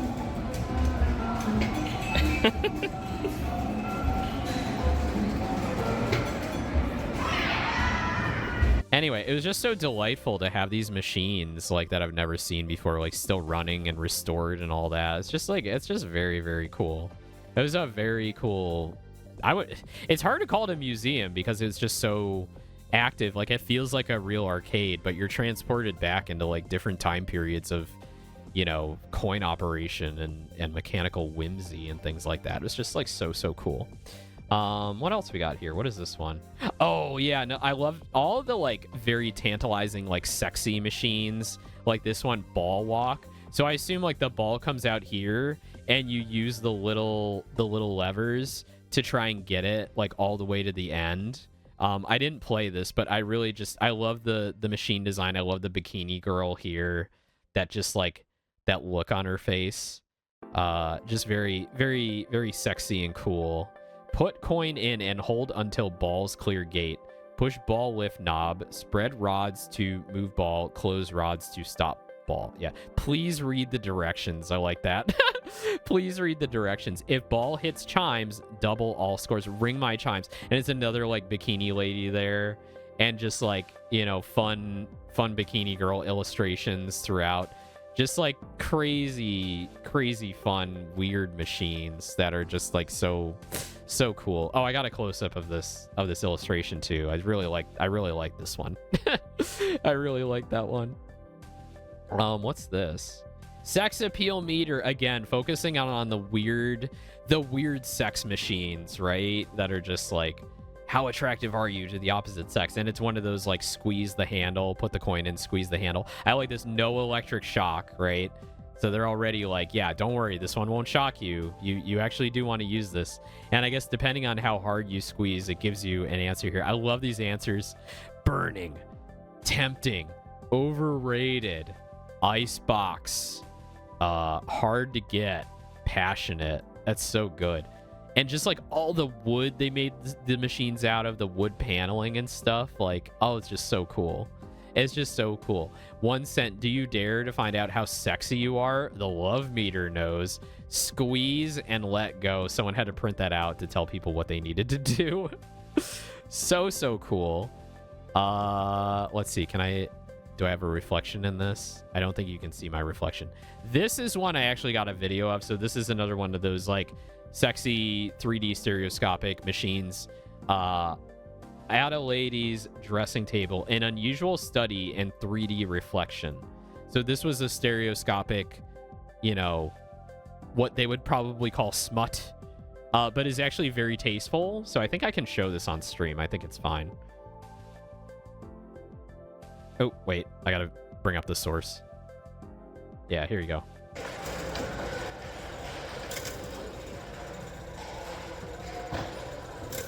So it's just like very, very tasteful photo slideshow of this, you know, very, very beautiful woman of the time period, just showing off like different modeling poses and stuff. It was just very cool. Very, very cool.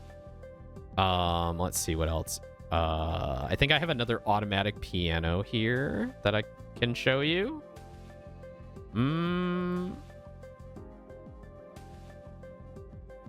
I have a lot of my reflection in this, but I think I can skip ahead and show you the part that does not have my reflection in it. So let me grab that. Yeah, this is cool. We can show this.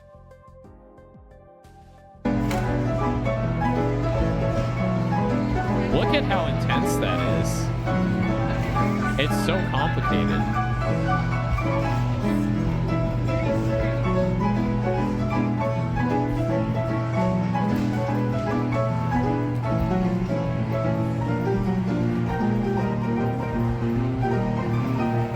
And this machine was really cool.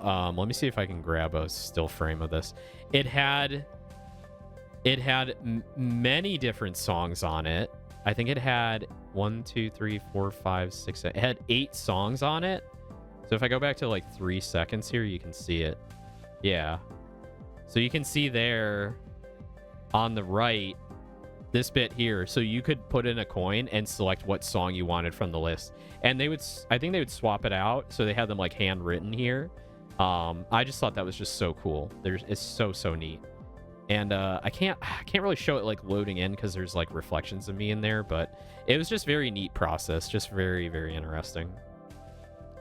Okay, so like by this point, it was getting closer to time to get on the boat, probably about like 15 to 20 minutes before. So thankfully, like the boats left like right from where the museum was, like the docks there. Where's my pure F? There it is. Yeah, so I got like one more shot of the museum. Very cool. I could spend a lot more time in there playing all the games. So I definitely recommend if you're in San Francisco, go check out the Musée Mécanique. It's very, very worth your time. So down at Fisherman's Wharf, they actually have fishing boats down there. They're actually like bringing in like loads of fish and processing them, which I thought was interesting because I'm like, oh, this is a very touristy place, but it's still got like a bit of industry in there. Oh, wait, before I go there, just a couple more photos, more of those saucy slideshows, but then also some 80s and 90s arcade games too. So there's like Spy Hunter, Miss Pac-Man, Rush 24, San Francisco Rush 2049. Of course they have to have a Rush here because we're in San Francisco. And then one of my favorites, Cruisin' USA. They had a legit Cruisin' USA machine there. So sick. I love Cruisin' USA. One of my favorite racing games.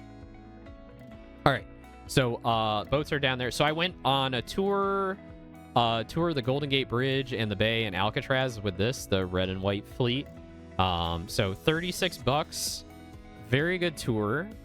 Next to the museum and the boat dock there's actually a fucking submarine. There's a U.S. sub there that does tours. I think I missed my opportunity because I think at the time I got on the boat, which was like 3 or 3:30, I think the museum for the submarine closes at 4, so you need to show up a bit earlier to do that. But I would have loved to do this. I forget which submarine this is. Let me Google it real quick. San Fran submarine tour. It's the USS Pampanito. It's the USS Pampanito. It's a Balau class submarine. She completed 6 war patrols from 1944 to 1945. Cool. So, yeah, U.S. submarines served during World War II. I would have loved to go on this because you all know I'm a submarine fan after playing so much U-boat, and I would have loved to taken a World War II era submarine tour, but I didn't get the opportunity to. So next time in San Francisco, I'm definitely going to do that. I think that's on my bucket list. Definitely go back to the museum, the Musée Mécanique, and go to the Pampanito sub tour. I think that would be really fun. So got on the boat. Nice little tour boat. They have a bar. Immediately went to the bar, got a beer. I think I got a... What did I get? Trying to remember. Anyway, I got a beer. One of my favorites. Sat on the top deck. This is where I got really sunburned. So they have this top deck here, which is like amazing to sit at. You definitely want to be on deck if you can stand the sun and the wind. Great views of the city from here. You get to see all of San Francisco, the whole Fisherman's Wharf area, Pier 39 and all that. This boat is fast. We backed out like so fast. Got the tour underway immediately. It's a pre-recorded tour. They basically, play the audio file over speakers, but it is a good tour. It's a little hard to hear because it does get windy out on deck, and a lot of people are like, they don't give a fuck about the tour. They're yapping. A lot of them also like don't speak English either. They do have options for like translation, so you can get like an audio like thing that you can hook up to and listen to that comes in a bunch of different languages. But really everyone's just there for the views, right? So beautiful views of the city and the shoreline. There's the submarine again. We backed out really quick, and then there's like, you cruise along the coast all the way up to the Golden Gate Bridge at a really good clip. Let's see. Can I get you some video here? I took a lot of videos this trip. I'm really glad I took a lot of videos because I think it has a good vibe. Everything has like a good vibe to it. Here we go. It was a long time before he was seen again. But that didn't keep the crowds away. There's Coit Tower up there where I walked down from. So you can tell from here, like I did a lot of walking. Like I basically came from like downtown over here up to the tower and then all the way down to the wharf. It was like quite a bit of walking. I basically got in 18,000 steps a day, I think is what my Samsung Fitness app told me. Even back then, San Francisco was known as a place to let loose and have some fun. Whatever. Yeah, so just really fun boat trip. Let's see. Took some great photos here. Actually, some photos turned out not so good because it kept focusing on the fucking railing. A lot of my photos are like, oh yeah, you want that railing, right? Because like I'm holding a beer and I'm holding the Randon Nui and I'm like, the boat is shaking around and the wind is blowing and I'm like having a hard time focusing on anything. So a lot of the photos I took are just like focused on this stupid railing, but I did get some good ones. There's a good one at Alcatraz. So much closer than before down by the water, which was nice. Got some good still photos of the city and the shoreline, and really it was cool to kind of just see the whole city from out in the bay. And going along, the tour talked about like a lot of the famous landmarks alongside, and what like all these buildings are, like this building here and all this stuff. And I can't like recall most of it now, but it's all very relevant. But I was definitely like really looking forward to going to see the Golden Gate Bridge. So we got closer to the bridge and I'm like, oh man, I got to get the Randon Nui out. So beautiful view. Still like the visibility is pretty low, as you can see. It's like very hazy. I was like desperately cleaning my camera lens through all this because a lot of the seawater and salt and things that were blowing around were kind of fogging it up. So I was trying to keep my lens clean. There was a lot of lens flare from the sun as well. But I got some really great photos of the Golden Gate Bridge. I got Randon out. My Randon Nui to get some photos as well. So we had a good time traveling together. We got some great photos together. This is one of my favorites throughout the trip. And I just took so many photos here because it was just like you never know when you were going to get like the best photo. So I just kind of like I just kept snapping. I mean, that's the beauty about digital cameras, right? It's like You can keep going until you run out. And, like, yeah, you can see the focusing was not the best. But I got a few here. There we go. I got a few here and there. So, really gorgeous views of the bridge. So, we went, like, straight out under the bridge. This tour was well worth the money, for sure. Awesome, awesome views. Out in the sun, though. At this point, I was getting sunburned. I definitely needed to have sunscreen. So, please pack your sunscreen if you do one of these tours around the city. Let's see what else. I took a bunch of selfies here. Here's the one I really like. I really like this photo. Getting this far under the bridge was just like, wow, look at that. It's so big. It's so cool. It's really awesome. Took a couple of these. Yeah, there we go. Really awesome, because up this close you don't see the haze anymore. You can really get the full experience of the color and the red paint and all that.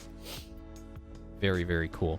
So what I thought was most interesting is once you get out past the bridge, the water gets really choppy, like immediately. Like the inner bay is very calm, and then as soon as you get past the bridge, it starts to get wavy and the boat starts rocking, and it's like, oh. And I think they talked about that in the audio tour. They're like, you know, once you get past this point, it becomes very choppy, and like new sailors, like, I don't know, it's just like when you finally grow a pair of balls or something, is when you get out past this point and it becomes like the real like ocean or whatever. I got a video here, hang on. Yeah, I took some video. But yeah, it was just so impressive to be up close like that and see the whole thing.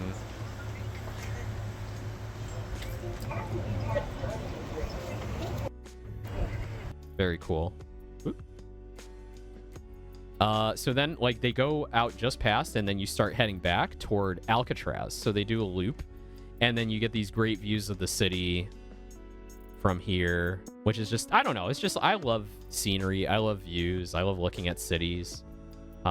Just getting the full context of like how big everything is and where everything's located. So then we start heading toward Alcatraz, and we're getting like closer and closer, and it's like, oh wow, that's what it looks like, you know, now. This is what's there. Because like I never really like looked at it before. Like I knew there was some like old prison buildings on it that haven't been used since it was in operation.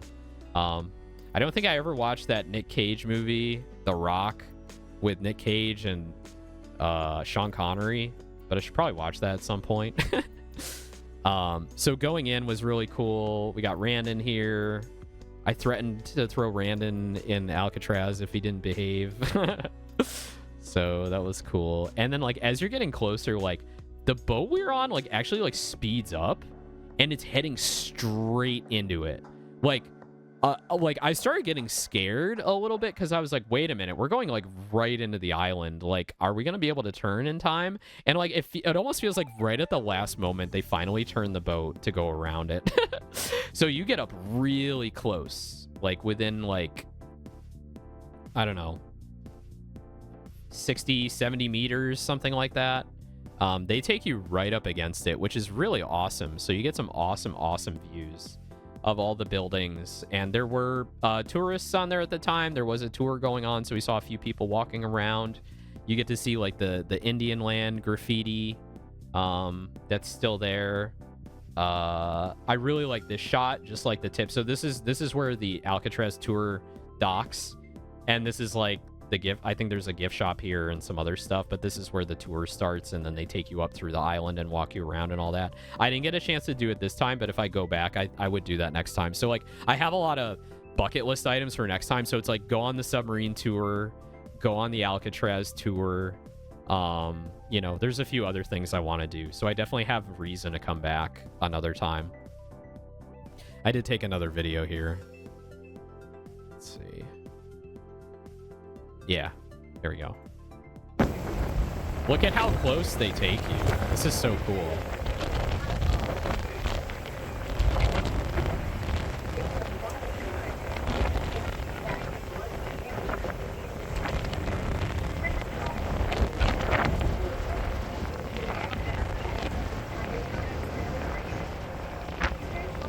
that was definitely, I mean, the whole tour was awesome, but that was really cool being, I didn't realize we were going to get that close. I thought we were going to like just kind of go around the outside like a ways out, but you get a great view.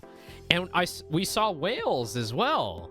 We saw a couple of whales coming out of the water. They didn't, you know, like fully breach and jump out of there, but you could see their backs cresting out of the water, which was awesome.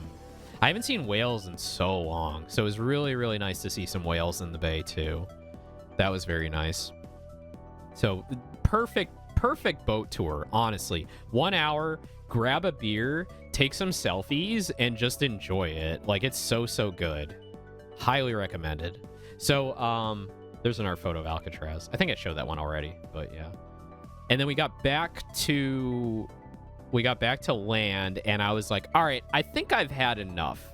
I think I've walked enough, and I think I've seen enough for one day, and I should save some stuff for the next day, or just be like, yeah, I could tell I was getting sunburned by that point because I felt I could touch my face and go, ow, that kind of hurts. So I was like, okay, I think it's time to grab dinner and probably start heading back to my Airbnb. So I did go to Pier 39 because there was a bunch of like places to eat there. And I figured I'd grab something. There would be something I'd like. So I did go to...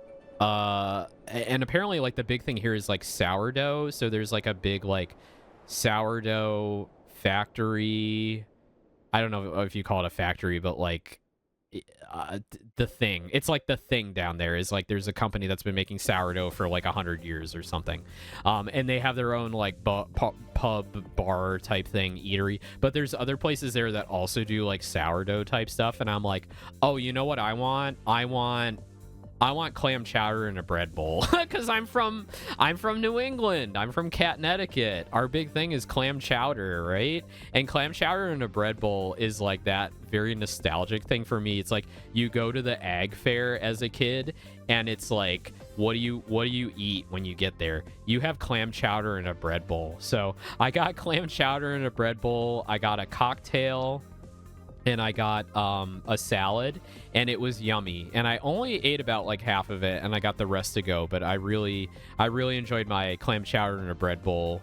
I felt that was like an appropriate meal for the end of the day. So grab that. That was yummy. And I took the rest of it to go. But it was nice having a cocktail and a nice meal after a long day of walking around and getting some food in me. So that was fun. That was really, really fun. And I was sending photos and stuff to like family and friends and people on Discord the whole time. And people were like DMing me with stuff. They're like, hey, if you're in this area, like you can check this out. Like, not to tell me what to do, but like, hey, you could check this out. So I was actually sending Frisky Frankie, because, you know, he's I think I can say this. I think people know this. He drives streetcars. He's a streetcar driver. And I was like, hey, I'm in San Francisco. Here's some streetcars. Like, I'm just, you know, just to share, because I know he's like he nerds out about it. And he's like, oh, yeah.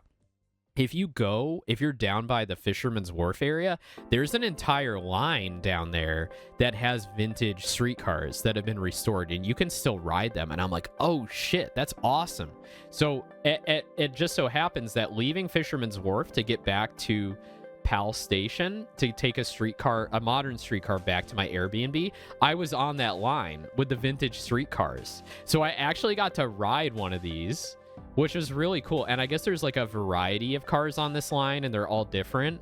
So I got to ride one of these cars. I didn't get to get like a side shot of it, but I got a frontal shot of it. So I got to ride this one, the 1060.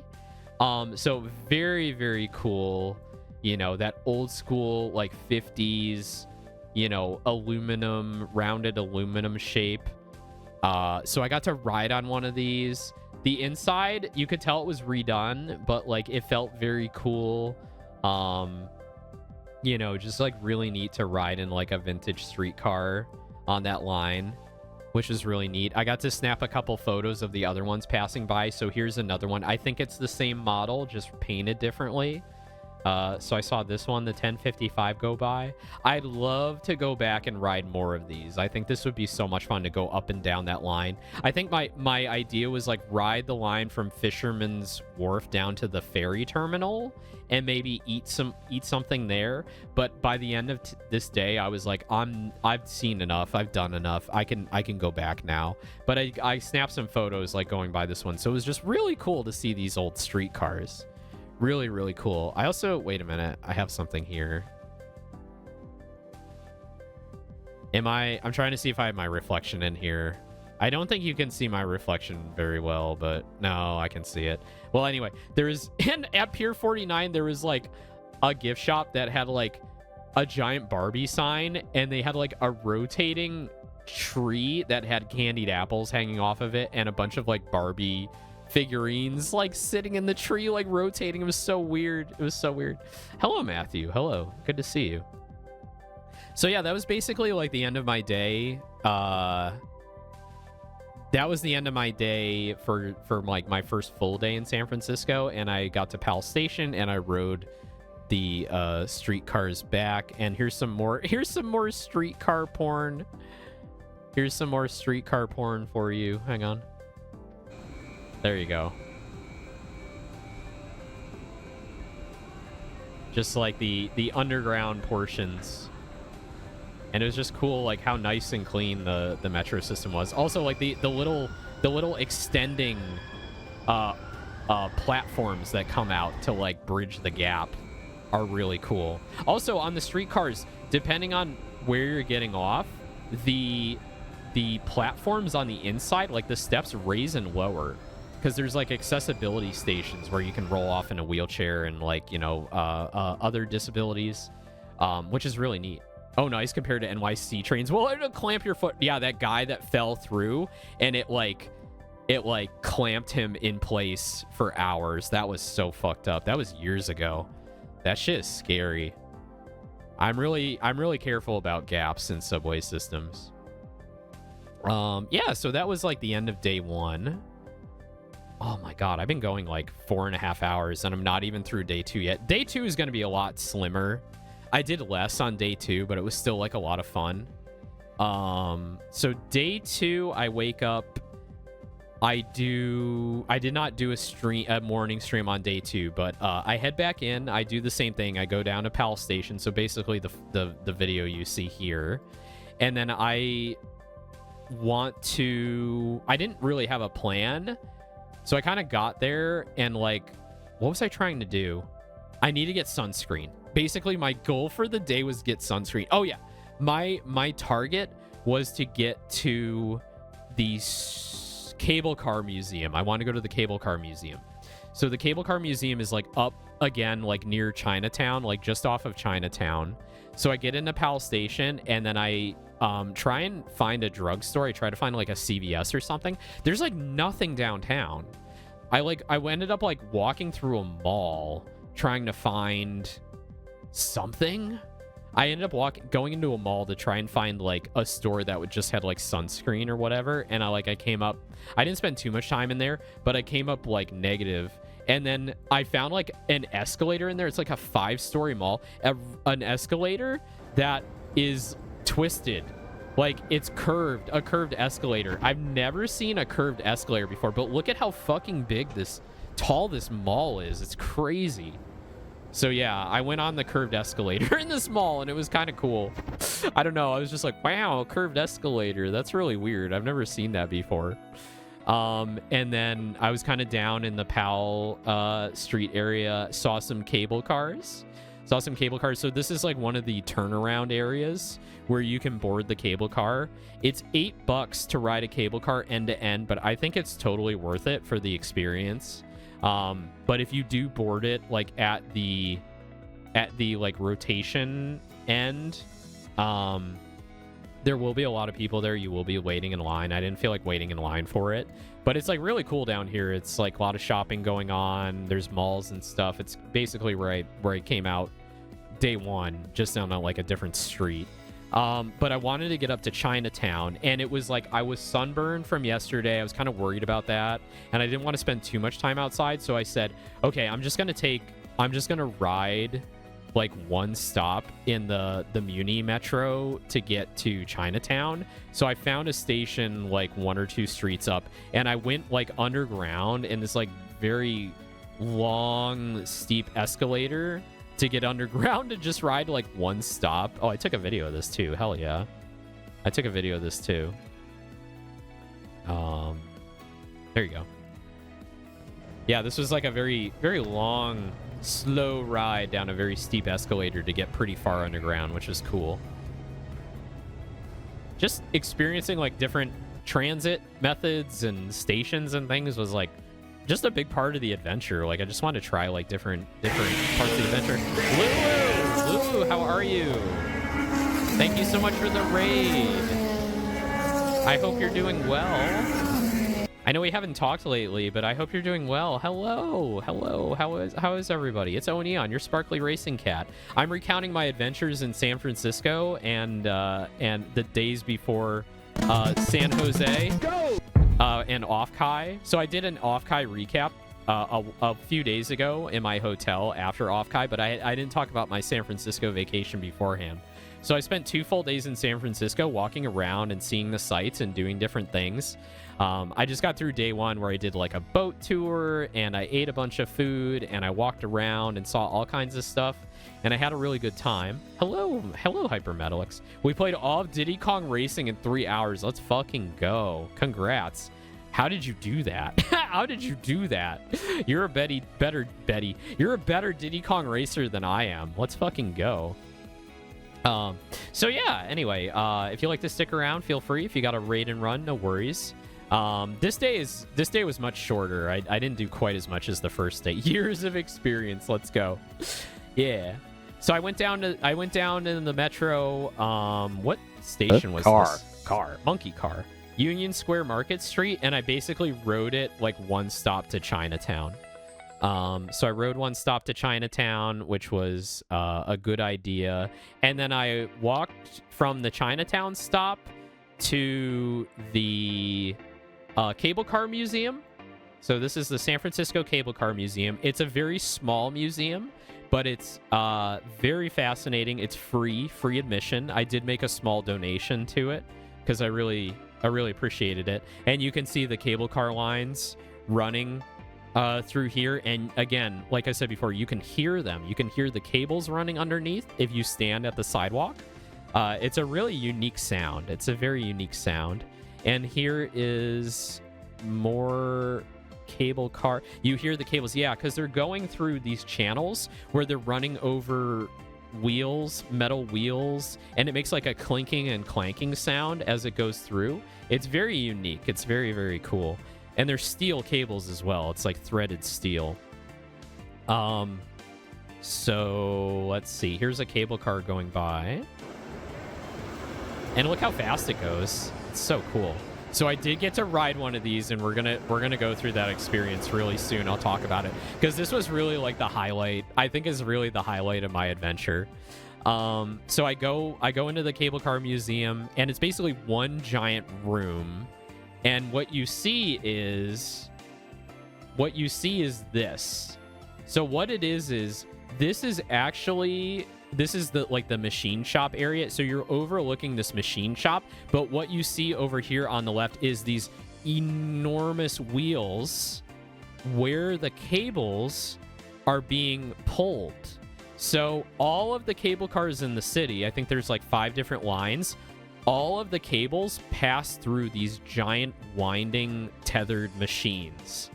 So they're pulling all of the cars, all the people. I think there's over 30 cars in the system, and I think it's something like they run 17 or 18 at a time on any given day. And above the upper floors of this factory basically are where they store all the cars. I think they call it the house. And I have a really awesome video here of the machine in action. Let's see.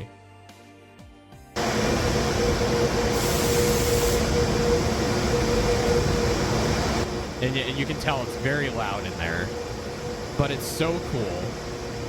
It's so massive. And it's really fun to just stand there and like read about it. And I got this great photo of Randon, the Randon Nui. Oh no, I got a video of Randon Nui here. Yeah.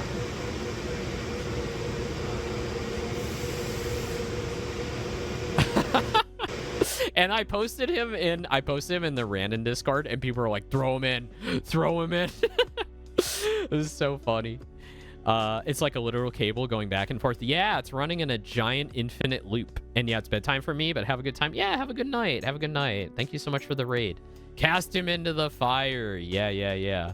Yeah, he deserves it. But yeah, this museum is really cool. I spent probably about like an hour here. There's a lot of different cable cars. Like this is one of the very original cable cars from one of the first companies. So it's like totally just like, it's a bench with a roof, right? And then they have, you know, the wheel in the center and the you know, where the brake man or whatever they're called to pull on to drive the cable car.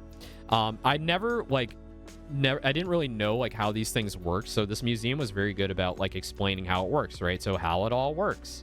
Cables move the cars. You know, they don't operate under their own power. They can only move by gripping onto the moving cables. So these cables are infinitely moving under the ground. So this system is, you know, pulling the cables with these giant wheels. They run underground. They go into what's called the sheave room, and the sheave wheels angle the cables so that they can go in different directions. And then the cars themselves, the driver pulls these giant levers that grip onto the cable, and the cable pulls the entire car forward, and the driver can adjust the grip onto the cables and also use brakes and other things to, you know, accelerate and slow down and stop the car. So it's a whole system of these cars literally just grab onto a giant cable that's infinitely running, and it pulls it along. So it's like a very simple system, but also like very complicated at the same time. So I thought was interesting was like, you know, the cables are moving at 9.5 miles per hour constantly, but the drivers can, you know, slow it down and speed it up based on like how much grip they've got onto the cables, which is really, really fucking cool.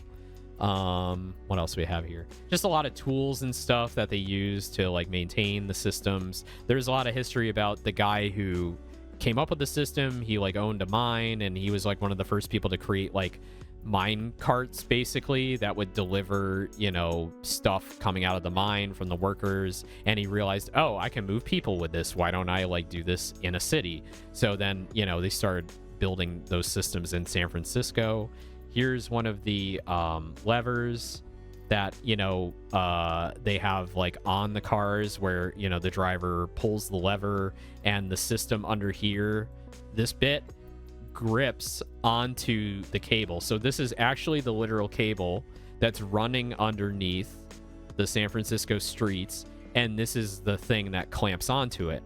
So the cable is actually lubricated with like a kind of tree sap, where it's like liquefied normally at a normal temperature, but the friction of this grabbing onto the cable that's moving actually vaporizes that tree sap to, you know, have it like lubricate. The lubrication like works with the whole system. Anyway, there's a lot of thermodynamics involved and stuff, but yeah, it's really, really interesting how these systems worked and how they figured this shit out such a long time ago, you know. I have another video. Yeah, I got another cool video of the wheel system here. MPC. Oh wait, no, not MPC. VLC. Here we go.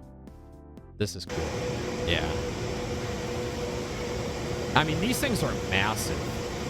These are absolutely massive. And this isn't even the original system. This isn't the original system. This is a system. You can see the GE logo down here. GE created these for the city in the 80s. So I think they installed these like early 80s, like 1982 or 1984. So this is the system that's in place now that runs, you know, that runs the cable car system, which is really, really neat. Okay. What else we got? Took a lot of cool photos here. Definitely recommend you check this out. It's just really neat to see all this old big machinery that's like working today. They had some really cool like old cable cars that were like very stylish, and I love the wood paneling and the roof and all this stuff.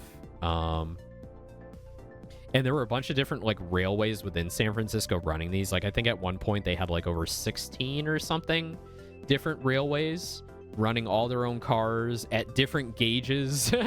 They were at different gauges as well, so like they couldn't like run on each other's lines. So it was like a very capitalist kind of competition going on. But this one's really neat. I just love the style of this, and you can see some of the old advertisements they put in here.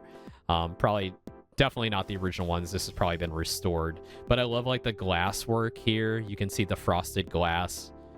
Just absolutely beautiful, some of these cars, and they're so cute. They are so cute. And here's a good shot. This is the one I have on the cover of the thumbnail for today. Very cool. Very cool. What else we got? Oh yeah, you can see the sheave room. So the sheave room beneath, they had like, you could walk under the museum in the basement area, and you could get like a glimpse of what these sheaves looked like.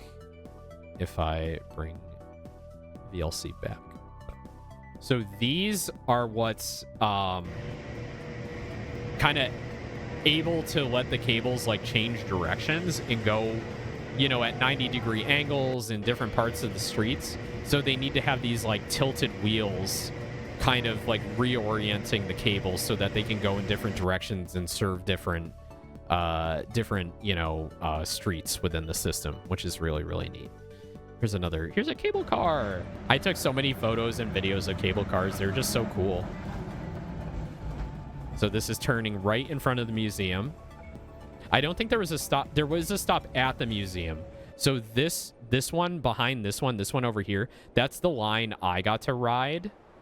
So I actually did ride past the museum, and you could get off and on. There was a station stop here, but it's kind of like in the middle of the line. So if you got on here or got off, it was a much shorter trip, and I wanted to kind of get my money's worth. So look at the dude dancing. Look at the Muni worker dancing back here. It's so funny. But you can see how they kind of like let off the cable and like ride it, kind of coasting around. It's just so cool. So cool. Let's see. Okay, so back to, I took a lot of videos at this point, didn't I? I have like moved away from photos so much. And then I was like, I got done with the museum. That was like my first stop, and I'm like, I need some lunch. So I walked down to Chinatown, back down to Chinatown. I went to the CVS in Chinatown, got the smallest bottle of sunscreen I could get because I wanted to fit it back in my flight home because I wasn't going to use all of it. And I put some sunscreen on, and then I'm like, okay, I'm good. Let's go get some lunch. So I went to this cute little cafe in Chinatown, and I got this cute little eggy sandwich. It was like egg and bacon, a little egg and bacon sandwich. And I got this adorable latte as well with Randon. So I got this cute little latte, no frills, but they put a cute little smiley on it for me with some like some kind of sugar. It was yummy. So I took a few minutes to just chill and figure out where I was going to go next. And then I decided, okay, I want to do the other touristy thing everybody does. I want to go to Lombard Street. So the twisty, windy, street that's like super narrow and goes back and forth that everyone thinks about when you think of San Francisco. I went to do that. So I am like, okay, I got sunscreen. I can walk there. It's not that far. Let's get going. So I'm walking along, and there's so many cute cafes, places to eat. There were so many places I just want to stop in and just like have a pancake at or like have a coffee at. I love the sign here. This one, come in a drag look and get free pancakes. I was like, oh, fuck yeah. Next time I'm cross-dressing in San Francisco, I'm going to go get a free pancake there. The one that Mythbusters stalled a delivery truck on. Yeah. Yep. The very same. And I just saw some cool like landmarks along the way. Like I saw this cathedral. I don't know which one it is, but I'm like, oh, that's cool. I like the architecture there. Oh yeah, I got some video of the cable the noise that the cables make under the ground, because I keep talking about it, but I wanted to make sure I had a video of it so I could let you hear it. You can hear the cable running underneath.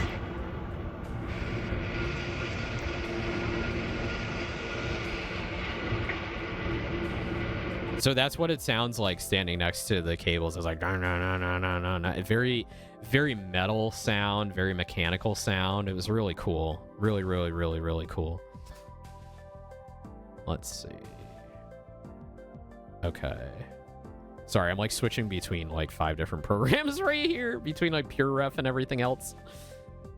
And then, you know, more climbing. But this, you can see from here, that's Lombard Street up there. Or I think this might all be Lombard Street, but that's like that's the famous part with the gardens and the switchback and everything. So this is my trek up the hill. And by this point, I'm like, I'm feeling yesterday's walking. I'm feeling that 18,000 steps from yesterday. I'm like, ooh, my calves and knees are like kind of and there's another park at 90 degrees sign with all the cars parked at 90-degree angles. And then I get there. I get to Lombard Street. So at the bottom, there's a lot of tourists here. A lot of people stopping in the corners, trying to get photos and stuff. So I start grabbing some whatever photos I can get, you know, being respectful of everybody else, because everybody else is there doing the tourist thing as well. I took a lot of selfies. I took a lot of random Nui photos, but this is probably one of the best ones from the base of Lombard Street. So you do get to drive down this. It is an active road, but they do have I don't think they're cops, but they're definitely like traffic specialists hired by the city to stand at the top and the bottom and keep traffic flowing. And they were very good at what they do. They're yelling at people to get out of the crosswalks because people are being stupid and grabbing really stupid photos at bad times. Fucking Waymo car. But people are driving all kinds of fun stuff. People are bringing like their like Woodstock era VW buses. There's all kinds of cars that were going on Lombard Street. It felt like one of those like bucket list items. It's like, I've got a cool car, I'm gonna drive it on Lombard Street, you know. It's just like a fun thing to do. It's a very touristy thing to do. I got some shots with Randon there, the Randon Nui went with me to Lombard Street. Probably get some better ones here. Yeah. And random bystanders as well. Random bystanders. I took a lot of shots. There we go. Randon at Lombard Street. Very cute photo. It was just cool. It wasn't too packed either. There were a lot of people, but there was room. There was room to move around and take photos and stuff, and everyone was being pretty respectful. And so I crossed the street, and I loved walking up. I loved walking up the narrow, you know, stairs and looking at all the cars coming down, and everyone was just like really chill. It was just like a really chill walk up to the top. You could stop and take a photo like at any point. I was like waving to some of the people in the cars. You could tell they were having a good time. The houses here were beautiful, you know, very beautiful houses on this street. We got another ad break coming up. Here's another angle, like looking back. So this is what it looked like from, you know, crossing the street here, climbing here, and getting a look back at the city. Lots of selfies, which I can't show. The gardens were gorgeous. Some of them were like a little too high though, I think. So it was like you couldn't get good views of the street from certain angles, but if you were up against the walk here, you did get a chance to peek in right next to the road. I like that there were points for people to kind of take photos in as well with the gardens and the road and everything. One of the things I wanted to do when I was there that I only found out about after looking at TripAdvisor, but I didn't get the opportunity to do it. I think I'd want a friend to do it with. And if any of you ever want to do this with me, I am absolutely down. They have these little cars. They have these little car tours, and you can rent these little like 3-wheeled cars. They're like reverse trikes, and you can take a passenger with you and ride them around the city, and it's like a GPS guided tour, and you can rent these for like 2 or 3 hours at a time. And I thought about it. It's like $160 for like 2 hours, and I was like, it's a bit expensive, but I would definitely do it if I had like a friend with me. And I saw one of them, and I'm like, oh, that's the thing, the Go cars. And you get to ride them. Basically, they take you to all the major like sites in San Francisco. So you get to ride one of these down Lombard Street, which is so cool. The locals probably hate these things because they're not everywhere.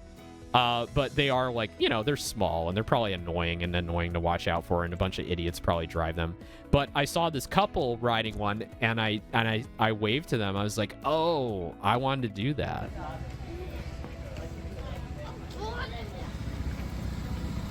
Are those easy to drive? Yeah. I was thinking about it. Yeah, so they clearly thought it was worth it. So I'm definitely down to do that next time in San Francisco. So if anyone wants to ride in one of those with me, I'm driving. Let's do it. Let's fucking do it, because I'm down. All right, so went on Lombard Street. We're gonna have an ad break really soon. It's probably gonna be our last ad break because I kind of want to wrap this up in the next like 45 minutes. Yeah, just like really cool, like watching the cars come down. You could tell some of the drivers were getting like really stressed out, but everyone goes very slow. It's a mandatory 5-mile-per-hour speed limit. Everyone was taking it easy. There were a lot of like, you could tell there were a lot of like luxury cars. People didn't want to scratch up their cars or fuck up or whatever. So I got to the top of Lombard Street. The view was amazing. Very nice. A lot of people up here just kind of hanging out. There was like group tours going on. There was a big German tour. There's like a lady with like a microphone and a loudspeaker, and she was like shouting in German to like 20 people, which was like kind of funny. So it was just kind of cool to people watch while I was there, while I was waiting for other stuff. And what I wanted to do was get to the top of Lombard Street and then ride a cable car back down. I wanted to ride a cable car back down to downtown because I was making it an easier day, a much shorter day. I didn't have like a lot in mind here. And I was definitely like a little bit tired from so much walking yesterday. So up at the top at Lombard Street, there is a cable car stop. And I got to watch a couple go by because I like didn't get there at the right time or whatever. So let's see. Oh, there we go.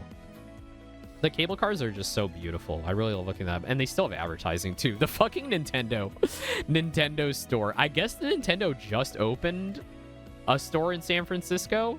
So there was a lot of advertising going on. There was a lot of billboards and a lot of Metro advertising for the new Nintendo store. But yeah, it's just, I don't know, it's just really cool to get so many beautiful shots of these cars. So we're going to have an ad break. This will be our last ad break. And when we come back, I'll show you my ride down the cable car back down to downtown. I'll see you soon.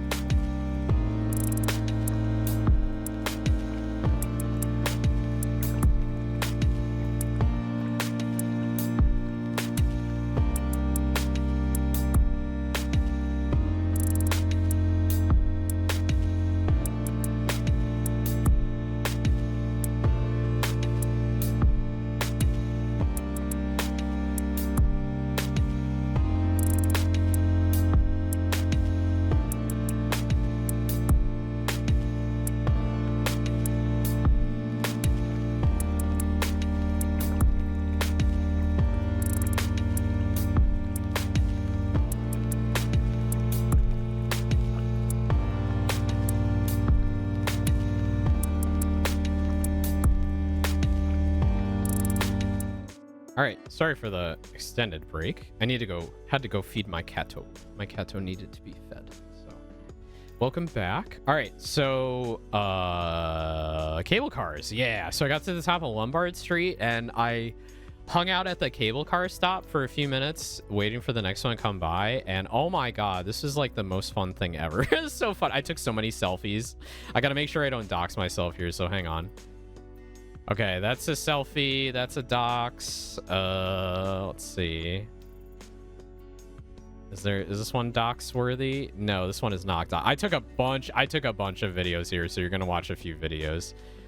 So the cable car rocks up, and I'm gonna ride it from the top of Lombard Street all the way back to Powell, where the station is, because I want to go get like some food, probably some dinner at this point, or early dinner, and then figure out what I'm gonna do like the rest of the day, which is like not much. Probably like head back to the Airbnb because I was pretty tired from the day before.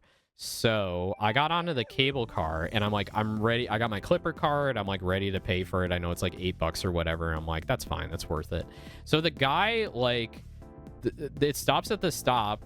And then, like, you know, the guys running the car are like yelling all this stuff. And it's just like, tourists are stupid. So like, they don't know what they're doing.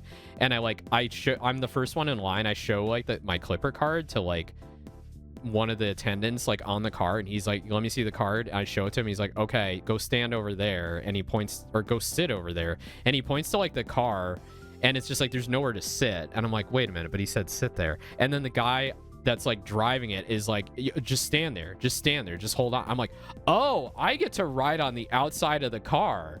Oh shit, this is awesome. So like after me being like utterly confused, I'm just like, oh, I get to do the fun thing. I don't just get to sit on the car. I get to stand on the outside of the car and hold on the whole time, which is fucking goated. So much fun. So I take like a bunch of photos, I take a bunch of videos, like everyone's having a good time. The brakeman is yelling at people, but like he's having a good time. He's so funny. And then, oh, here we go. Here, I took a selfie, but I put a cat face over it. So look at that. You get to ride on the outside of the car. I mean, this is like I got the real San Francisco experience on this trip for real. Like I got to go on a boat tour. I went to Lombard Street. I rode on the outside of a cable car. I had like dim sum in Chinatown. Like you can't say I didn't get like the full experience by going here. So really had just such an amazing time.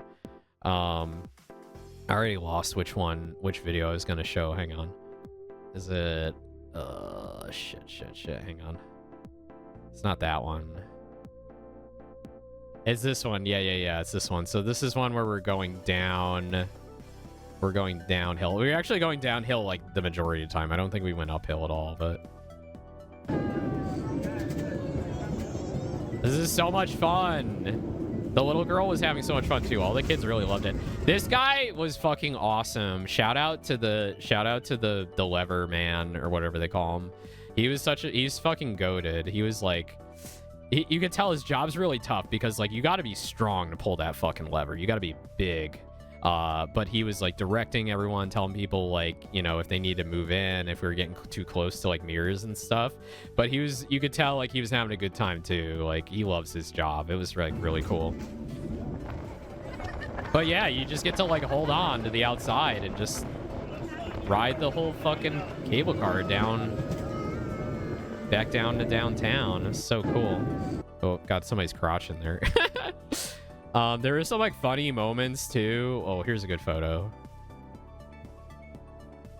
There are some funny moments too. This is a great photo, so you can see like going into downtown. Just this great shot all the way down the road here, the Oakland Bridge, the Transamerica Pyramid.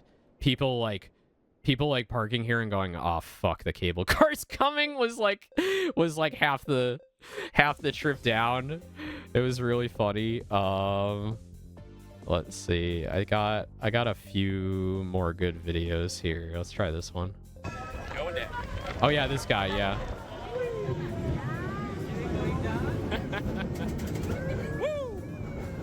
I was having so much fun. You could tell. I was just like, ah!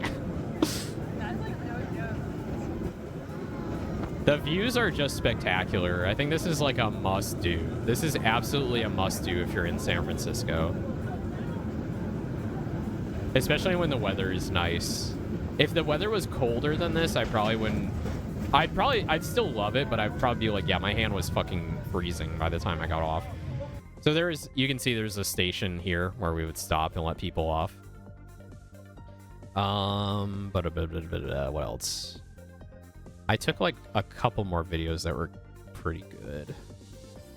There was somebody like trying to parallel park. And he was like definitely in the way. Oh, this is an uphill portion. This is cool. Yeah, watch this.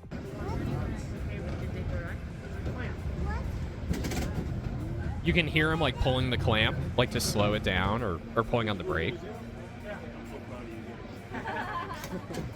And they just closed too. They want to go. All right, guys. So now he's like, you know, hooked back onto the cable, and we're gonna go uphill. It goes fairly fast around the corner. Again, like the cable's traveling at 9.5 miles per hour, so at top speed you're usually going around 9 miles an hour. I wonder if they ever get people trying to blast City Escape from Sonic Adventure 2 on this during the downhill parts. I'm sure they're all like, it's another Sonic fan. Yeah, there are a lot of people trying to like parallel park, and we'd come around a corner and it'd just be like, well, or like people would be like stop for a stoplight, but not like over far enough, and clearly they're like in the way and they didn't give a shit. Let me see if I can find that one video I took. Is this it? Wait.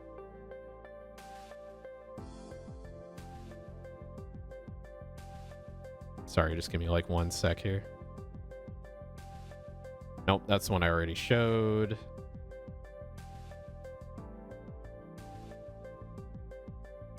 I don't know. Here's just another one. This was just so much fun. This is so much fun.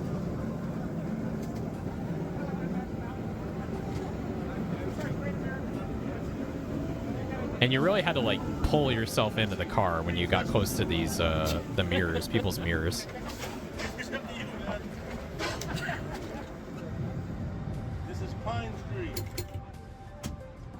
I want to get some video of him like pulling the levers, but I didn't want to be like shoving cameras in people's faces either. Push.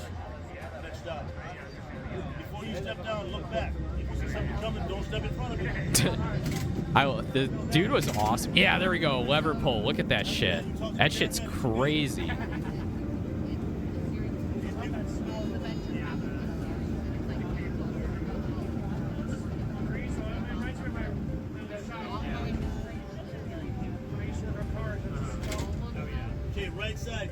You gotta be strong to do that, because you're doing that like all fucking day. It's crazy. Hang on. There's like one video I really wanna show, and I can't seem to find it.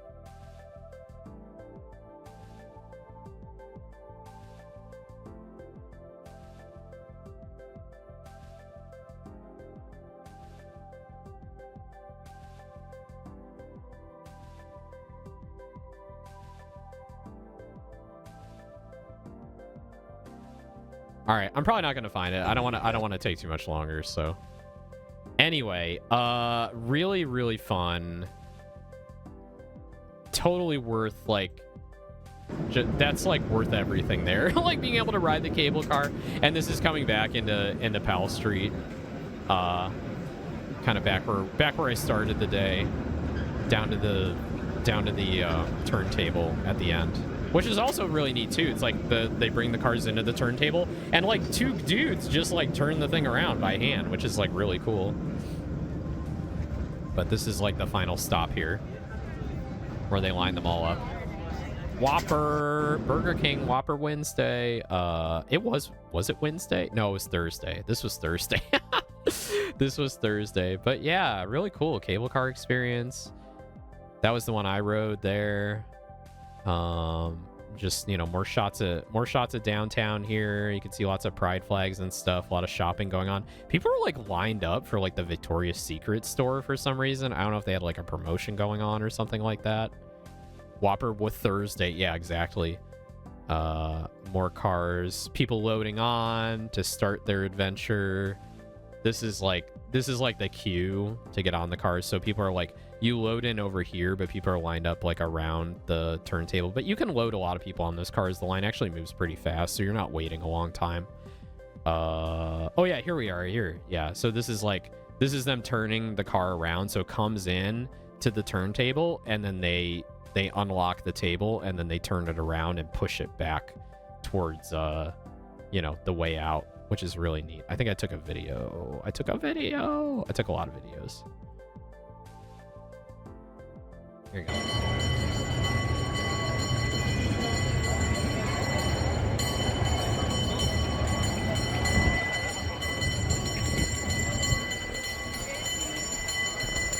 So they roll it into the turntable.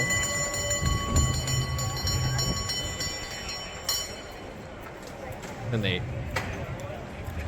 hop out and then turn that shit around. He's already pulling on it there. Right there. So cool.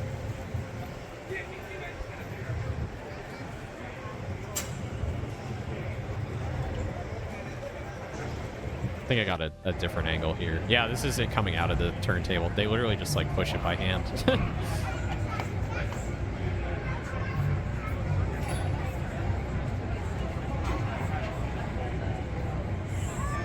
What an adventure. So yeah, I ended out the afternoon in San Francisco proper, the downtown area, with like a light dinner. And when by a light dinner, I mean fucking Nutella waffles and an espresso. So I had this giant ass waffle with bananas and whipped cream and strawberries and a big thing of Nutella and an espresso. And Randon helped me with it. Randon helped me with it, and it was so good. It was so good. But I was like stuffed by the end. I was like, that was a lot of sugar. But like, I don't know. I saw there was like a few cafes I passed by earlier in the day, and they're like waffles, and I'm like, shit, man, waffles. I want waffles. So I stopped in like, you know, one of the more commercial chain cafes closer to downtown, because that's where I was, and I grabbed a waffle in there, and it was so good. So good. Also, in that cafe, this is the first time I've ever been handed like a bathroom key on a giant kitchen spatula spoon.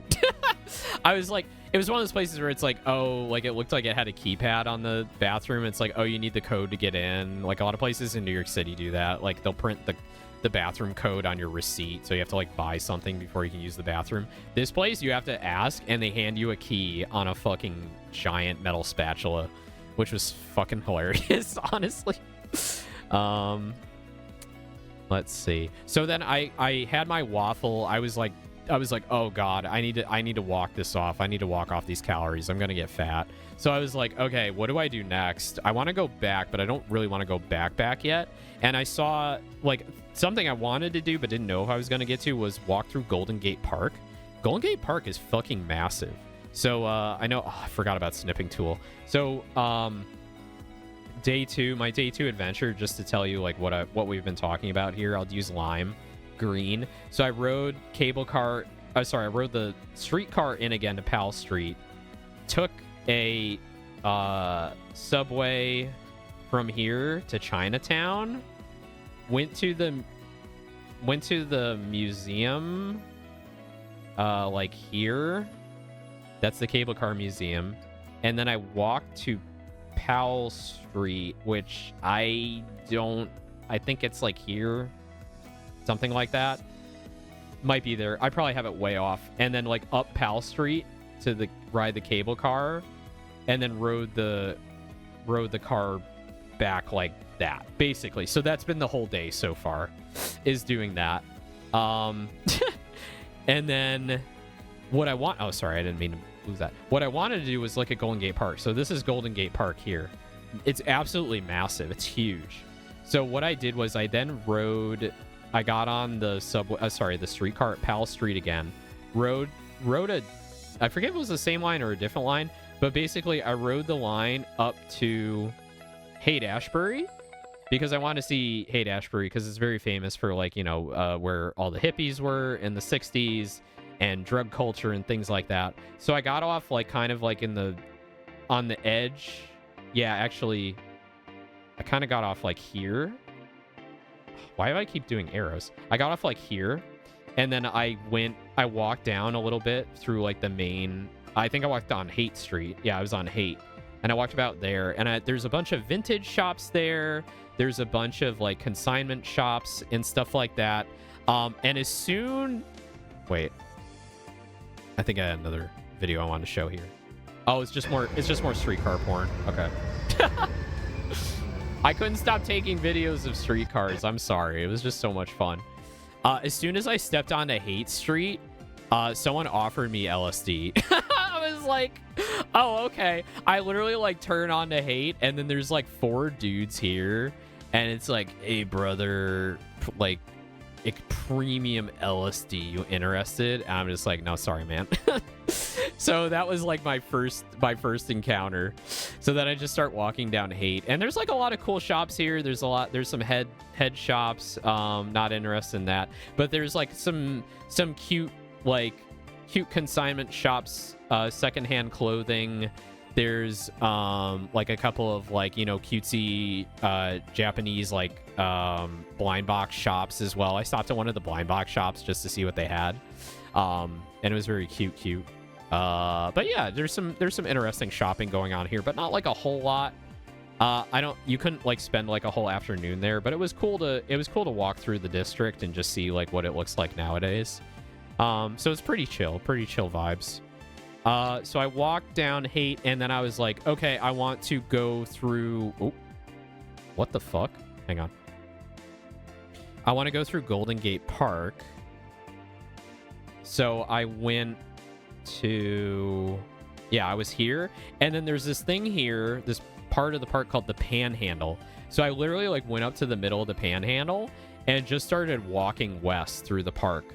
So I literally just like followed the park path, probably about that far, because then you get to like the Performing Arts Center that's there.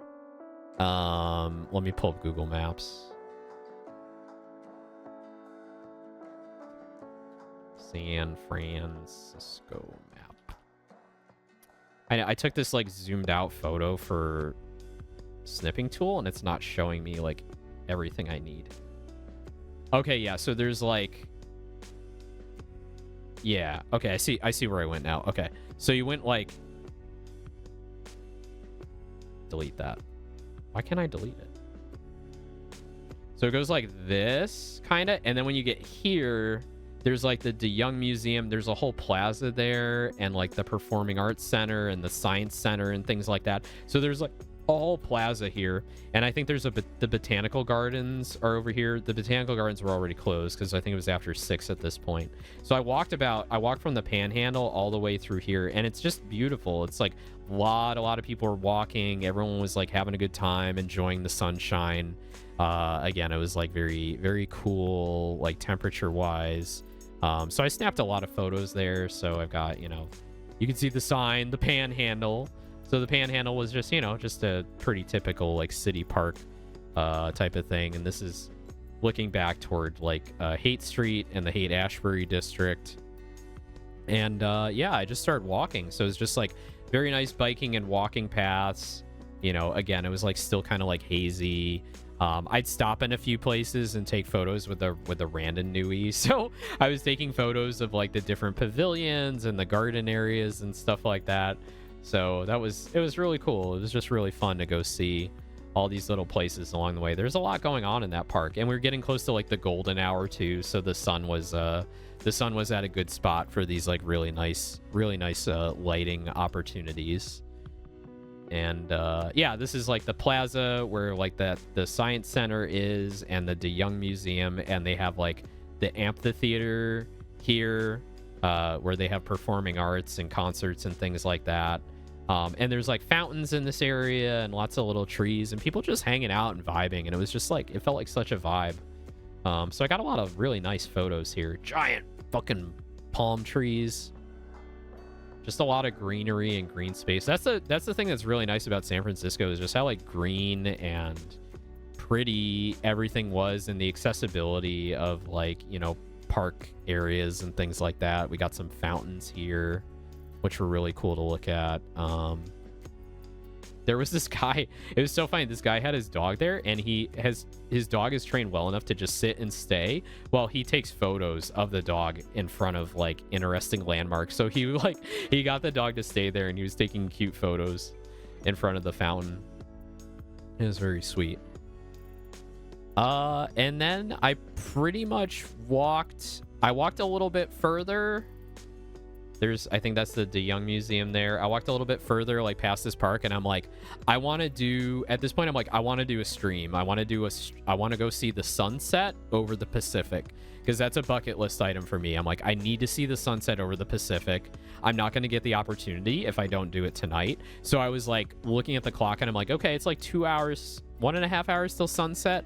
I'll walk a little bit further, and then I'll grab the streetcar back to my Airbnb, grab my streaming setup, the lav mics, and we'll go to the beach and have like a quick like sunset stream. I think that would be really cool. So like I went from like this area, and I think I went down to Irving Street here. I made a beeline, and then I grabbed the streetcar. Actually, I think actually the car runs like that, actually. So I grabbed the streetcar, went back to my Airbnb, grabbed my stuff and all that. And this was really weird. Like the stop that I got on for the streetcar was like the last on the line for the car I was on. So I literally like stepped on the car, sat down, and then they're like, this is the end of the line, everybody get off. And some people were like kind of confused. And I was like, oh, okay. Which kind of like annoyed me because I already scanned my card or whatever. I already paid the fare. And then I got off, and then we waited like 5 minutes, and then another car rocked up for us to get on to like go the rest of the way. And I'm like, okay, like whatever. I guess that's just how the metro system works. I'm not gonna like get mad about it. But it was like it took like extra time. So I was kind of like waiting on this median for like, I felt like 20 minutes. Waiting for like the next car to come, because I think they weren't doing cars every like 10 or so minutes. It was like 20 or 25 minutes. So I was just kind of hanging out on this median platform for like 20 minutes waiting for a car before one came, and then another like 10 minutes after the first car like kicked everybody out, and we had to wait for another one. But it was cool because at this point Big Ham was streaming, and I was watching. I put my my earbuds in, and I was watching Big Ham rig my model while I was waiting for a streetcar on this median. It was kind of funny. So I had a little bit of entertainment waiting for that. So that was fun. I was chatting in chat if you were there. But yeah, that's like kind of the end of my day. I got back in time for the sunset. I had a really cold stream, which you can go watch the VOD of on my YouTube channel. And I enjoyed it, but it was very cold. My hands were very, very cold. And it was like, okay, sunset, okay, bye everybody, bye. And then yeah, I just kind of went back to my hotel room. I ordered some really mid sushi.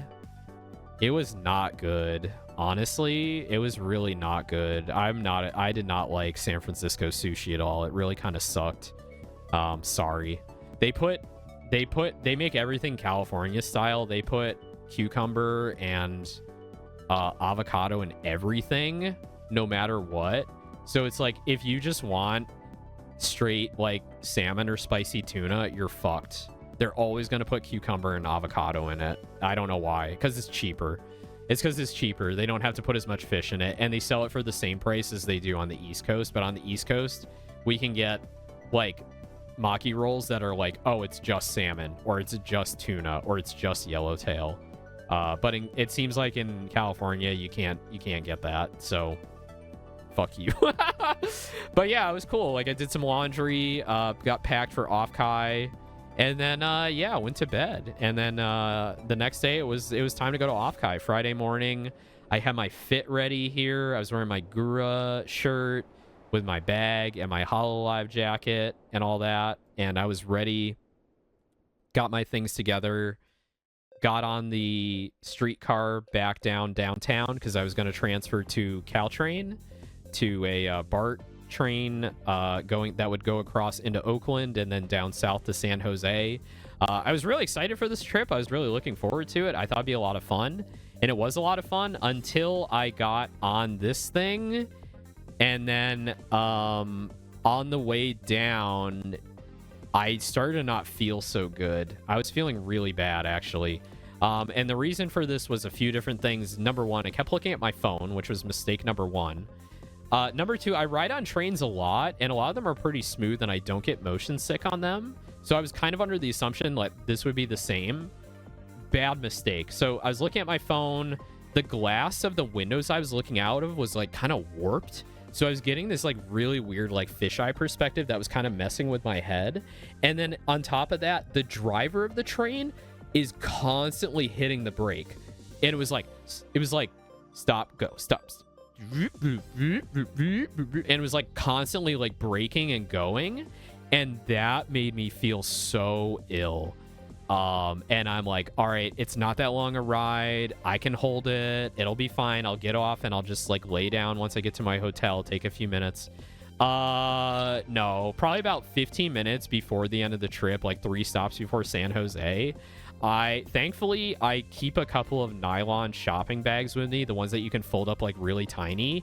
And I'm like, this isn't gonna end well. So I bust out a shopping bag and I vommed all over the shopping bag inside. It was not pretty. It was not a good experience.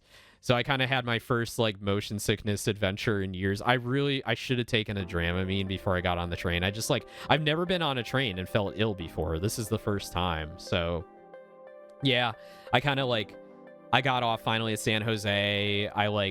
Thankfully, they have some bathrooms there that are like private. Like you can just like lock it and be the only one in the bathroom. So I took like 10 minutes to like wash off my face, like clear myself out, have a couple of mints, drink some water, center myself, get myself together. So that was good because I want to get to the con and I want to see all my friends, right? So I get to San Jose train station. I hop out. Get myself together, call a Lyft, take a Lyft to my hotel, which is like right down the street from Off-Kai. And I get there. The driver was so funny. He was so goddamn funny. He's Colombian. He's been there for like 3 years. And I was asking him about the area. I'm like, oh yeah, a lot of places to eat. Like, what do you recommend? Like, I was trying to chat a little bit, but I wasn't getting I was still like sick. I still didn't feel good. And he was being like really chatty with me. So I was just like, all right, I gotta keep up the friendly interaction because I love chatting with people, but it's just like I'm struggling at the moment with my stomach. Because even though I'd vommed already, I still didn't feel good, and I was still, like, dizzy. And I told him as such. I'm just like, yeah, I'm really not feeling good. I'm sorry. And he's like, oh, yeah. So what are all these people here for? He's like talking. He's like, what are all these people with the badges here for? I'm like, oh yeah, it's called Off-Kai Expo. It's like an anime convention for streamers. And he's like, oh, anime. I love anime. What's your favorite anime? And I'm like, and in my brain, I'm like, Legend of the Galactic Heroes. I'm like, there's no way this dude knows what Legend of the Galactic Heroes is. So I was like, I mean, I really like Dragon Ball Z growing up. He's like, oh yeah, I love Dragon Ball. Do you know Saint Seiya? And I'm like, whoa, dropping the Saint Seiya like out of nowhere. Wait, this guy knows some shit. He's like, yeah, I love Saint Seiya. I love Hellsing. Do you know Hellsing? I'm like, hell yeah. Oh, fuck yeah. I know Hellsing, right? So we're talking about like 90s anime. I could tell. I'm like, oh, he's from that era of anime that like I'm from and got into anime. So like we were talking about shit. We were talking about like anime figurines. He's like, yo, I love collecting figurines. I love like horror figurines. And I'm like, oh yeah, I love figurines too. I have a lot. I've a pretty good collection. He's like, oh yeah, what figurines do you collect? And I'm just like, in my head, I'm like, they're all like half naked. And I'm just like, yeah, they're mostly like half naked cat girls. And he's like, oh, I love the hentai. And I'm like, oh, okay. He loves the hentai. I'm like, yeah. So like I kind of moved that topic. Hello, how are you? Hello. It has been a while. How was your stream? I hope you had a good stream. I'm Owen Aeon, your sparkly racing cat. I've been doing a yap about my San Francisco adventure prior to Off-Kai for the last like 5 hours. I'm just like wrapping things up now. You played Rivals. Nice. It's good to see you. Yeah, we haven't seen each other in a while. Cool. Yeah, so I'm just talking about my San Francisco adventure. I went through like I spent like 2 full days of touring, and I rode cable cars, and I went on a boat tour and did all this stuff. Went to Chinatown, ate some dim sum. It was really fun, really fun. So I had a really good adventure prior to going down to San Jose for Off-Kai. So I'm talking about my trip down to Off-Kai right now, and I took the train down, and I felt so sick. I got so sick on that train, and I got this like fun taxi driver from the BART station down to my hotel. And we were talking about like anime and anime figurines, and he was like, "Oh, you collect figurines? What do you like?" And I'm like, I just told him flat out, I'm just like, yeah, they're all like half naked cat girls. It's like, he's like, "Oh, I love hentai," and I'm like, oh my god. Oh my god. So it was a cute little like 15-minute Lyft ride to the hotel. So I get to the hotel, I like stumble into the lobby, and the guy there is like really funny, and I'm like, yeah, can I check in early? Is that okay? He's like, yeah, normally we charge like $50 for early check-in, but I'll make it $25. And I'm like, I'm not gonna argue it. I'm just gonna say, yeah, okay, fine, just like let me in. So he was funny and did his whole like comedian stint or whatever. Anyway, stumbled into my hotel room, immediately like flopped down on the bed. I think I cried a little bit. I didn't really cry. It was like I feel so bad from that train ride, but I need to get my shit together because it's already like 11 at this point, and I'm already messaging like Saku and Toga, and I'm like, I want to see you guys. I want to get to the con because I want to get my badge, and just I don't want to miss anything. I really want to get to Off-Kai. So what is this photo I took? Hang on. Oh, this is on the train ride down. This is like the Oakland, the port of Oakland, which is just like massive port with thousands of containers and container ships and things like that. That was probably the only photo I took on the train ride down. So, because otherwise I was just like trying to stare straight ahead and not throw up everywhere. So I get to Off-Kai. I take a few minutes in the hotel room. I get to Off-Kai, I get my badge. I already yapped about Off-Kai, but I'll talk a little bit about it. And yeah, it was just really fun. Had an amazing time, met up all my friends, met a lot of VTubers, met a lot of people I know. I went through a lot of this before. I had like a whole recap, but I kind of skimmed through some of the photos. I got to pose next to a bunch of standees. Here's the Shindig standee. I got off on the wrong stop both times I rode it. No, I'm sorry. I'm so sorry. I'm very diligent about like my mass transit adventures. I need to know exactly where I'm going and exactly what stop I'm getting off, and I keep checking Google Maps like multiple times. So I'll just briefly go through some of the photos I took. There's an Ashton standee. I got a selfie next to the Ashton standee. Let's see. I got a cute Gura enamel pin in Artist Alley. Got to rep the dead Oshi. I got my Randon Omana giant Randon keychain there. So it was nice to decorate my crossbody bag with a bunch of pins and stuff. I saw the Itasha while I was there. I really like this Ina Itasha, which was really cute. I got a bunch of photos of the Itasha. Yeah, so sexy and cute and fun. Ina is just so much fun to like do art with. She can just pull off anything. She's very cute.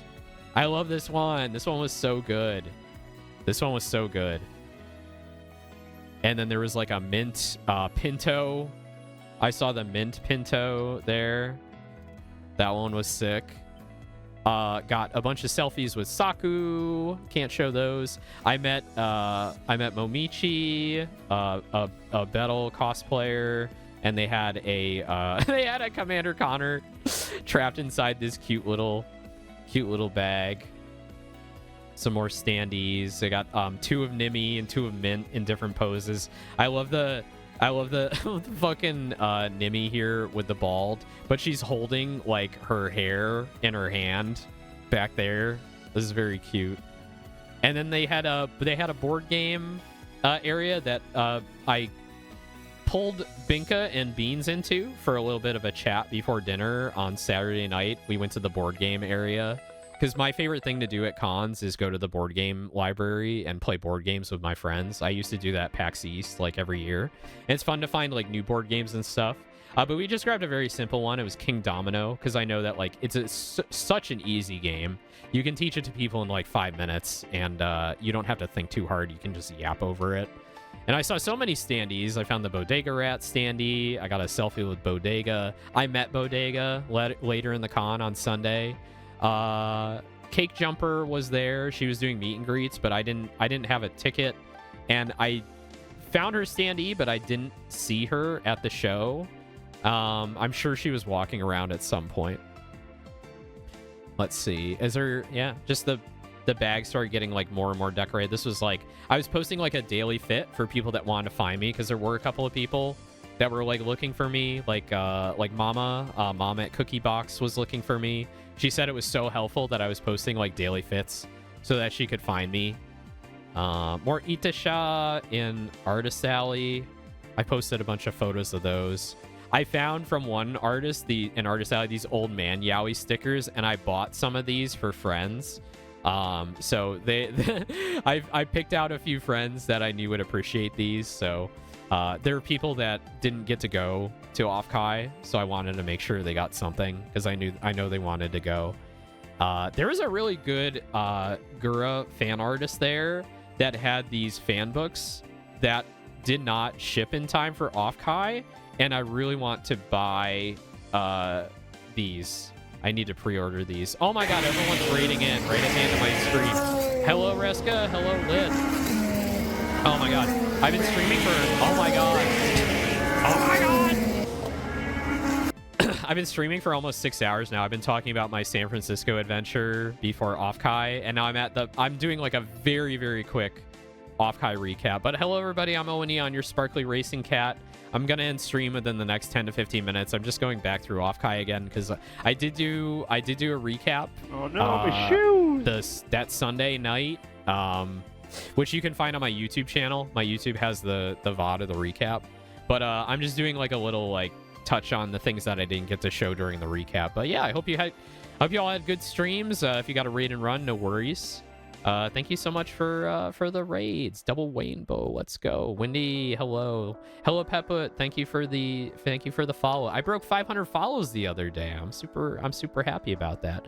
But yeah, anyway, I cruised through Artist Alley multiple times. I want to see what everyone had. This artist is a really cool Gura fan artist. He had a couple of Dojin fan books he was selling, but they did not arrive in time. But you can pre-order them, and it's ma_draws on Twitter. And I'm really looking forward to these fan books. They're really, really cute. I like his style. But yeah, I had like such an amazing time at Off-Kai. More pins. I like this no pin I got from one of the artists. That was really cool. I went to the Shindigs panel. I was like one of the first people in line for the Shindigs panel. So I met up with Lala there and her group and a lot of that group. And this is where I met Aros. So Aros and I were hanging out at the Shindigs panel together. We got our Joels. I met up with Kale when I was in line to get my 18 plus wristband, because apparently you needed an 18 plus wristband to get into the Shindigs panel. So I had to like run out of line, run downstairs and get a wristband. And that's where I ran into Kale, another Randonite, because he had his Randon hoodie on. And we had hugs and happy, joyous noises for finding each other. Shindig's panel was cool. My pants got wet because he had a whole crew there to spray people with spray bottles. As we were spinning the Joel cardboard cutouts. I got to eat a lot of great food while I was there. We went to Iguana's Burritozilla.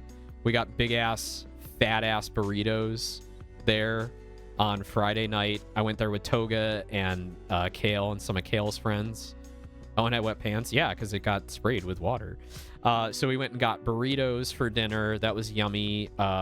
We met up with Binka, and she talks a lot about that in her stream. But she brought her Randon Nui, which was very cute. Dressed up in the Onokuma Cafe get up from when she went to Japan just recently. And then Kale and Toga and I hung out with our newies, and we chatted for a bit before we, went different ways. I think Binka had a panel to go to. Kale and Toga and I, or actually, Toga and I went to play DDR in the arcade room, which was fun.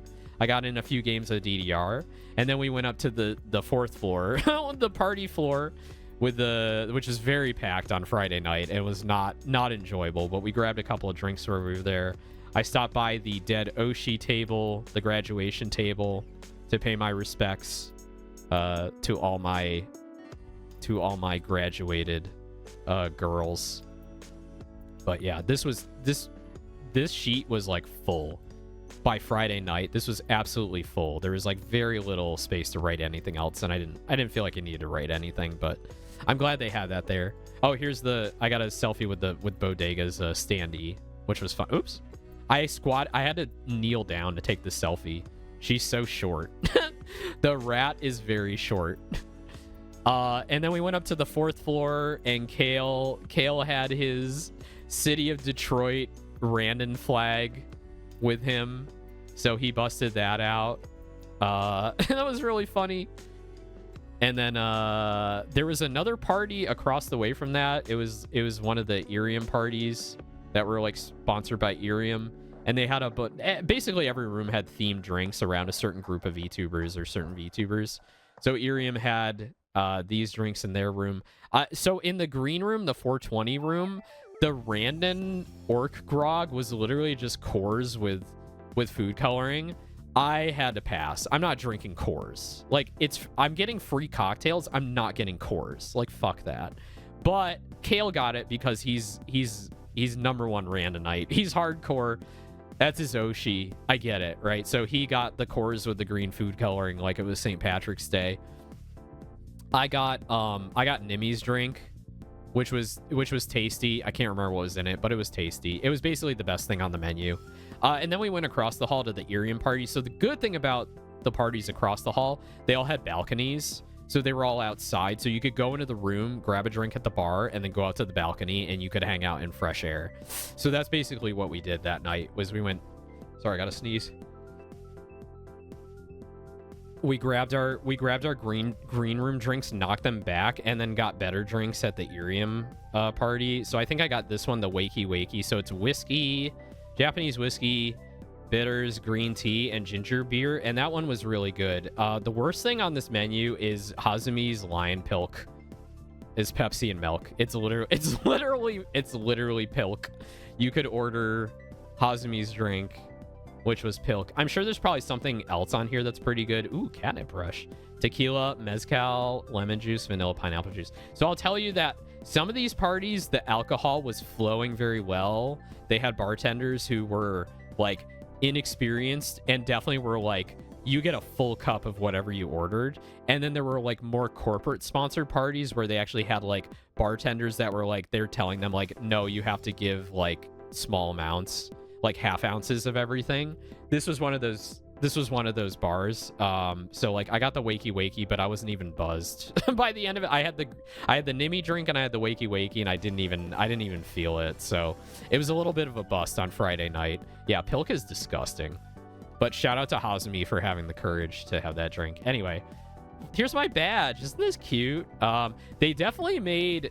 So the mascot's name is Sam Joe. They made her really slutty this year. I'm just gonna say it. They made her like really slutty compared to the past years. She's got a lot of, things going on here. They're definitely leaning into the more aero aspects of VTuber stuff.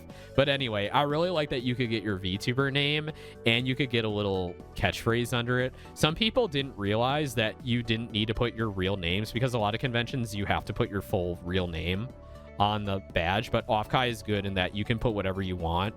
And some people did like their Twitch URLs here, but I really wanted to do like my name and my Sparkly Racing Cat title, because I had business cards. I was handing out business cards. They had my Twitch on there. They had my website and all that stuff. So I didn't really need didn't feel the need to do that. But yeah, it was really, really cool. And I had my autograph book with me, so I was getting autographs from like my friends, like A Ross and Babinka Bear, and she had stickers, and I got Toga and Kale and all that. So I was already filling up my autograph book.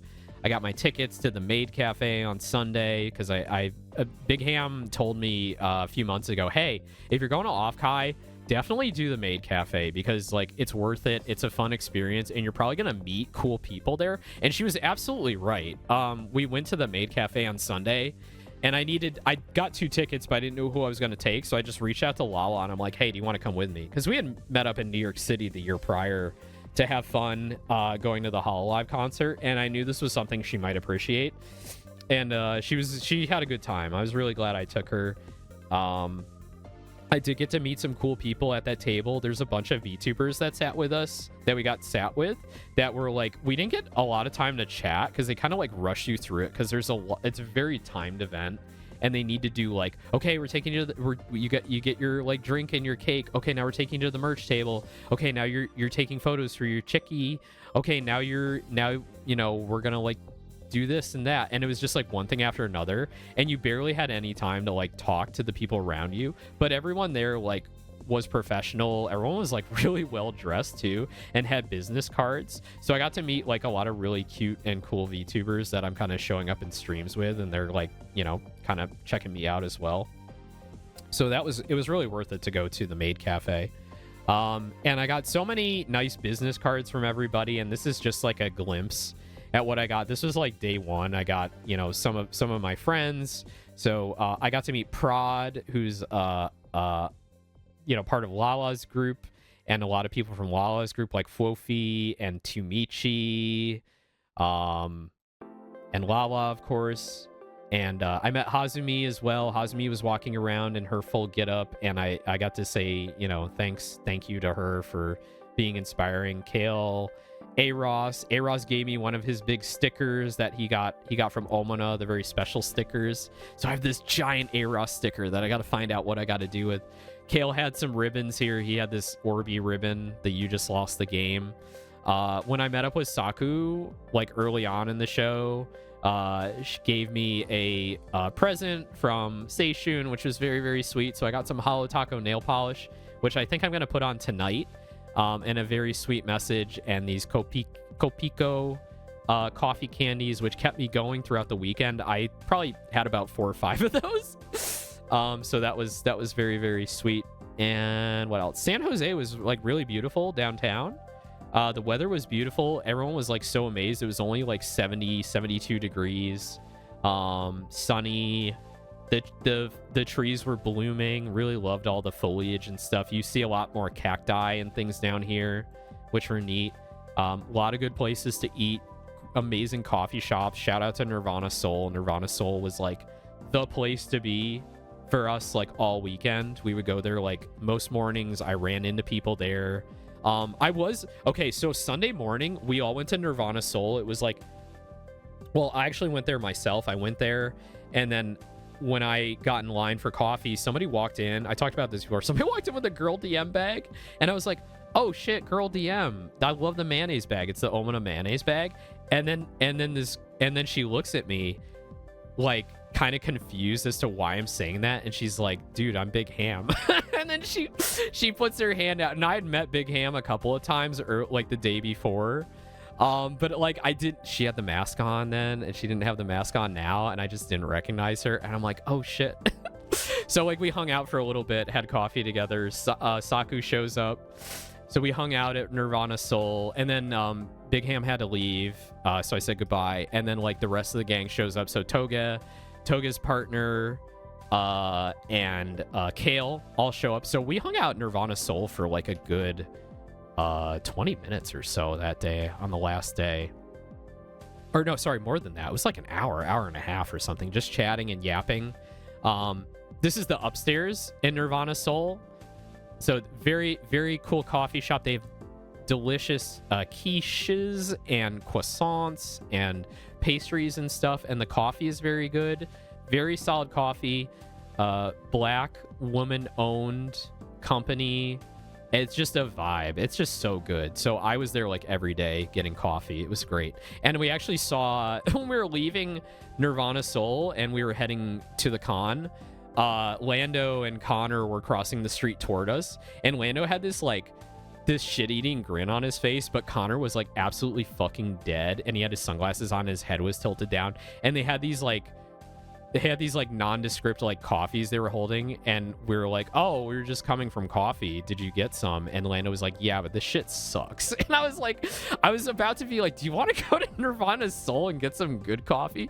But they were like, they're always like walking somewhere, and I didn't want to stop them. But it was good to run into them again on the last day, which was fun.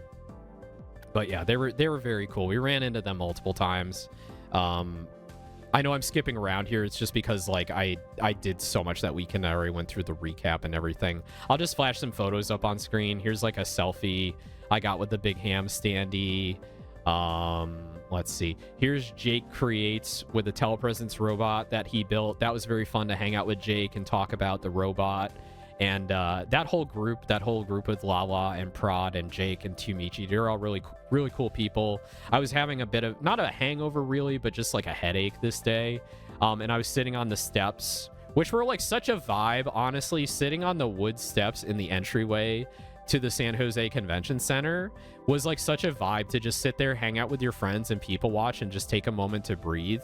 And it was a really good place to like meet up with people. I don't actually have a photo of the steps themselves. Oh shit. I don't have a photo of the steps themselves, but they basically looked like this wood, and it was just great place to like hang out with people and meet and talk.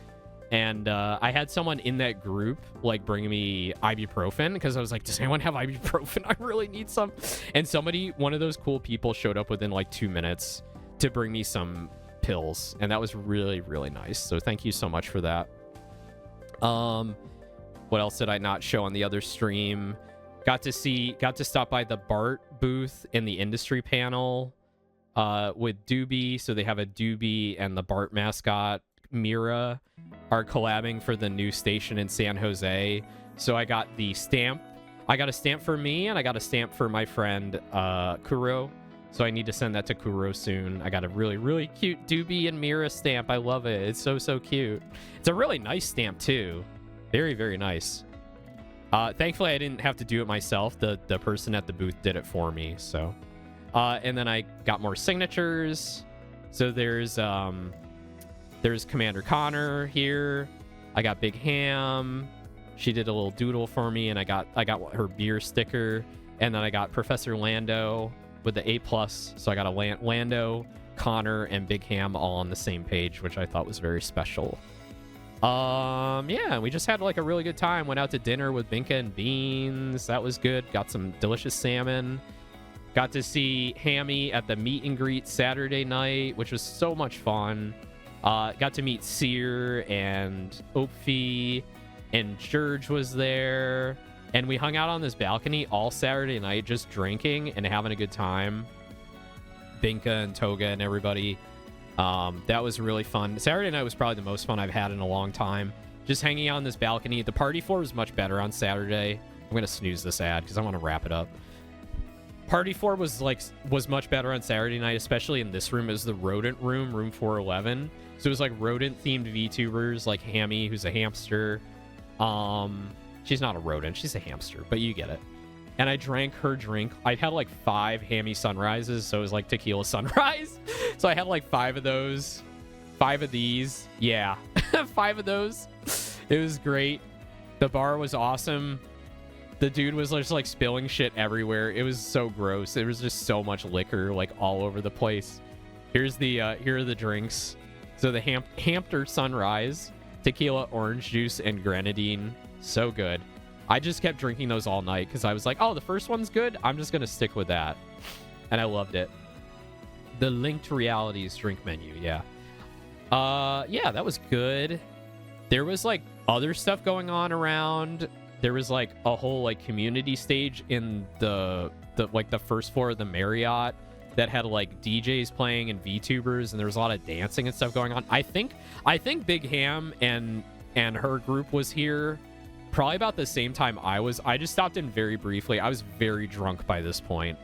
I was very drunk by this point, and it was like 1:30 a.m. and I'm like, I don't want to stop the party. What else is going on? And I was like messaging people, and some people were at like karaoke, but you could tell like once you get to 2 a.m. things are like winding up. And my logic brain finally kicked in. Is like, I need to go back to my hotel. I need to go back to my hotel. So I went back to my room, and just like, you know, I was out in just like a few minutes. But I got this very lovely bracelet from Sear, which I absolutely adore, and I've been wearing it like every day. Yeah, just like super good times. I think, yeah, that day as well, I got like more signatures in the book.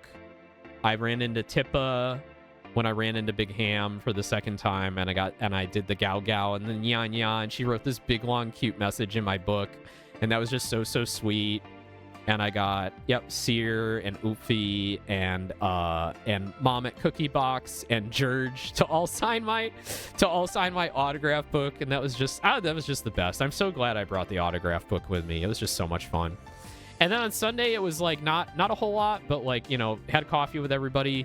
Went to the keyboard meetup, saw a bunch of like interesting Oshi themed keyboards, a lot of like weird keyboards. And I've been pretty active in the East Coast keyboard scene in the past, but I haven't seen like what the West Coast scene is like.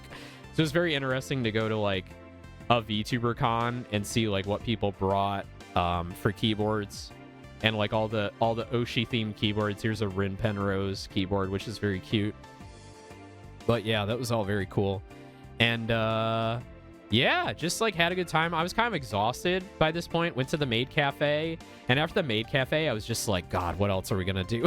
So I sat down with my friends. We took a nice Polaroid photo of all of us, and then we went out to Jackie's, a little bit north of Japantown, for barbecue. Really, really good barbecue. I talked about it before, but Saku and I like walked into the place, and I thought to myself, oh shit, I'm the only white person here. Now I know the barbecue is good. This has to be good because everyone in here is black. And like, I didn't say it at the time, but Saku was doing her recap like a few days later, and I mentioned in chat, and she's just like, you know, I thought the same thing. This shit was amazing. It was so good. I got the brisket, the mac and cheese, the collard greens, and the cornbread, and it fucking slapped. It was so good. But yeah, shout out to Jackie's. That place fucking rocked. And then we came back on the streetcar. I got a little motion sick coming back. I was just so exhausted. And by this point, it was just Saku and I. The con was over, and I just sat out on the outside of the convention center, like on that little like auditorium area with the fake grass, and I just like sat there and just like listened to like everybody. Saku's friend Umemi showed up. They were talking about how the con went and the meet and greets and stuff, and I was kind of like going through it at this point. It had been it wasn't a long trip, but it was definitely like I put a lot of things into my body at this point and walked a lot and did a lot of things. So I was getting to that point where I'm like, I'm kind of at my limit here. I'm kind of at my limit. And then they had like the end of the con. Ribbons are a big thing at this convention. I think they're a big thing in like anime cons in general now, at least West Coast anime cons. So there were people that were collecting like every single ribbon they could find, and this group put together like a big long, you know, loop of them, and they were in this like balcony area, which I think Offkai set aside as like the VIP area. So this is where VIPs could go to like chill out away from the crowd. So they went into the VIP area and they unraveled the whole, every single ribbon that was given out over the weekend, or as many as they could find. And that was pretty cool. So I was like sitting there watching that, just like going through it and like kind of being like, oh, the con's over. But yeah, had an amazing time at Offkai. So much fun. Definitely gonna go back next year if I can afford to. I have friends that are like, we want to go to. It's definitely the Friends convention. If you're in the VTuber scene and you have friends, this is a show like you basically don't want to miss. Got so many cool business cards. Here's the business cards of the folks I met at the Maid Cafe that I sat with. So let's see. This is Rira. I met Rira. This is Haru. This is Taiga Lily. So I'm meeting a lot of people. This is, gosh, I can't remember their name. I met them at the keyboard meetup, and I've been following them and hanging out in their chat. I'm sorry if I forget your names. I'm so sorry. They're really cool. They got this really cute orca tomboy VTuber. So cool. Let's see. Oimo, I think, was one of the folks in Artist Alley. Picked up some random, like, cool cards off of tables and stuff. Just, like, running into people. I met Calico very briefly. I love Calico's business card because it looks like a ticket. I've been hanging out on Calico's stream a couple of times. Everyone was so cool. I met Bodega messaged me Saturday night that she DM'd me and she's like, yo bro, I've got stickers and stuff for you. Swing by here tomorrow. So I went and met up with her. So sweet. Very much like, I don't know, there's just so many awesome VTubers I met up with. Even if they give you like 5 minutes of their time, you can just tell like how genuine and awesome they are, and they're just like their streaming personas online as they are in real life. And it was just such a pleasure to meet Bodega, and she and I clicked pretty instantly, and she had a lot of cool things to say that are like, you know, pretty personal that I don't want to repeat here. But yeah, Bodega, real one. Would love to meet up and hang out again. I saw Limes very briefly because they were hanging out with Saku a little bit, and Limes did a little Randon sketch for me because I think they saw I had my Randon Nui poking out of my crossbody bag, and were like, oh yeah, I'll draw a little Randon there. Let's see. Oh, a couple of other signatures. Here you go. Bodega's signature, don't kill yourself. I love that. Don't kill yourself. I love her signature. It's so cool. She has such amazing energy. Everyone has such amazing energy. And then I forgot to get Saku's signature. Fucking wild. But I got a Saku sticker and a Saku signature. Let's see. I made sure I gave a sticker to Big Ham because Saku wanted to give a sticker to Big Ham. So I made sure that she got that. But she ended up running into her on Sunday anyway. So I got Saku's signature. And Lala, got Lala's signature. So I got all my friends. Yeah, that was pretty much Sunday. So, Monday and then Sunday night I did the recap. So you can go watch the full like 3.5 hour recap on YouTube. It's a much more extended version of what I'm talking about right now. Monday, there's nothing to do in San Jose. So I decided to leave on a red-eye flight like Monday night because I thought it'd be like cool to give myself time to like, like people that are still here to meet up with and hang out with and like, you know, take my time and go do some museums or something. There's literally nothing to do on San Jose on a Monday. Everything is closed.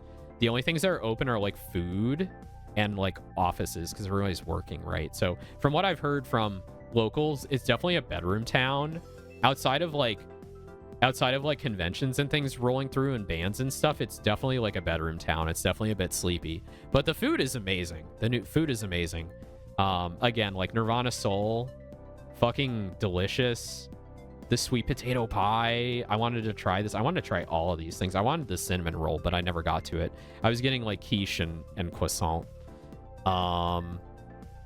Coffee, I got iced coffee on Monday, and this is when I met up with Exo. So I was looking for people to hang out with because I didn't really have anything to do, and I was like looking for things to do, and I'm like, was anyone want to go to lunch or whatever? So I was like messaging the Wawa's group that Exo was in, and I found out that Exo is a local in San Jose, and she was also like, hey, yeah, let's meet up and hang out. So Exo swung by, we had coffee together, we were talking about like programming and programming languages and game development stuff because that's stuff that she's really passionate about, and I was talking about like VTubing, and we were kind of like, you know, just chatting up our interests and stuff, and we were like really vibing about everything. And then as we're chatting there on the side of the street, this is the part I didn't talk about in my recap, Ophi fucking rocks up with like 9 suitcases down the sidewalk, and I didn't recognize her because when I met her on Saturday night at the rodent room, she was cosplaying. She had like long black hair and like kind of like a, you know, very like her kind of outfit. I don't know how to describe it. It was just like very her, and it was like really cool. But you know, she was not cosplaying.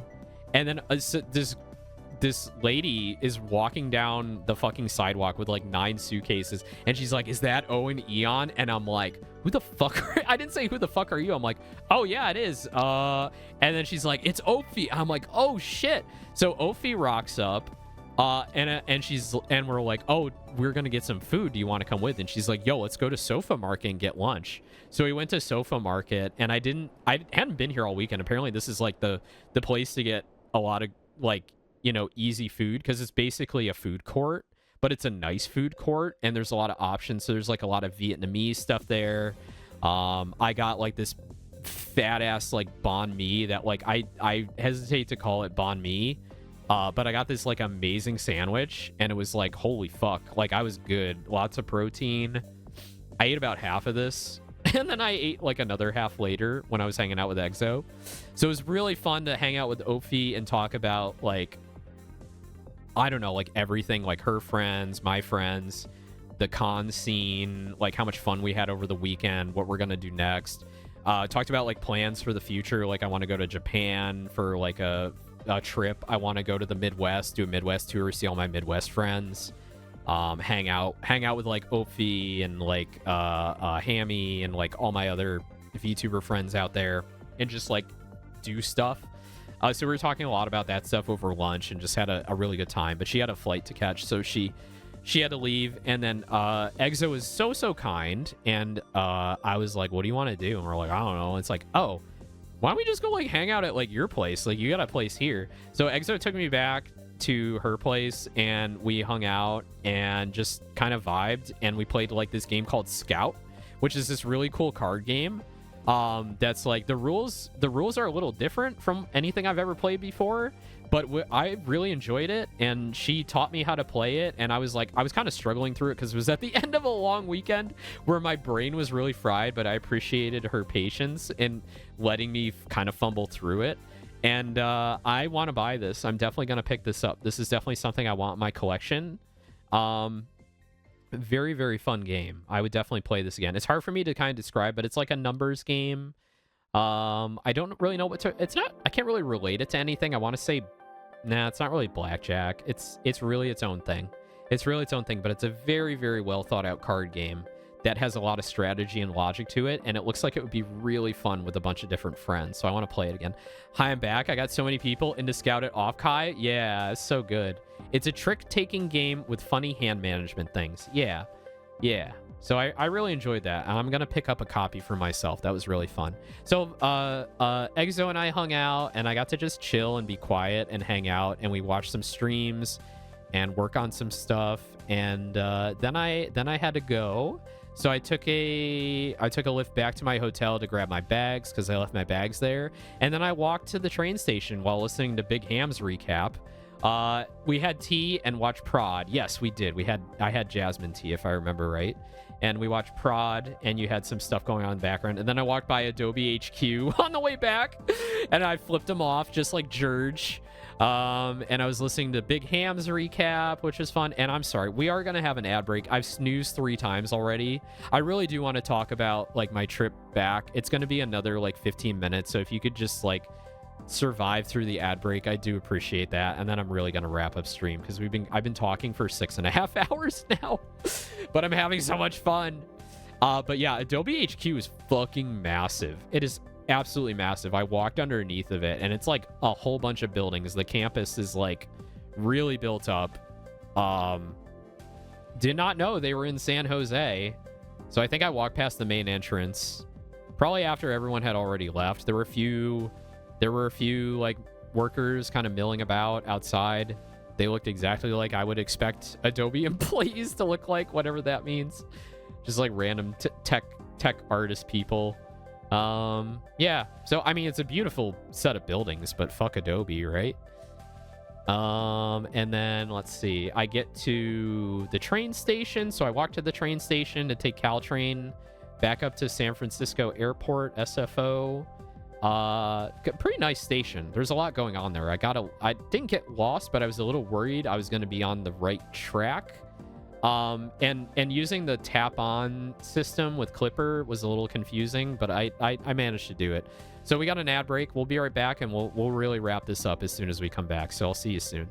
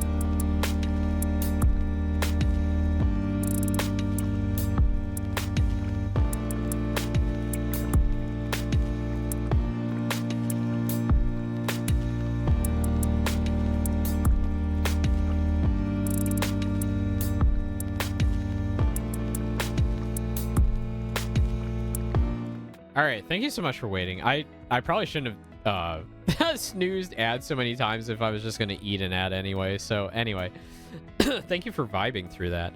But yeah, EXO was super sweet. We hung out, we vibed, we talked. Nice, really nice, just making new friends while I was down there. Just so many new friends, so many awesome people, so many cool VTubers, and people have like many different interests. So shout out to new friends. Shout out to new friends.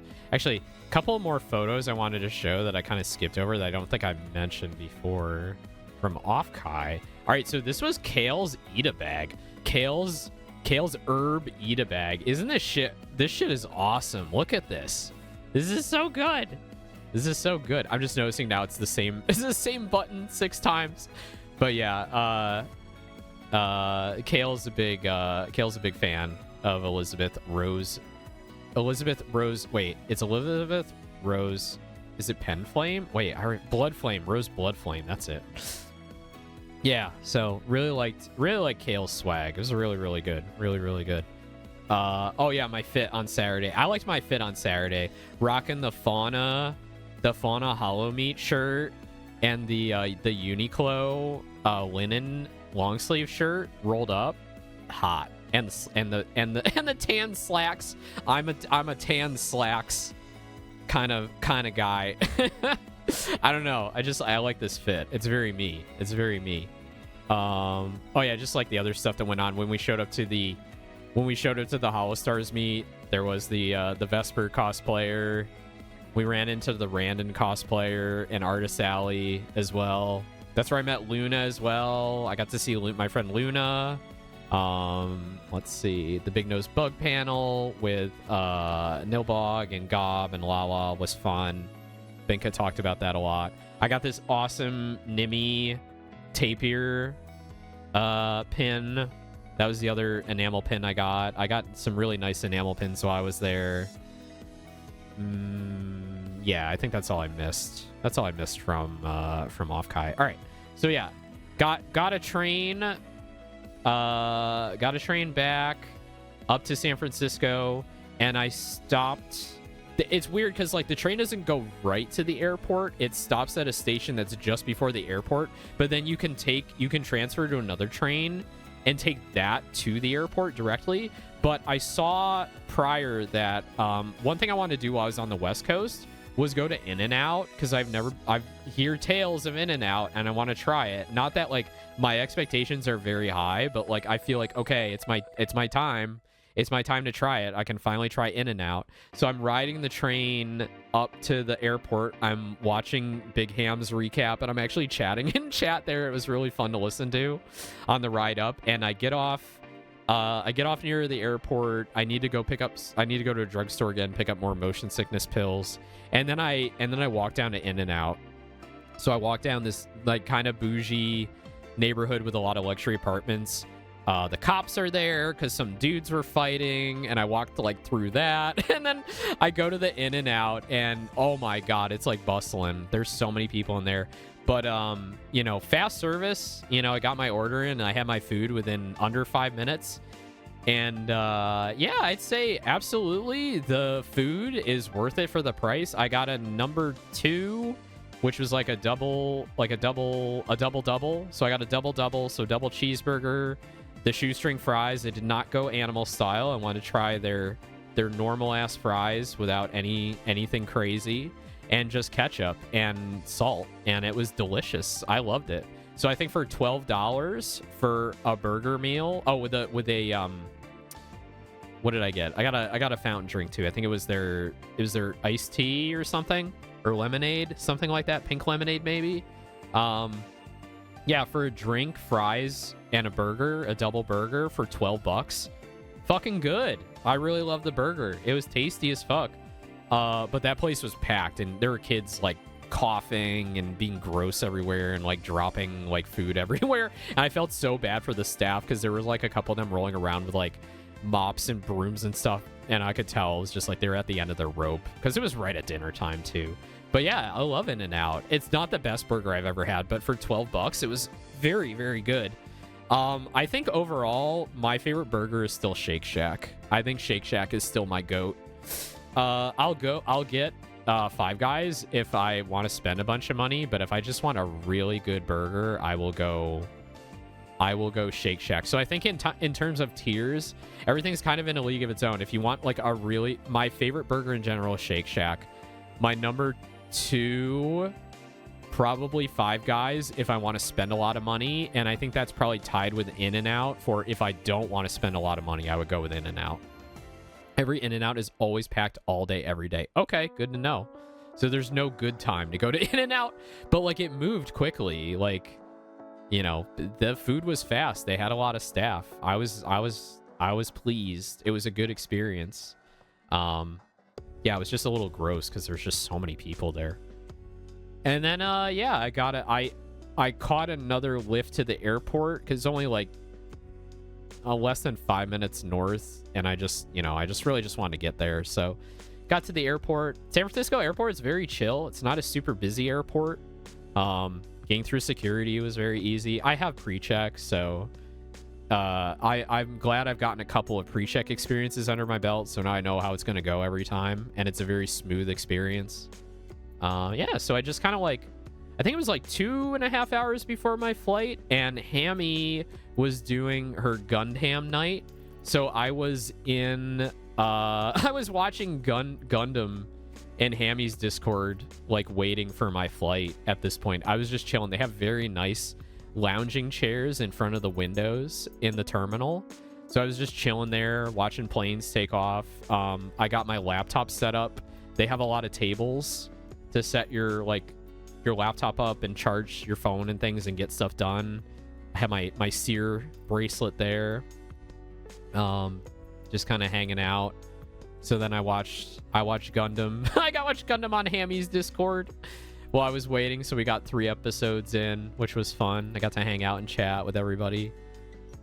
Yeah, and then, you know, again, my bag, my carry-on got taken from me. You can see it's already scuffed up from the first trip, and it was about to get a lot more disgusting on the ride back. So I caught my red eye back to the East Coast. And on this flight, I got not just 1 bag of Sun Chips, I got 2 bags of Sun Chips. I think the flight attendant, I was in the middle of 2 people, and there was another like college student to the right of me, and they were like totally asleep. And I think now that I think about, the flight attendant was giving me 2 so I could give 1 to the person who was asleep, and I wasn't thinking about it at the time. I was just like, oh, I got 2 Sun Chips. Okay, I'll save 1 for later in case I need it. But anyway, the person slept through the whole flight, and she didn't ask me anything. So we made it to Detroit. So I'm at Detroit. Oh god, I got on the plane at like 10:45 at night East Coast time. It's like fucking, is Detroit in Central Time or East Coast time? I don't even remember. By this time I'm just like, I did not sleep much. I thought the Dramamine would knock me out, but I'm really finding that without a head pillow, I'm just suffering. I just cannot sleep on a plane. Like, I'll nod off, and then like the head nodding off, like I jerk back awake like instantly. So I'm definitely gonna get a travel pillow next time I get on a plane so I can sleep.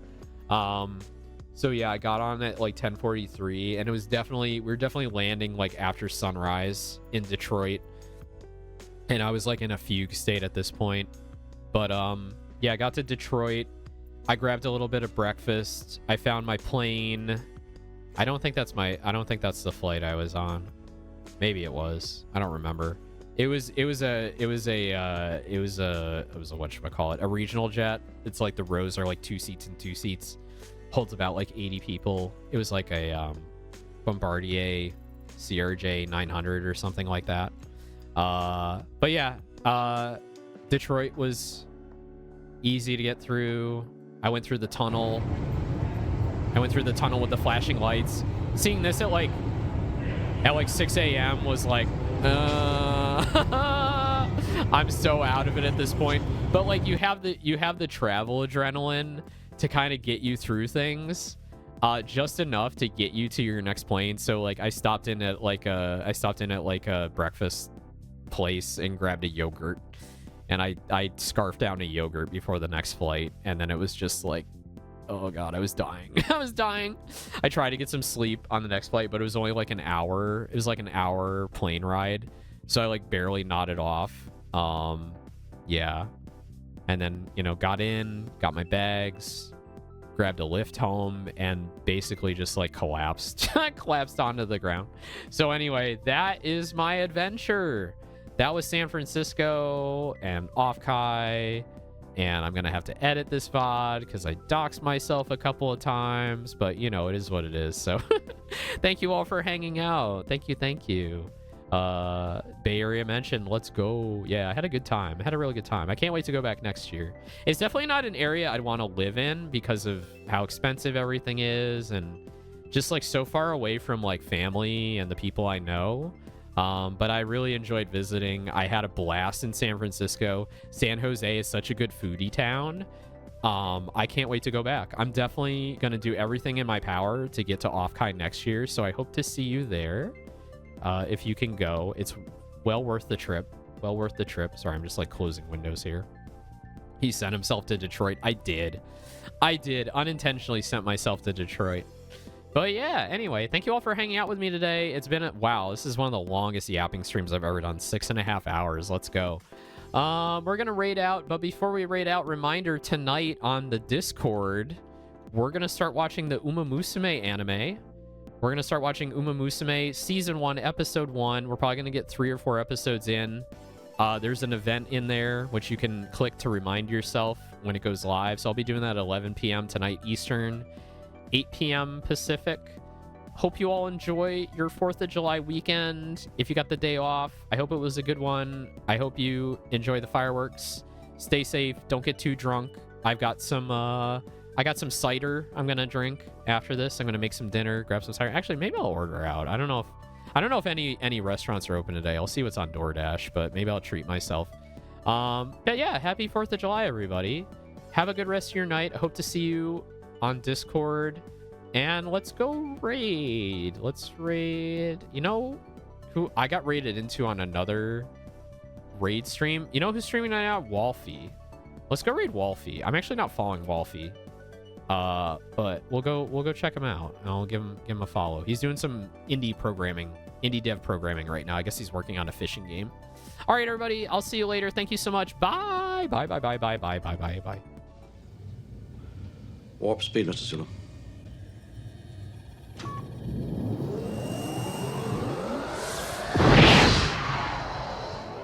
Warp 2. Warp 3. Steady as she goes. Warp 4.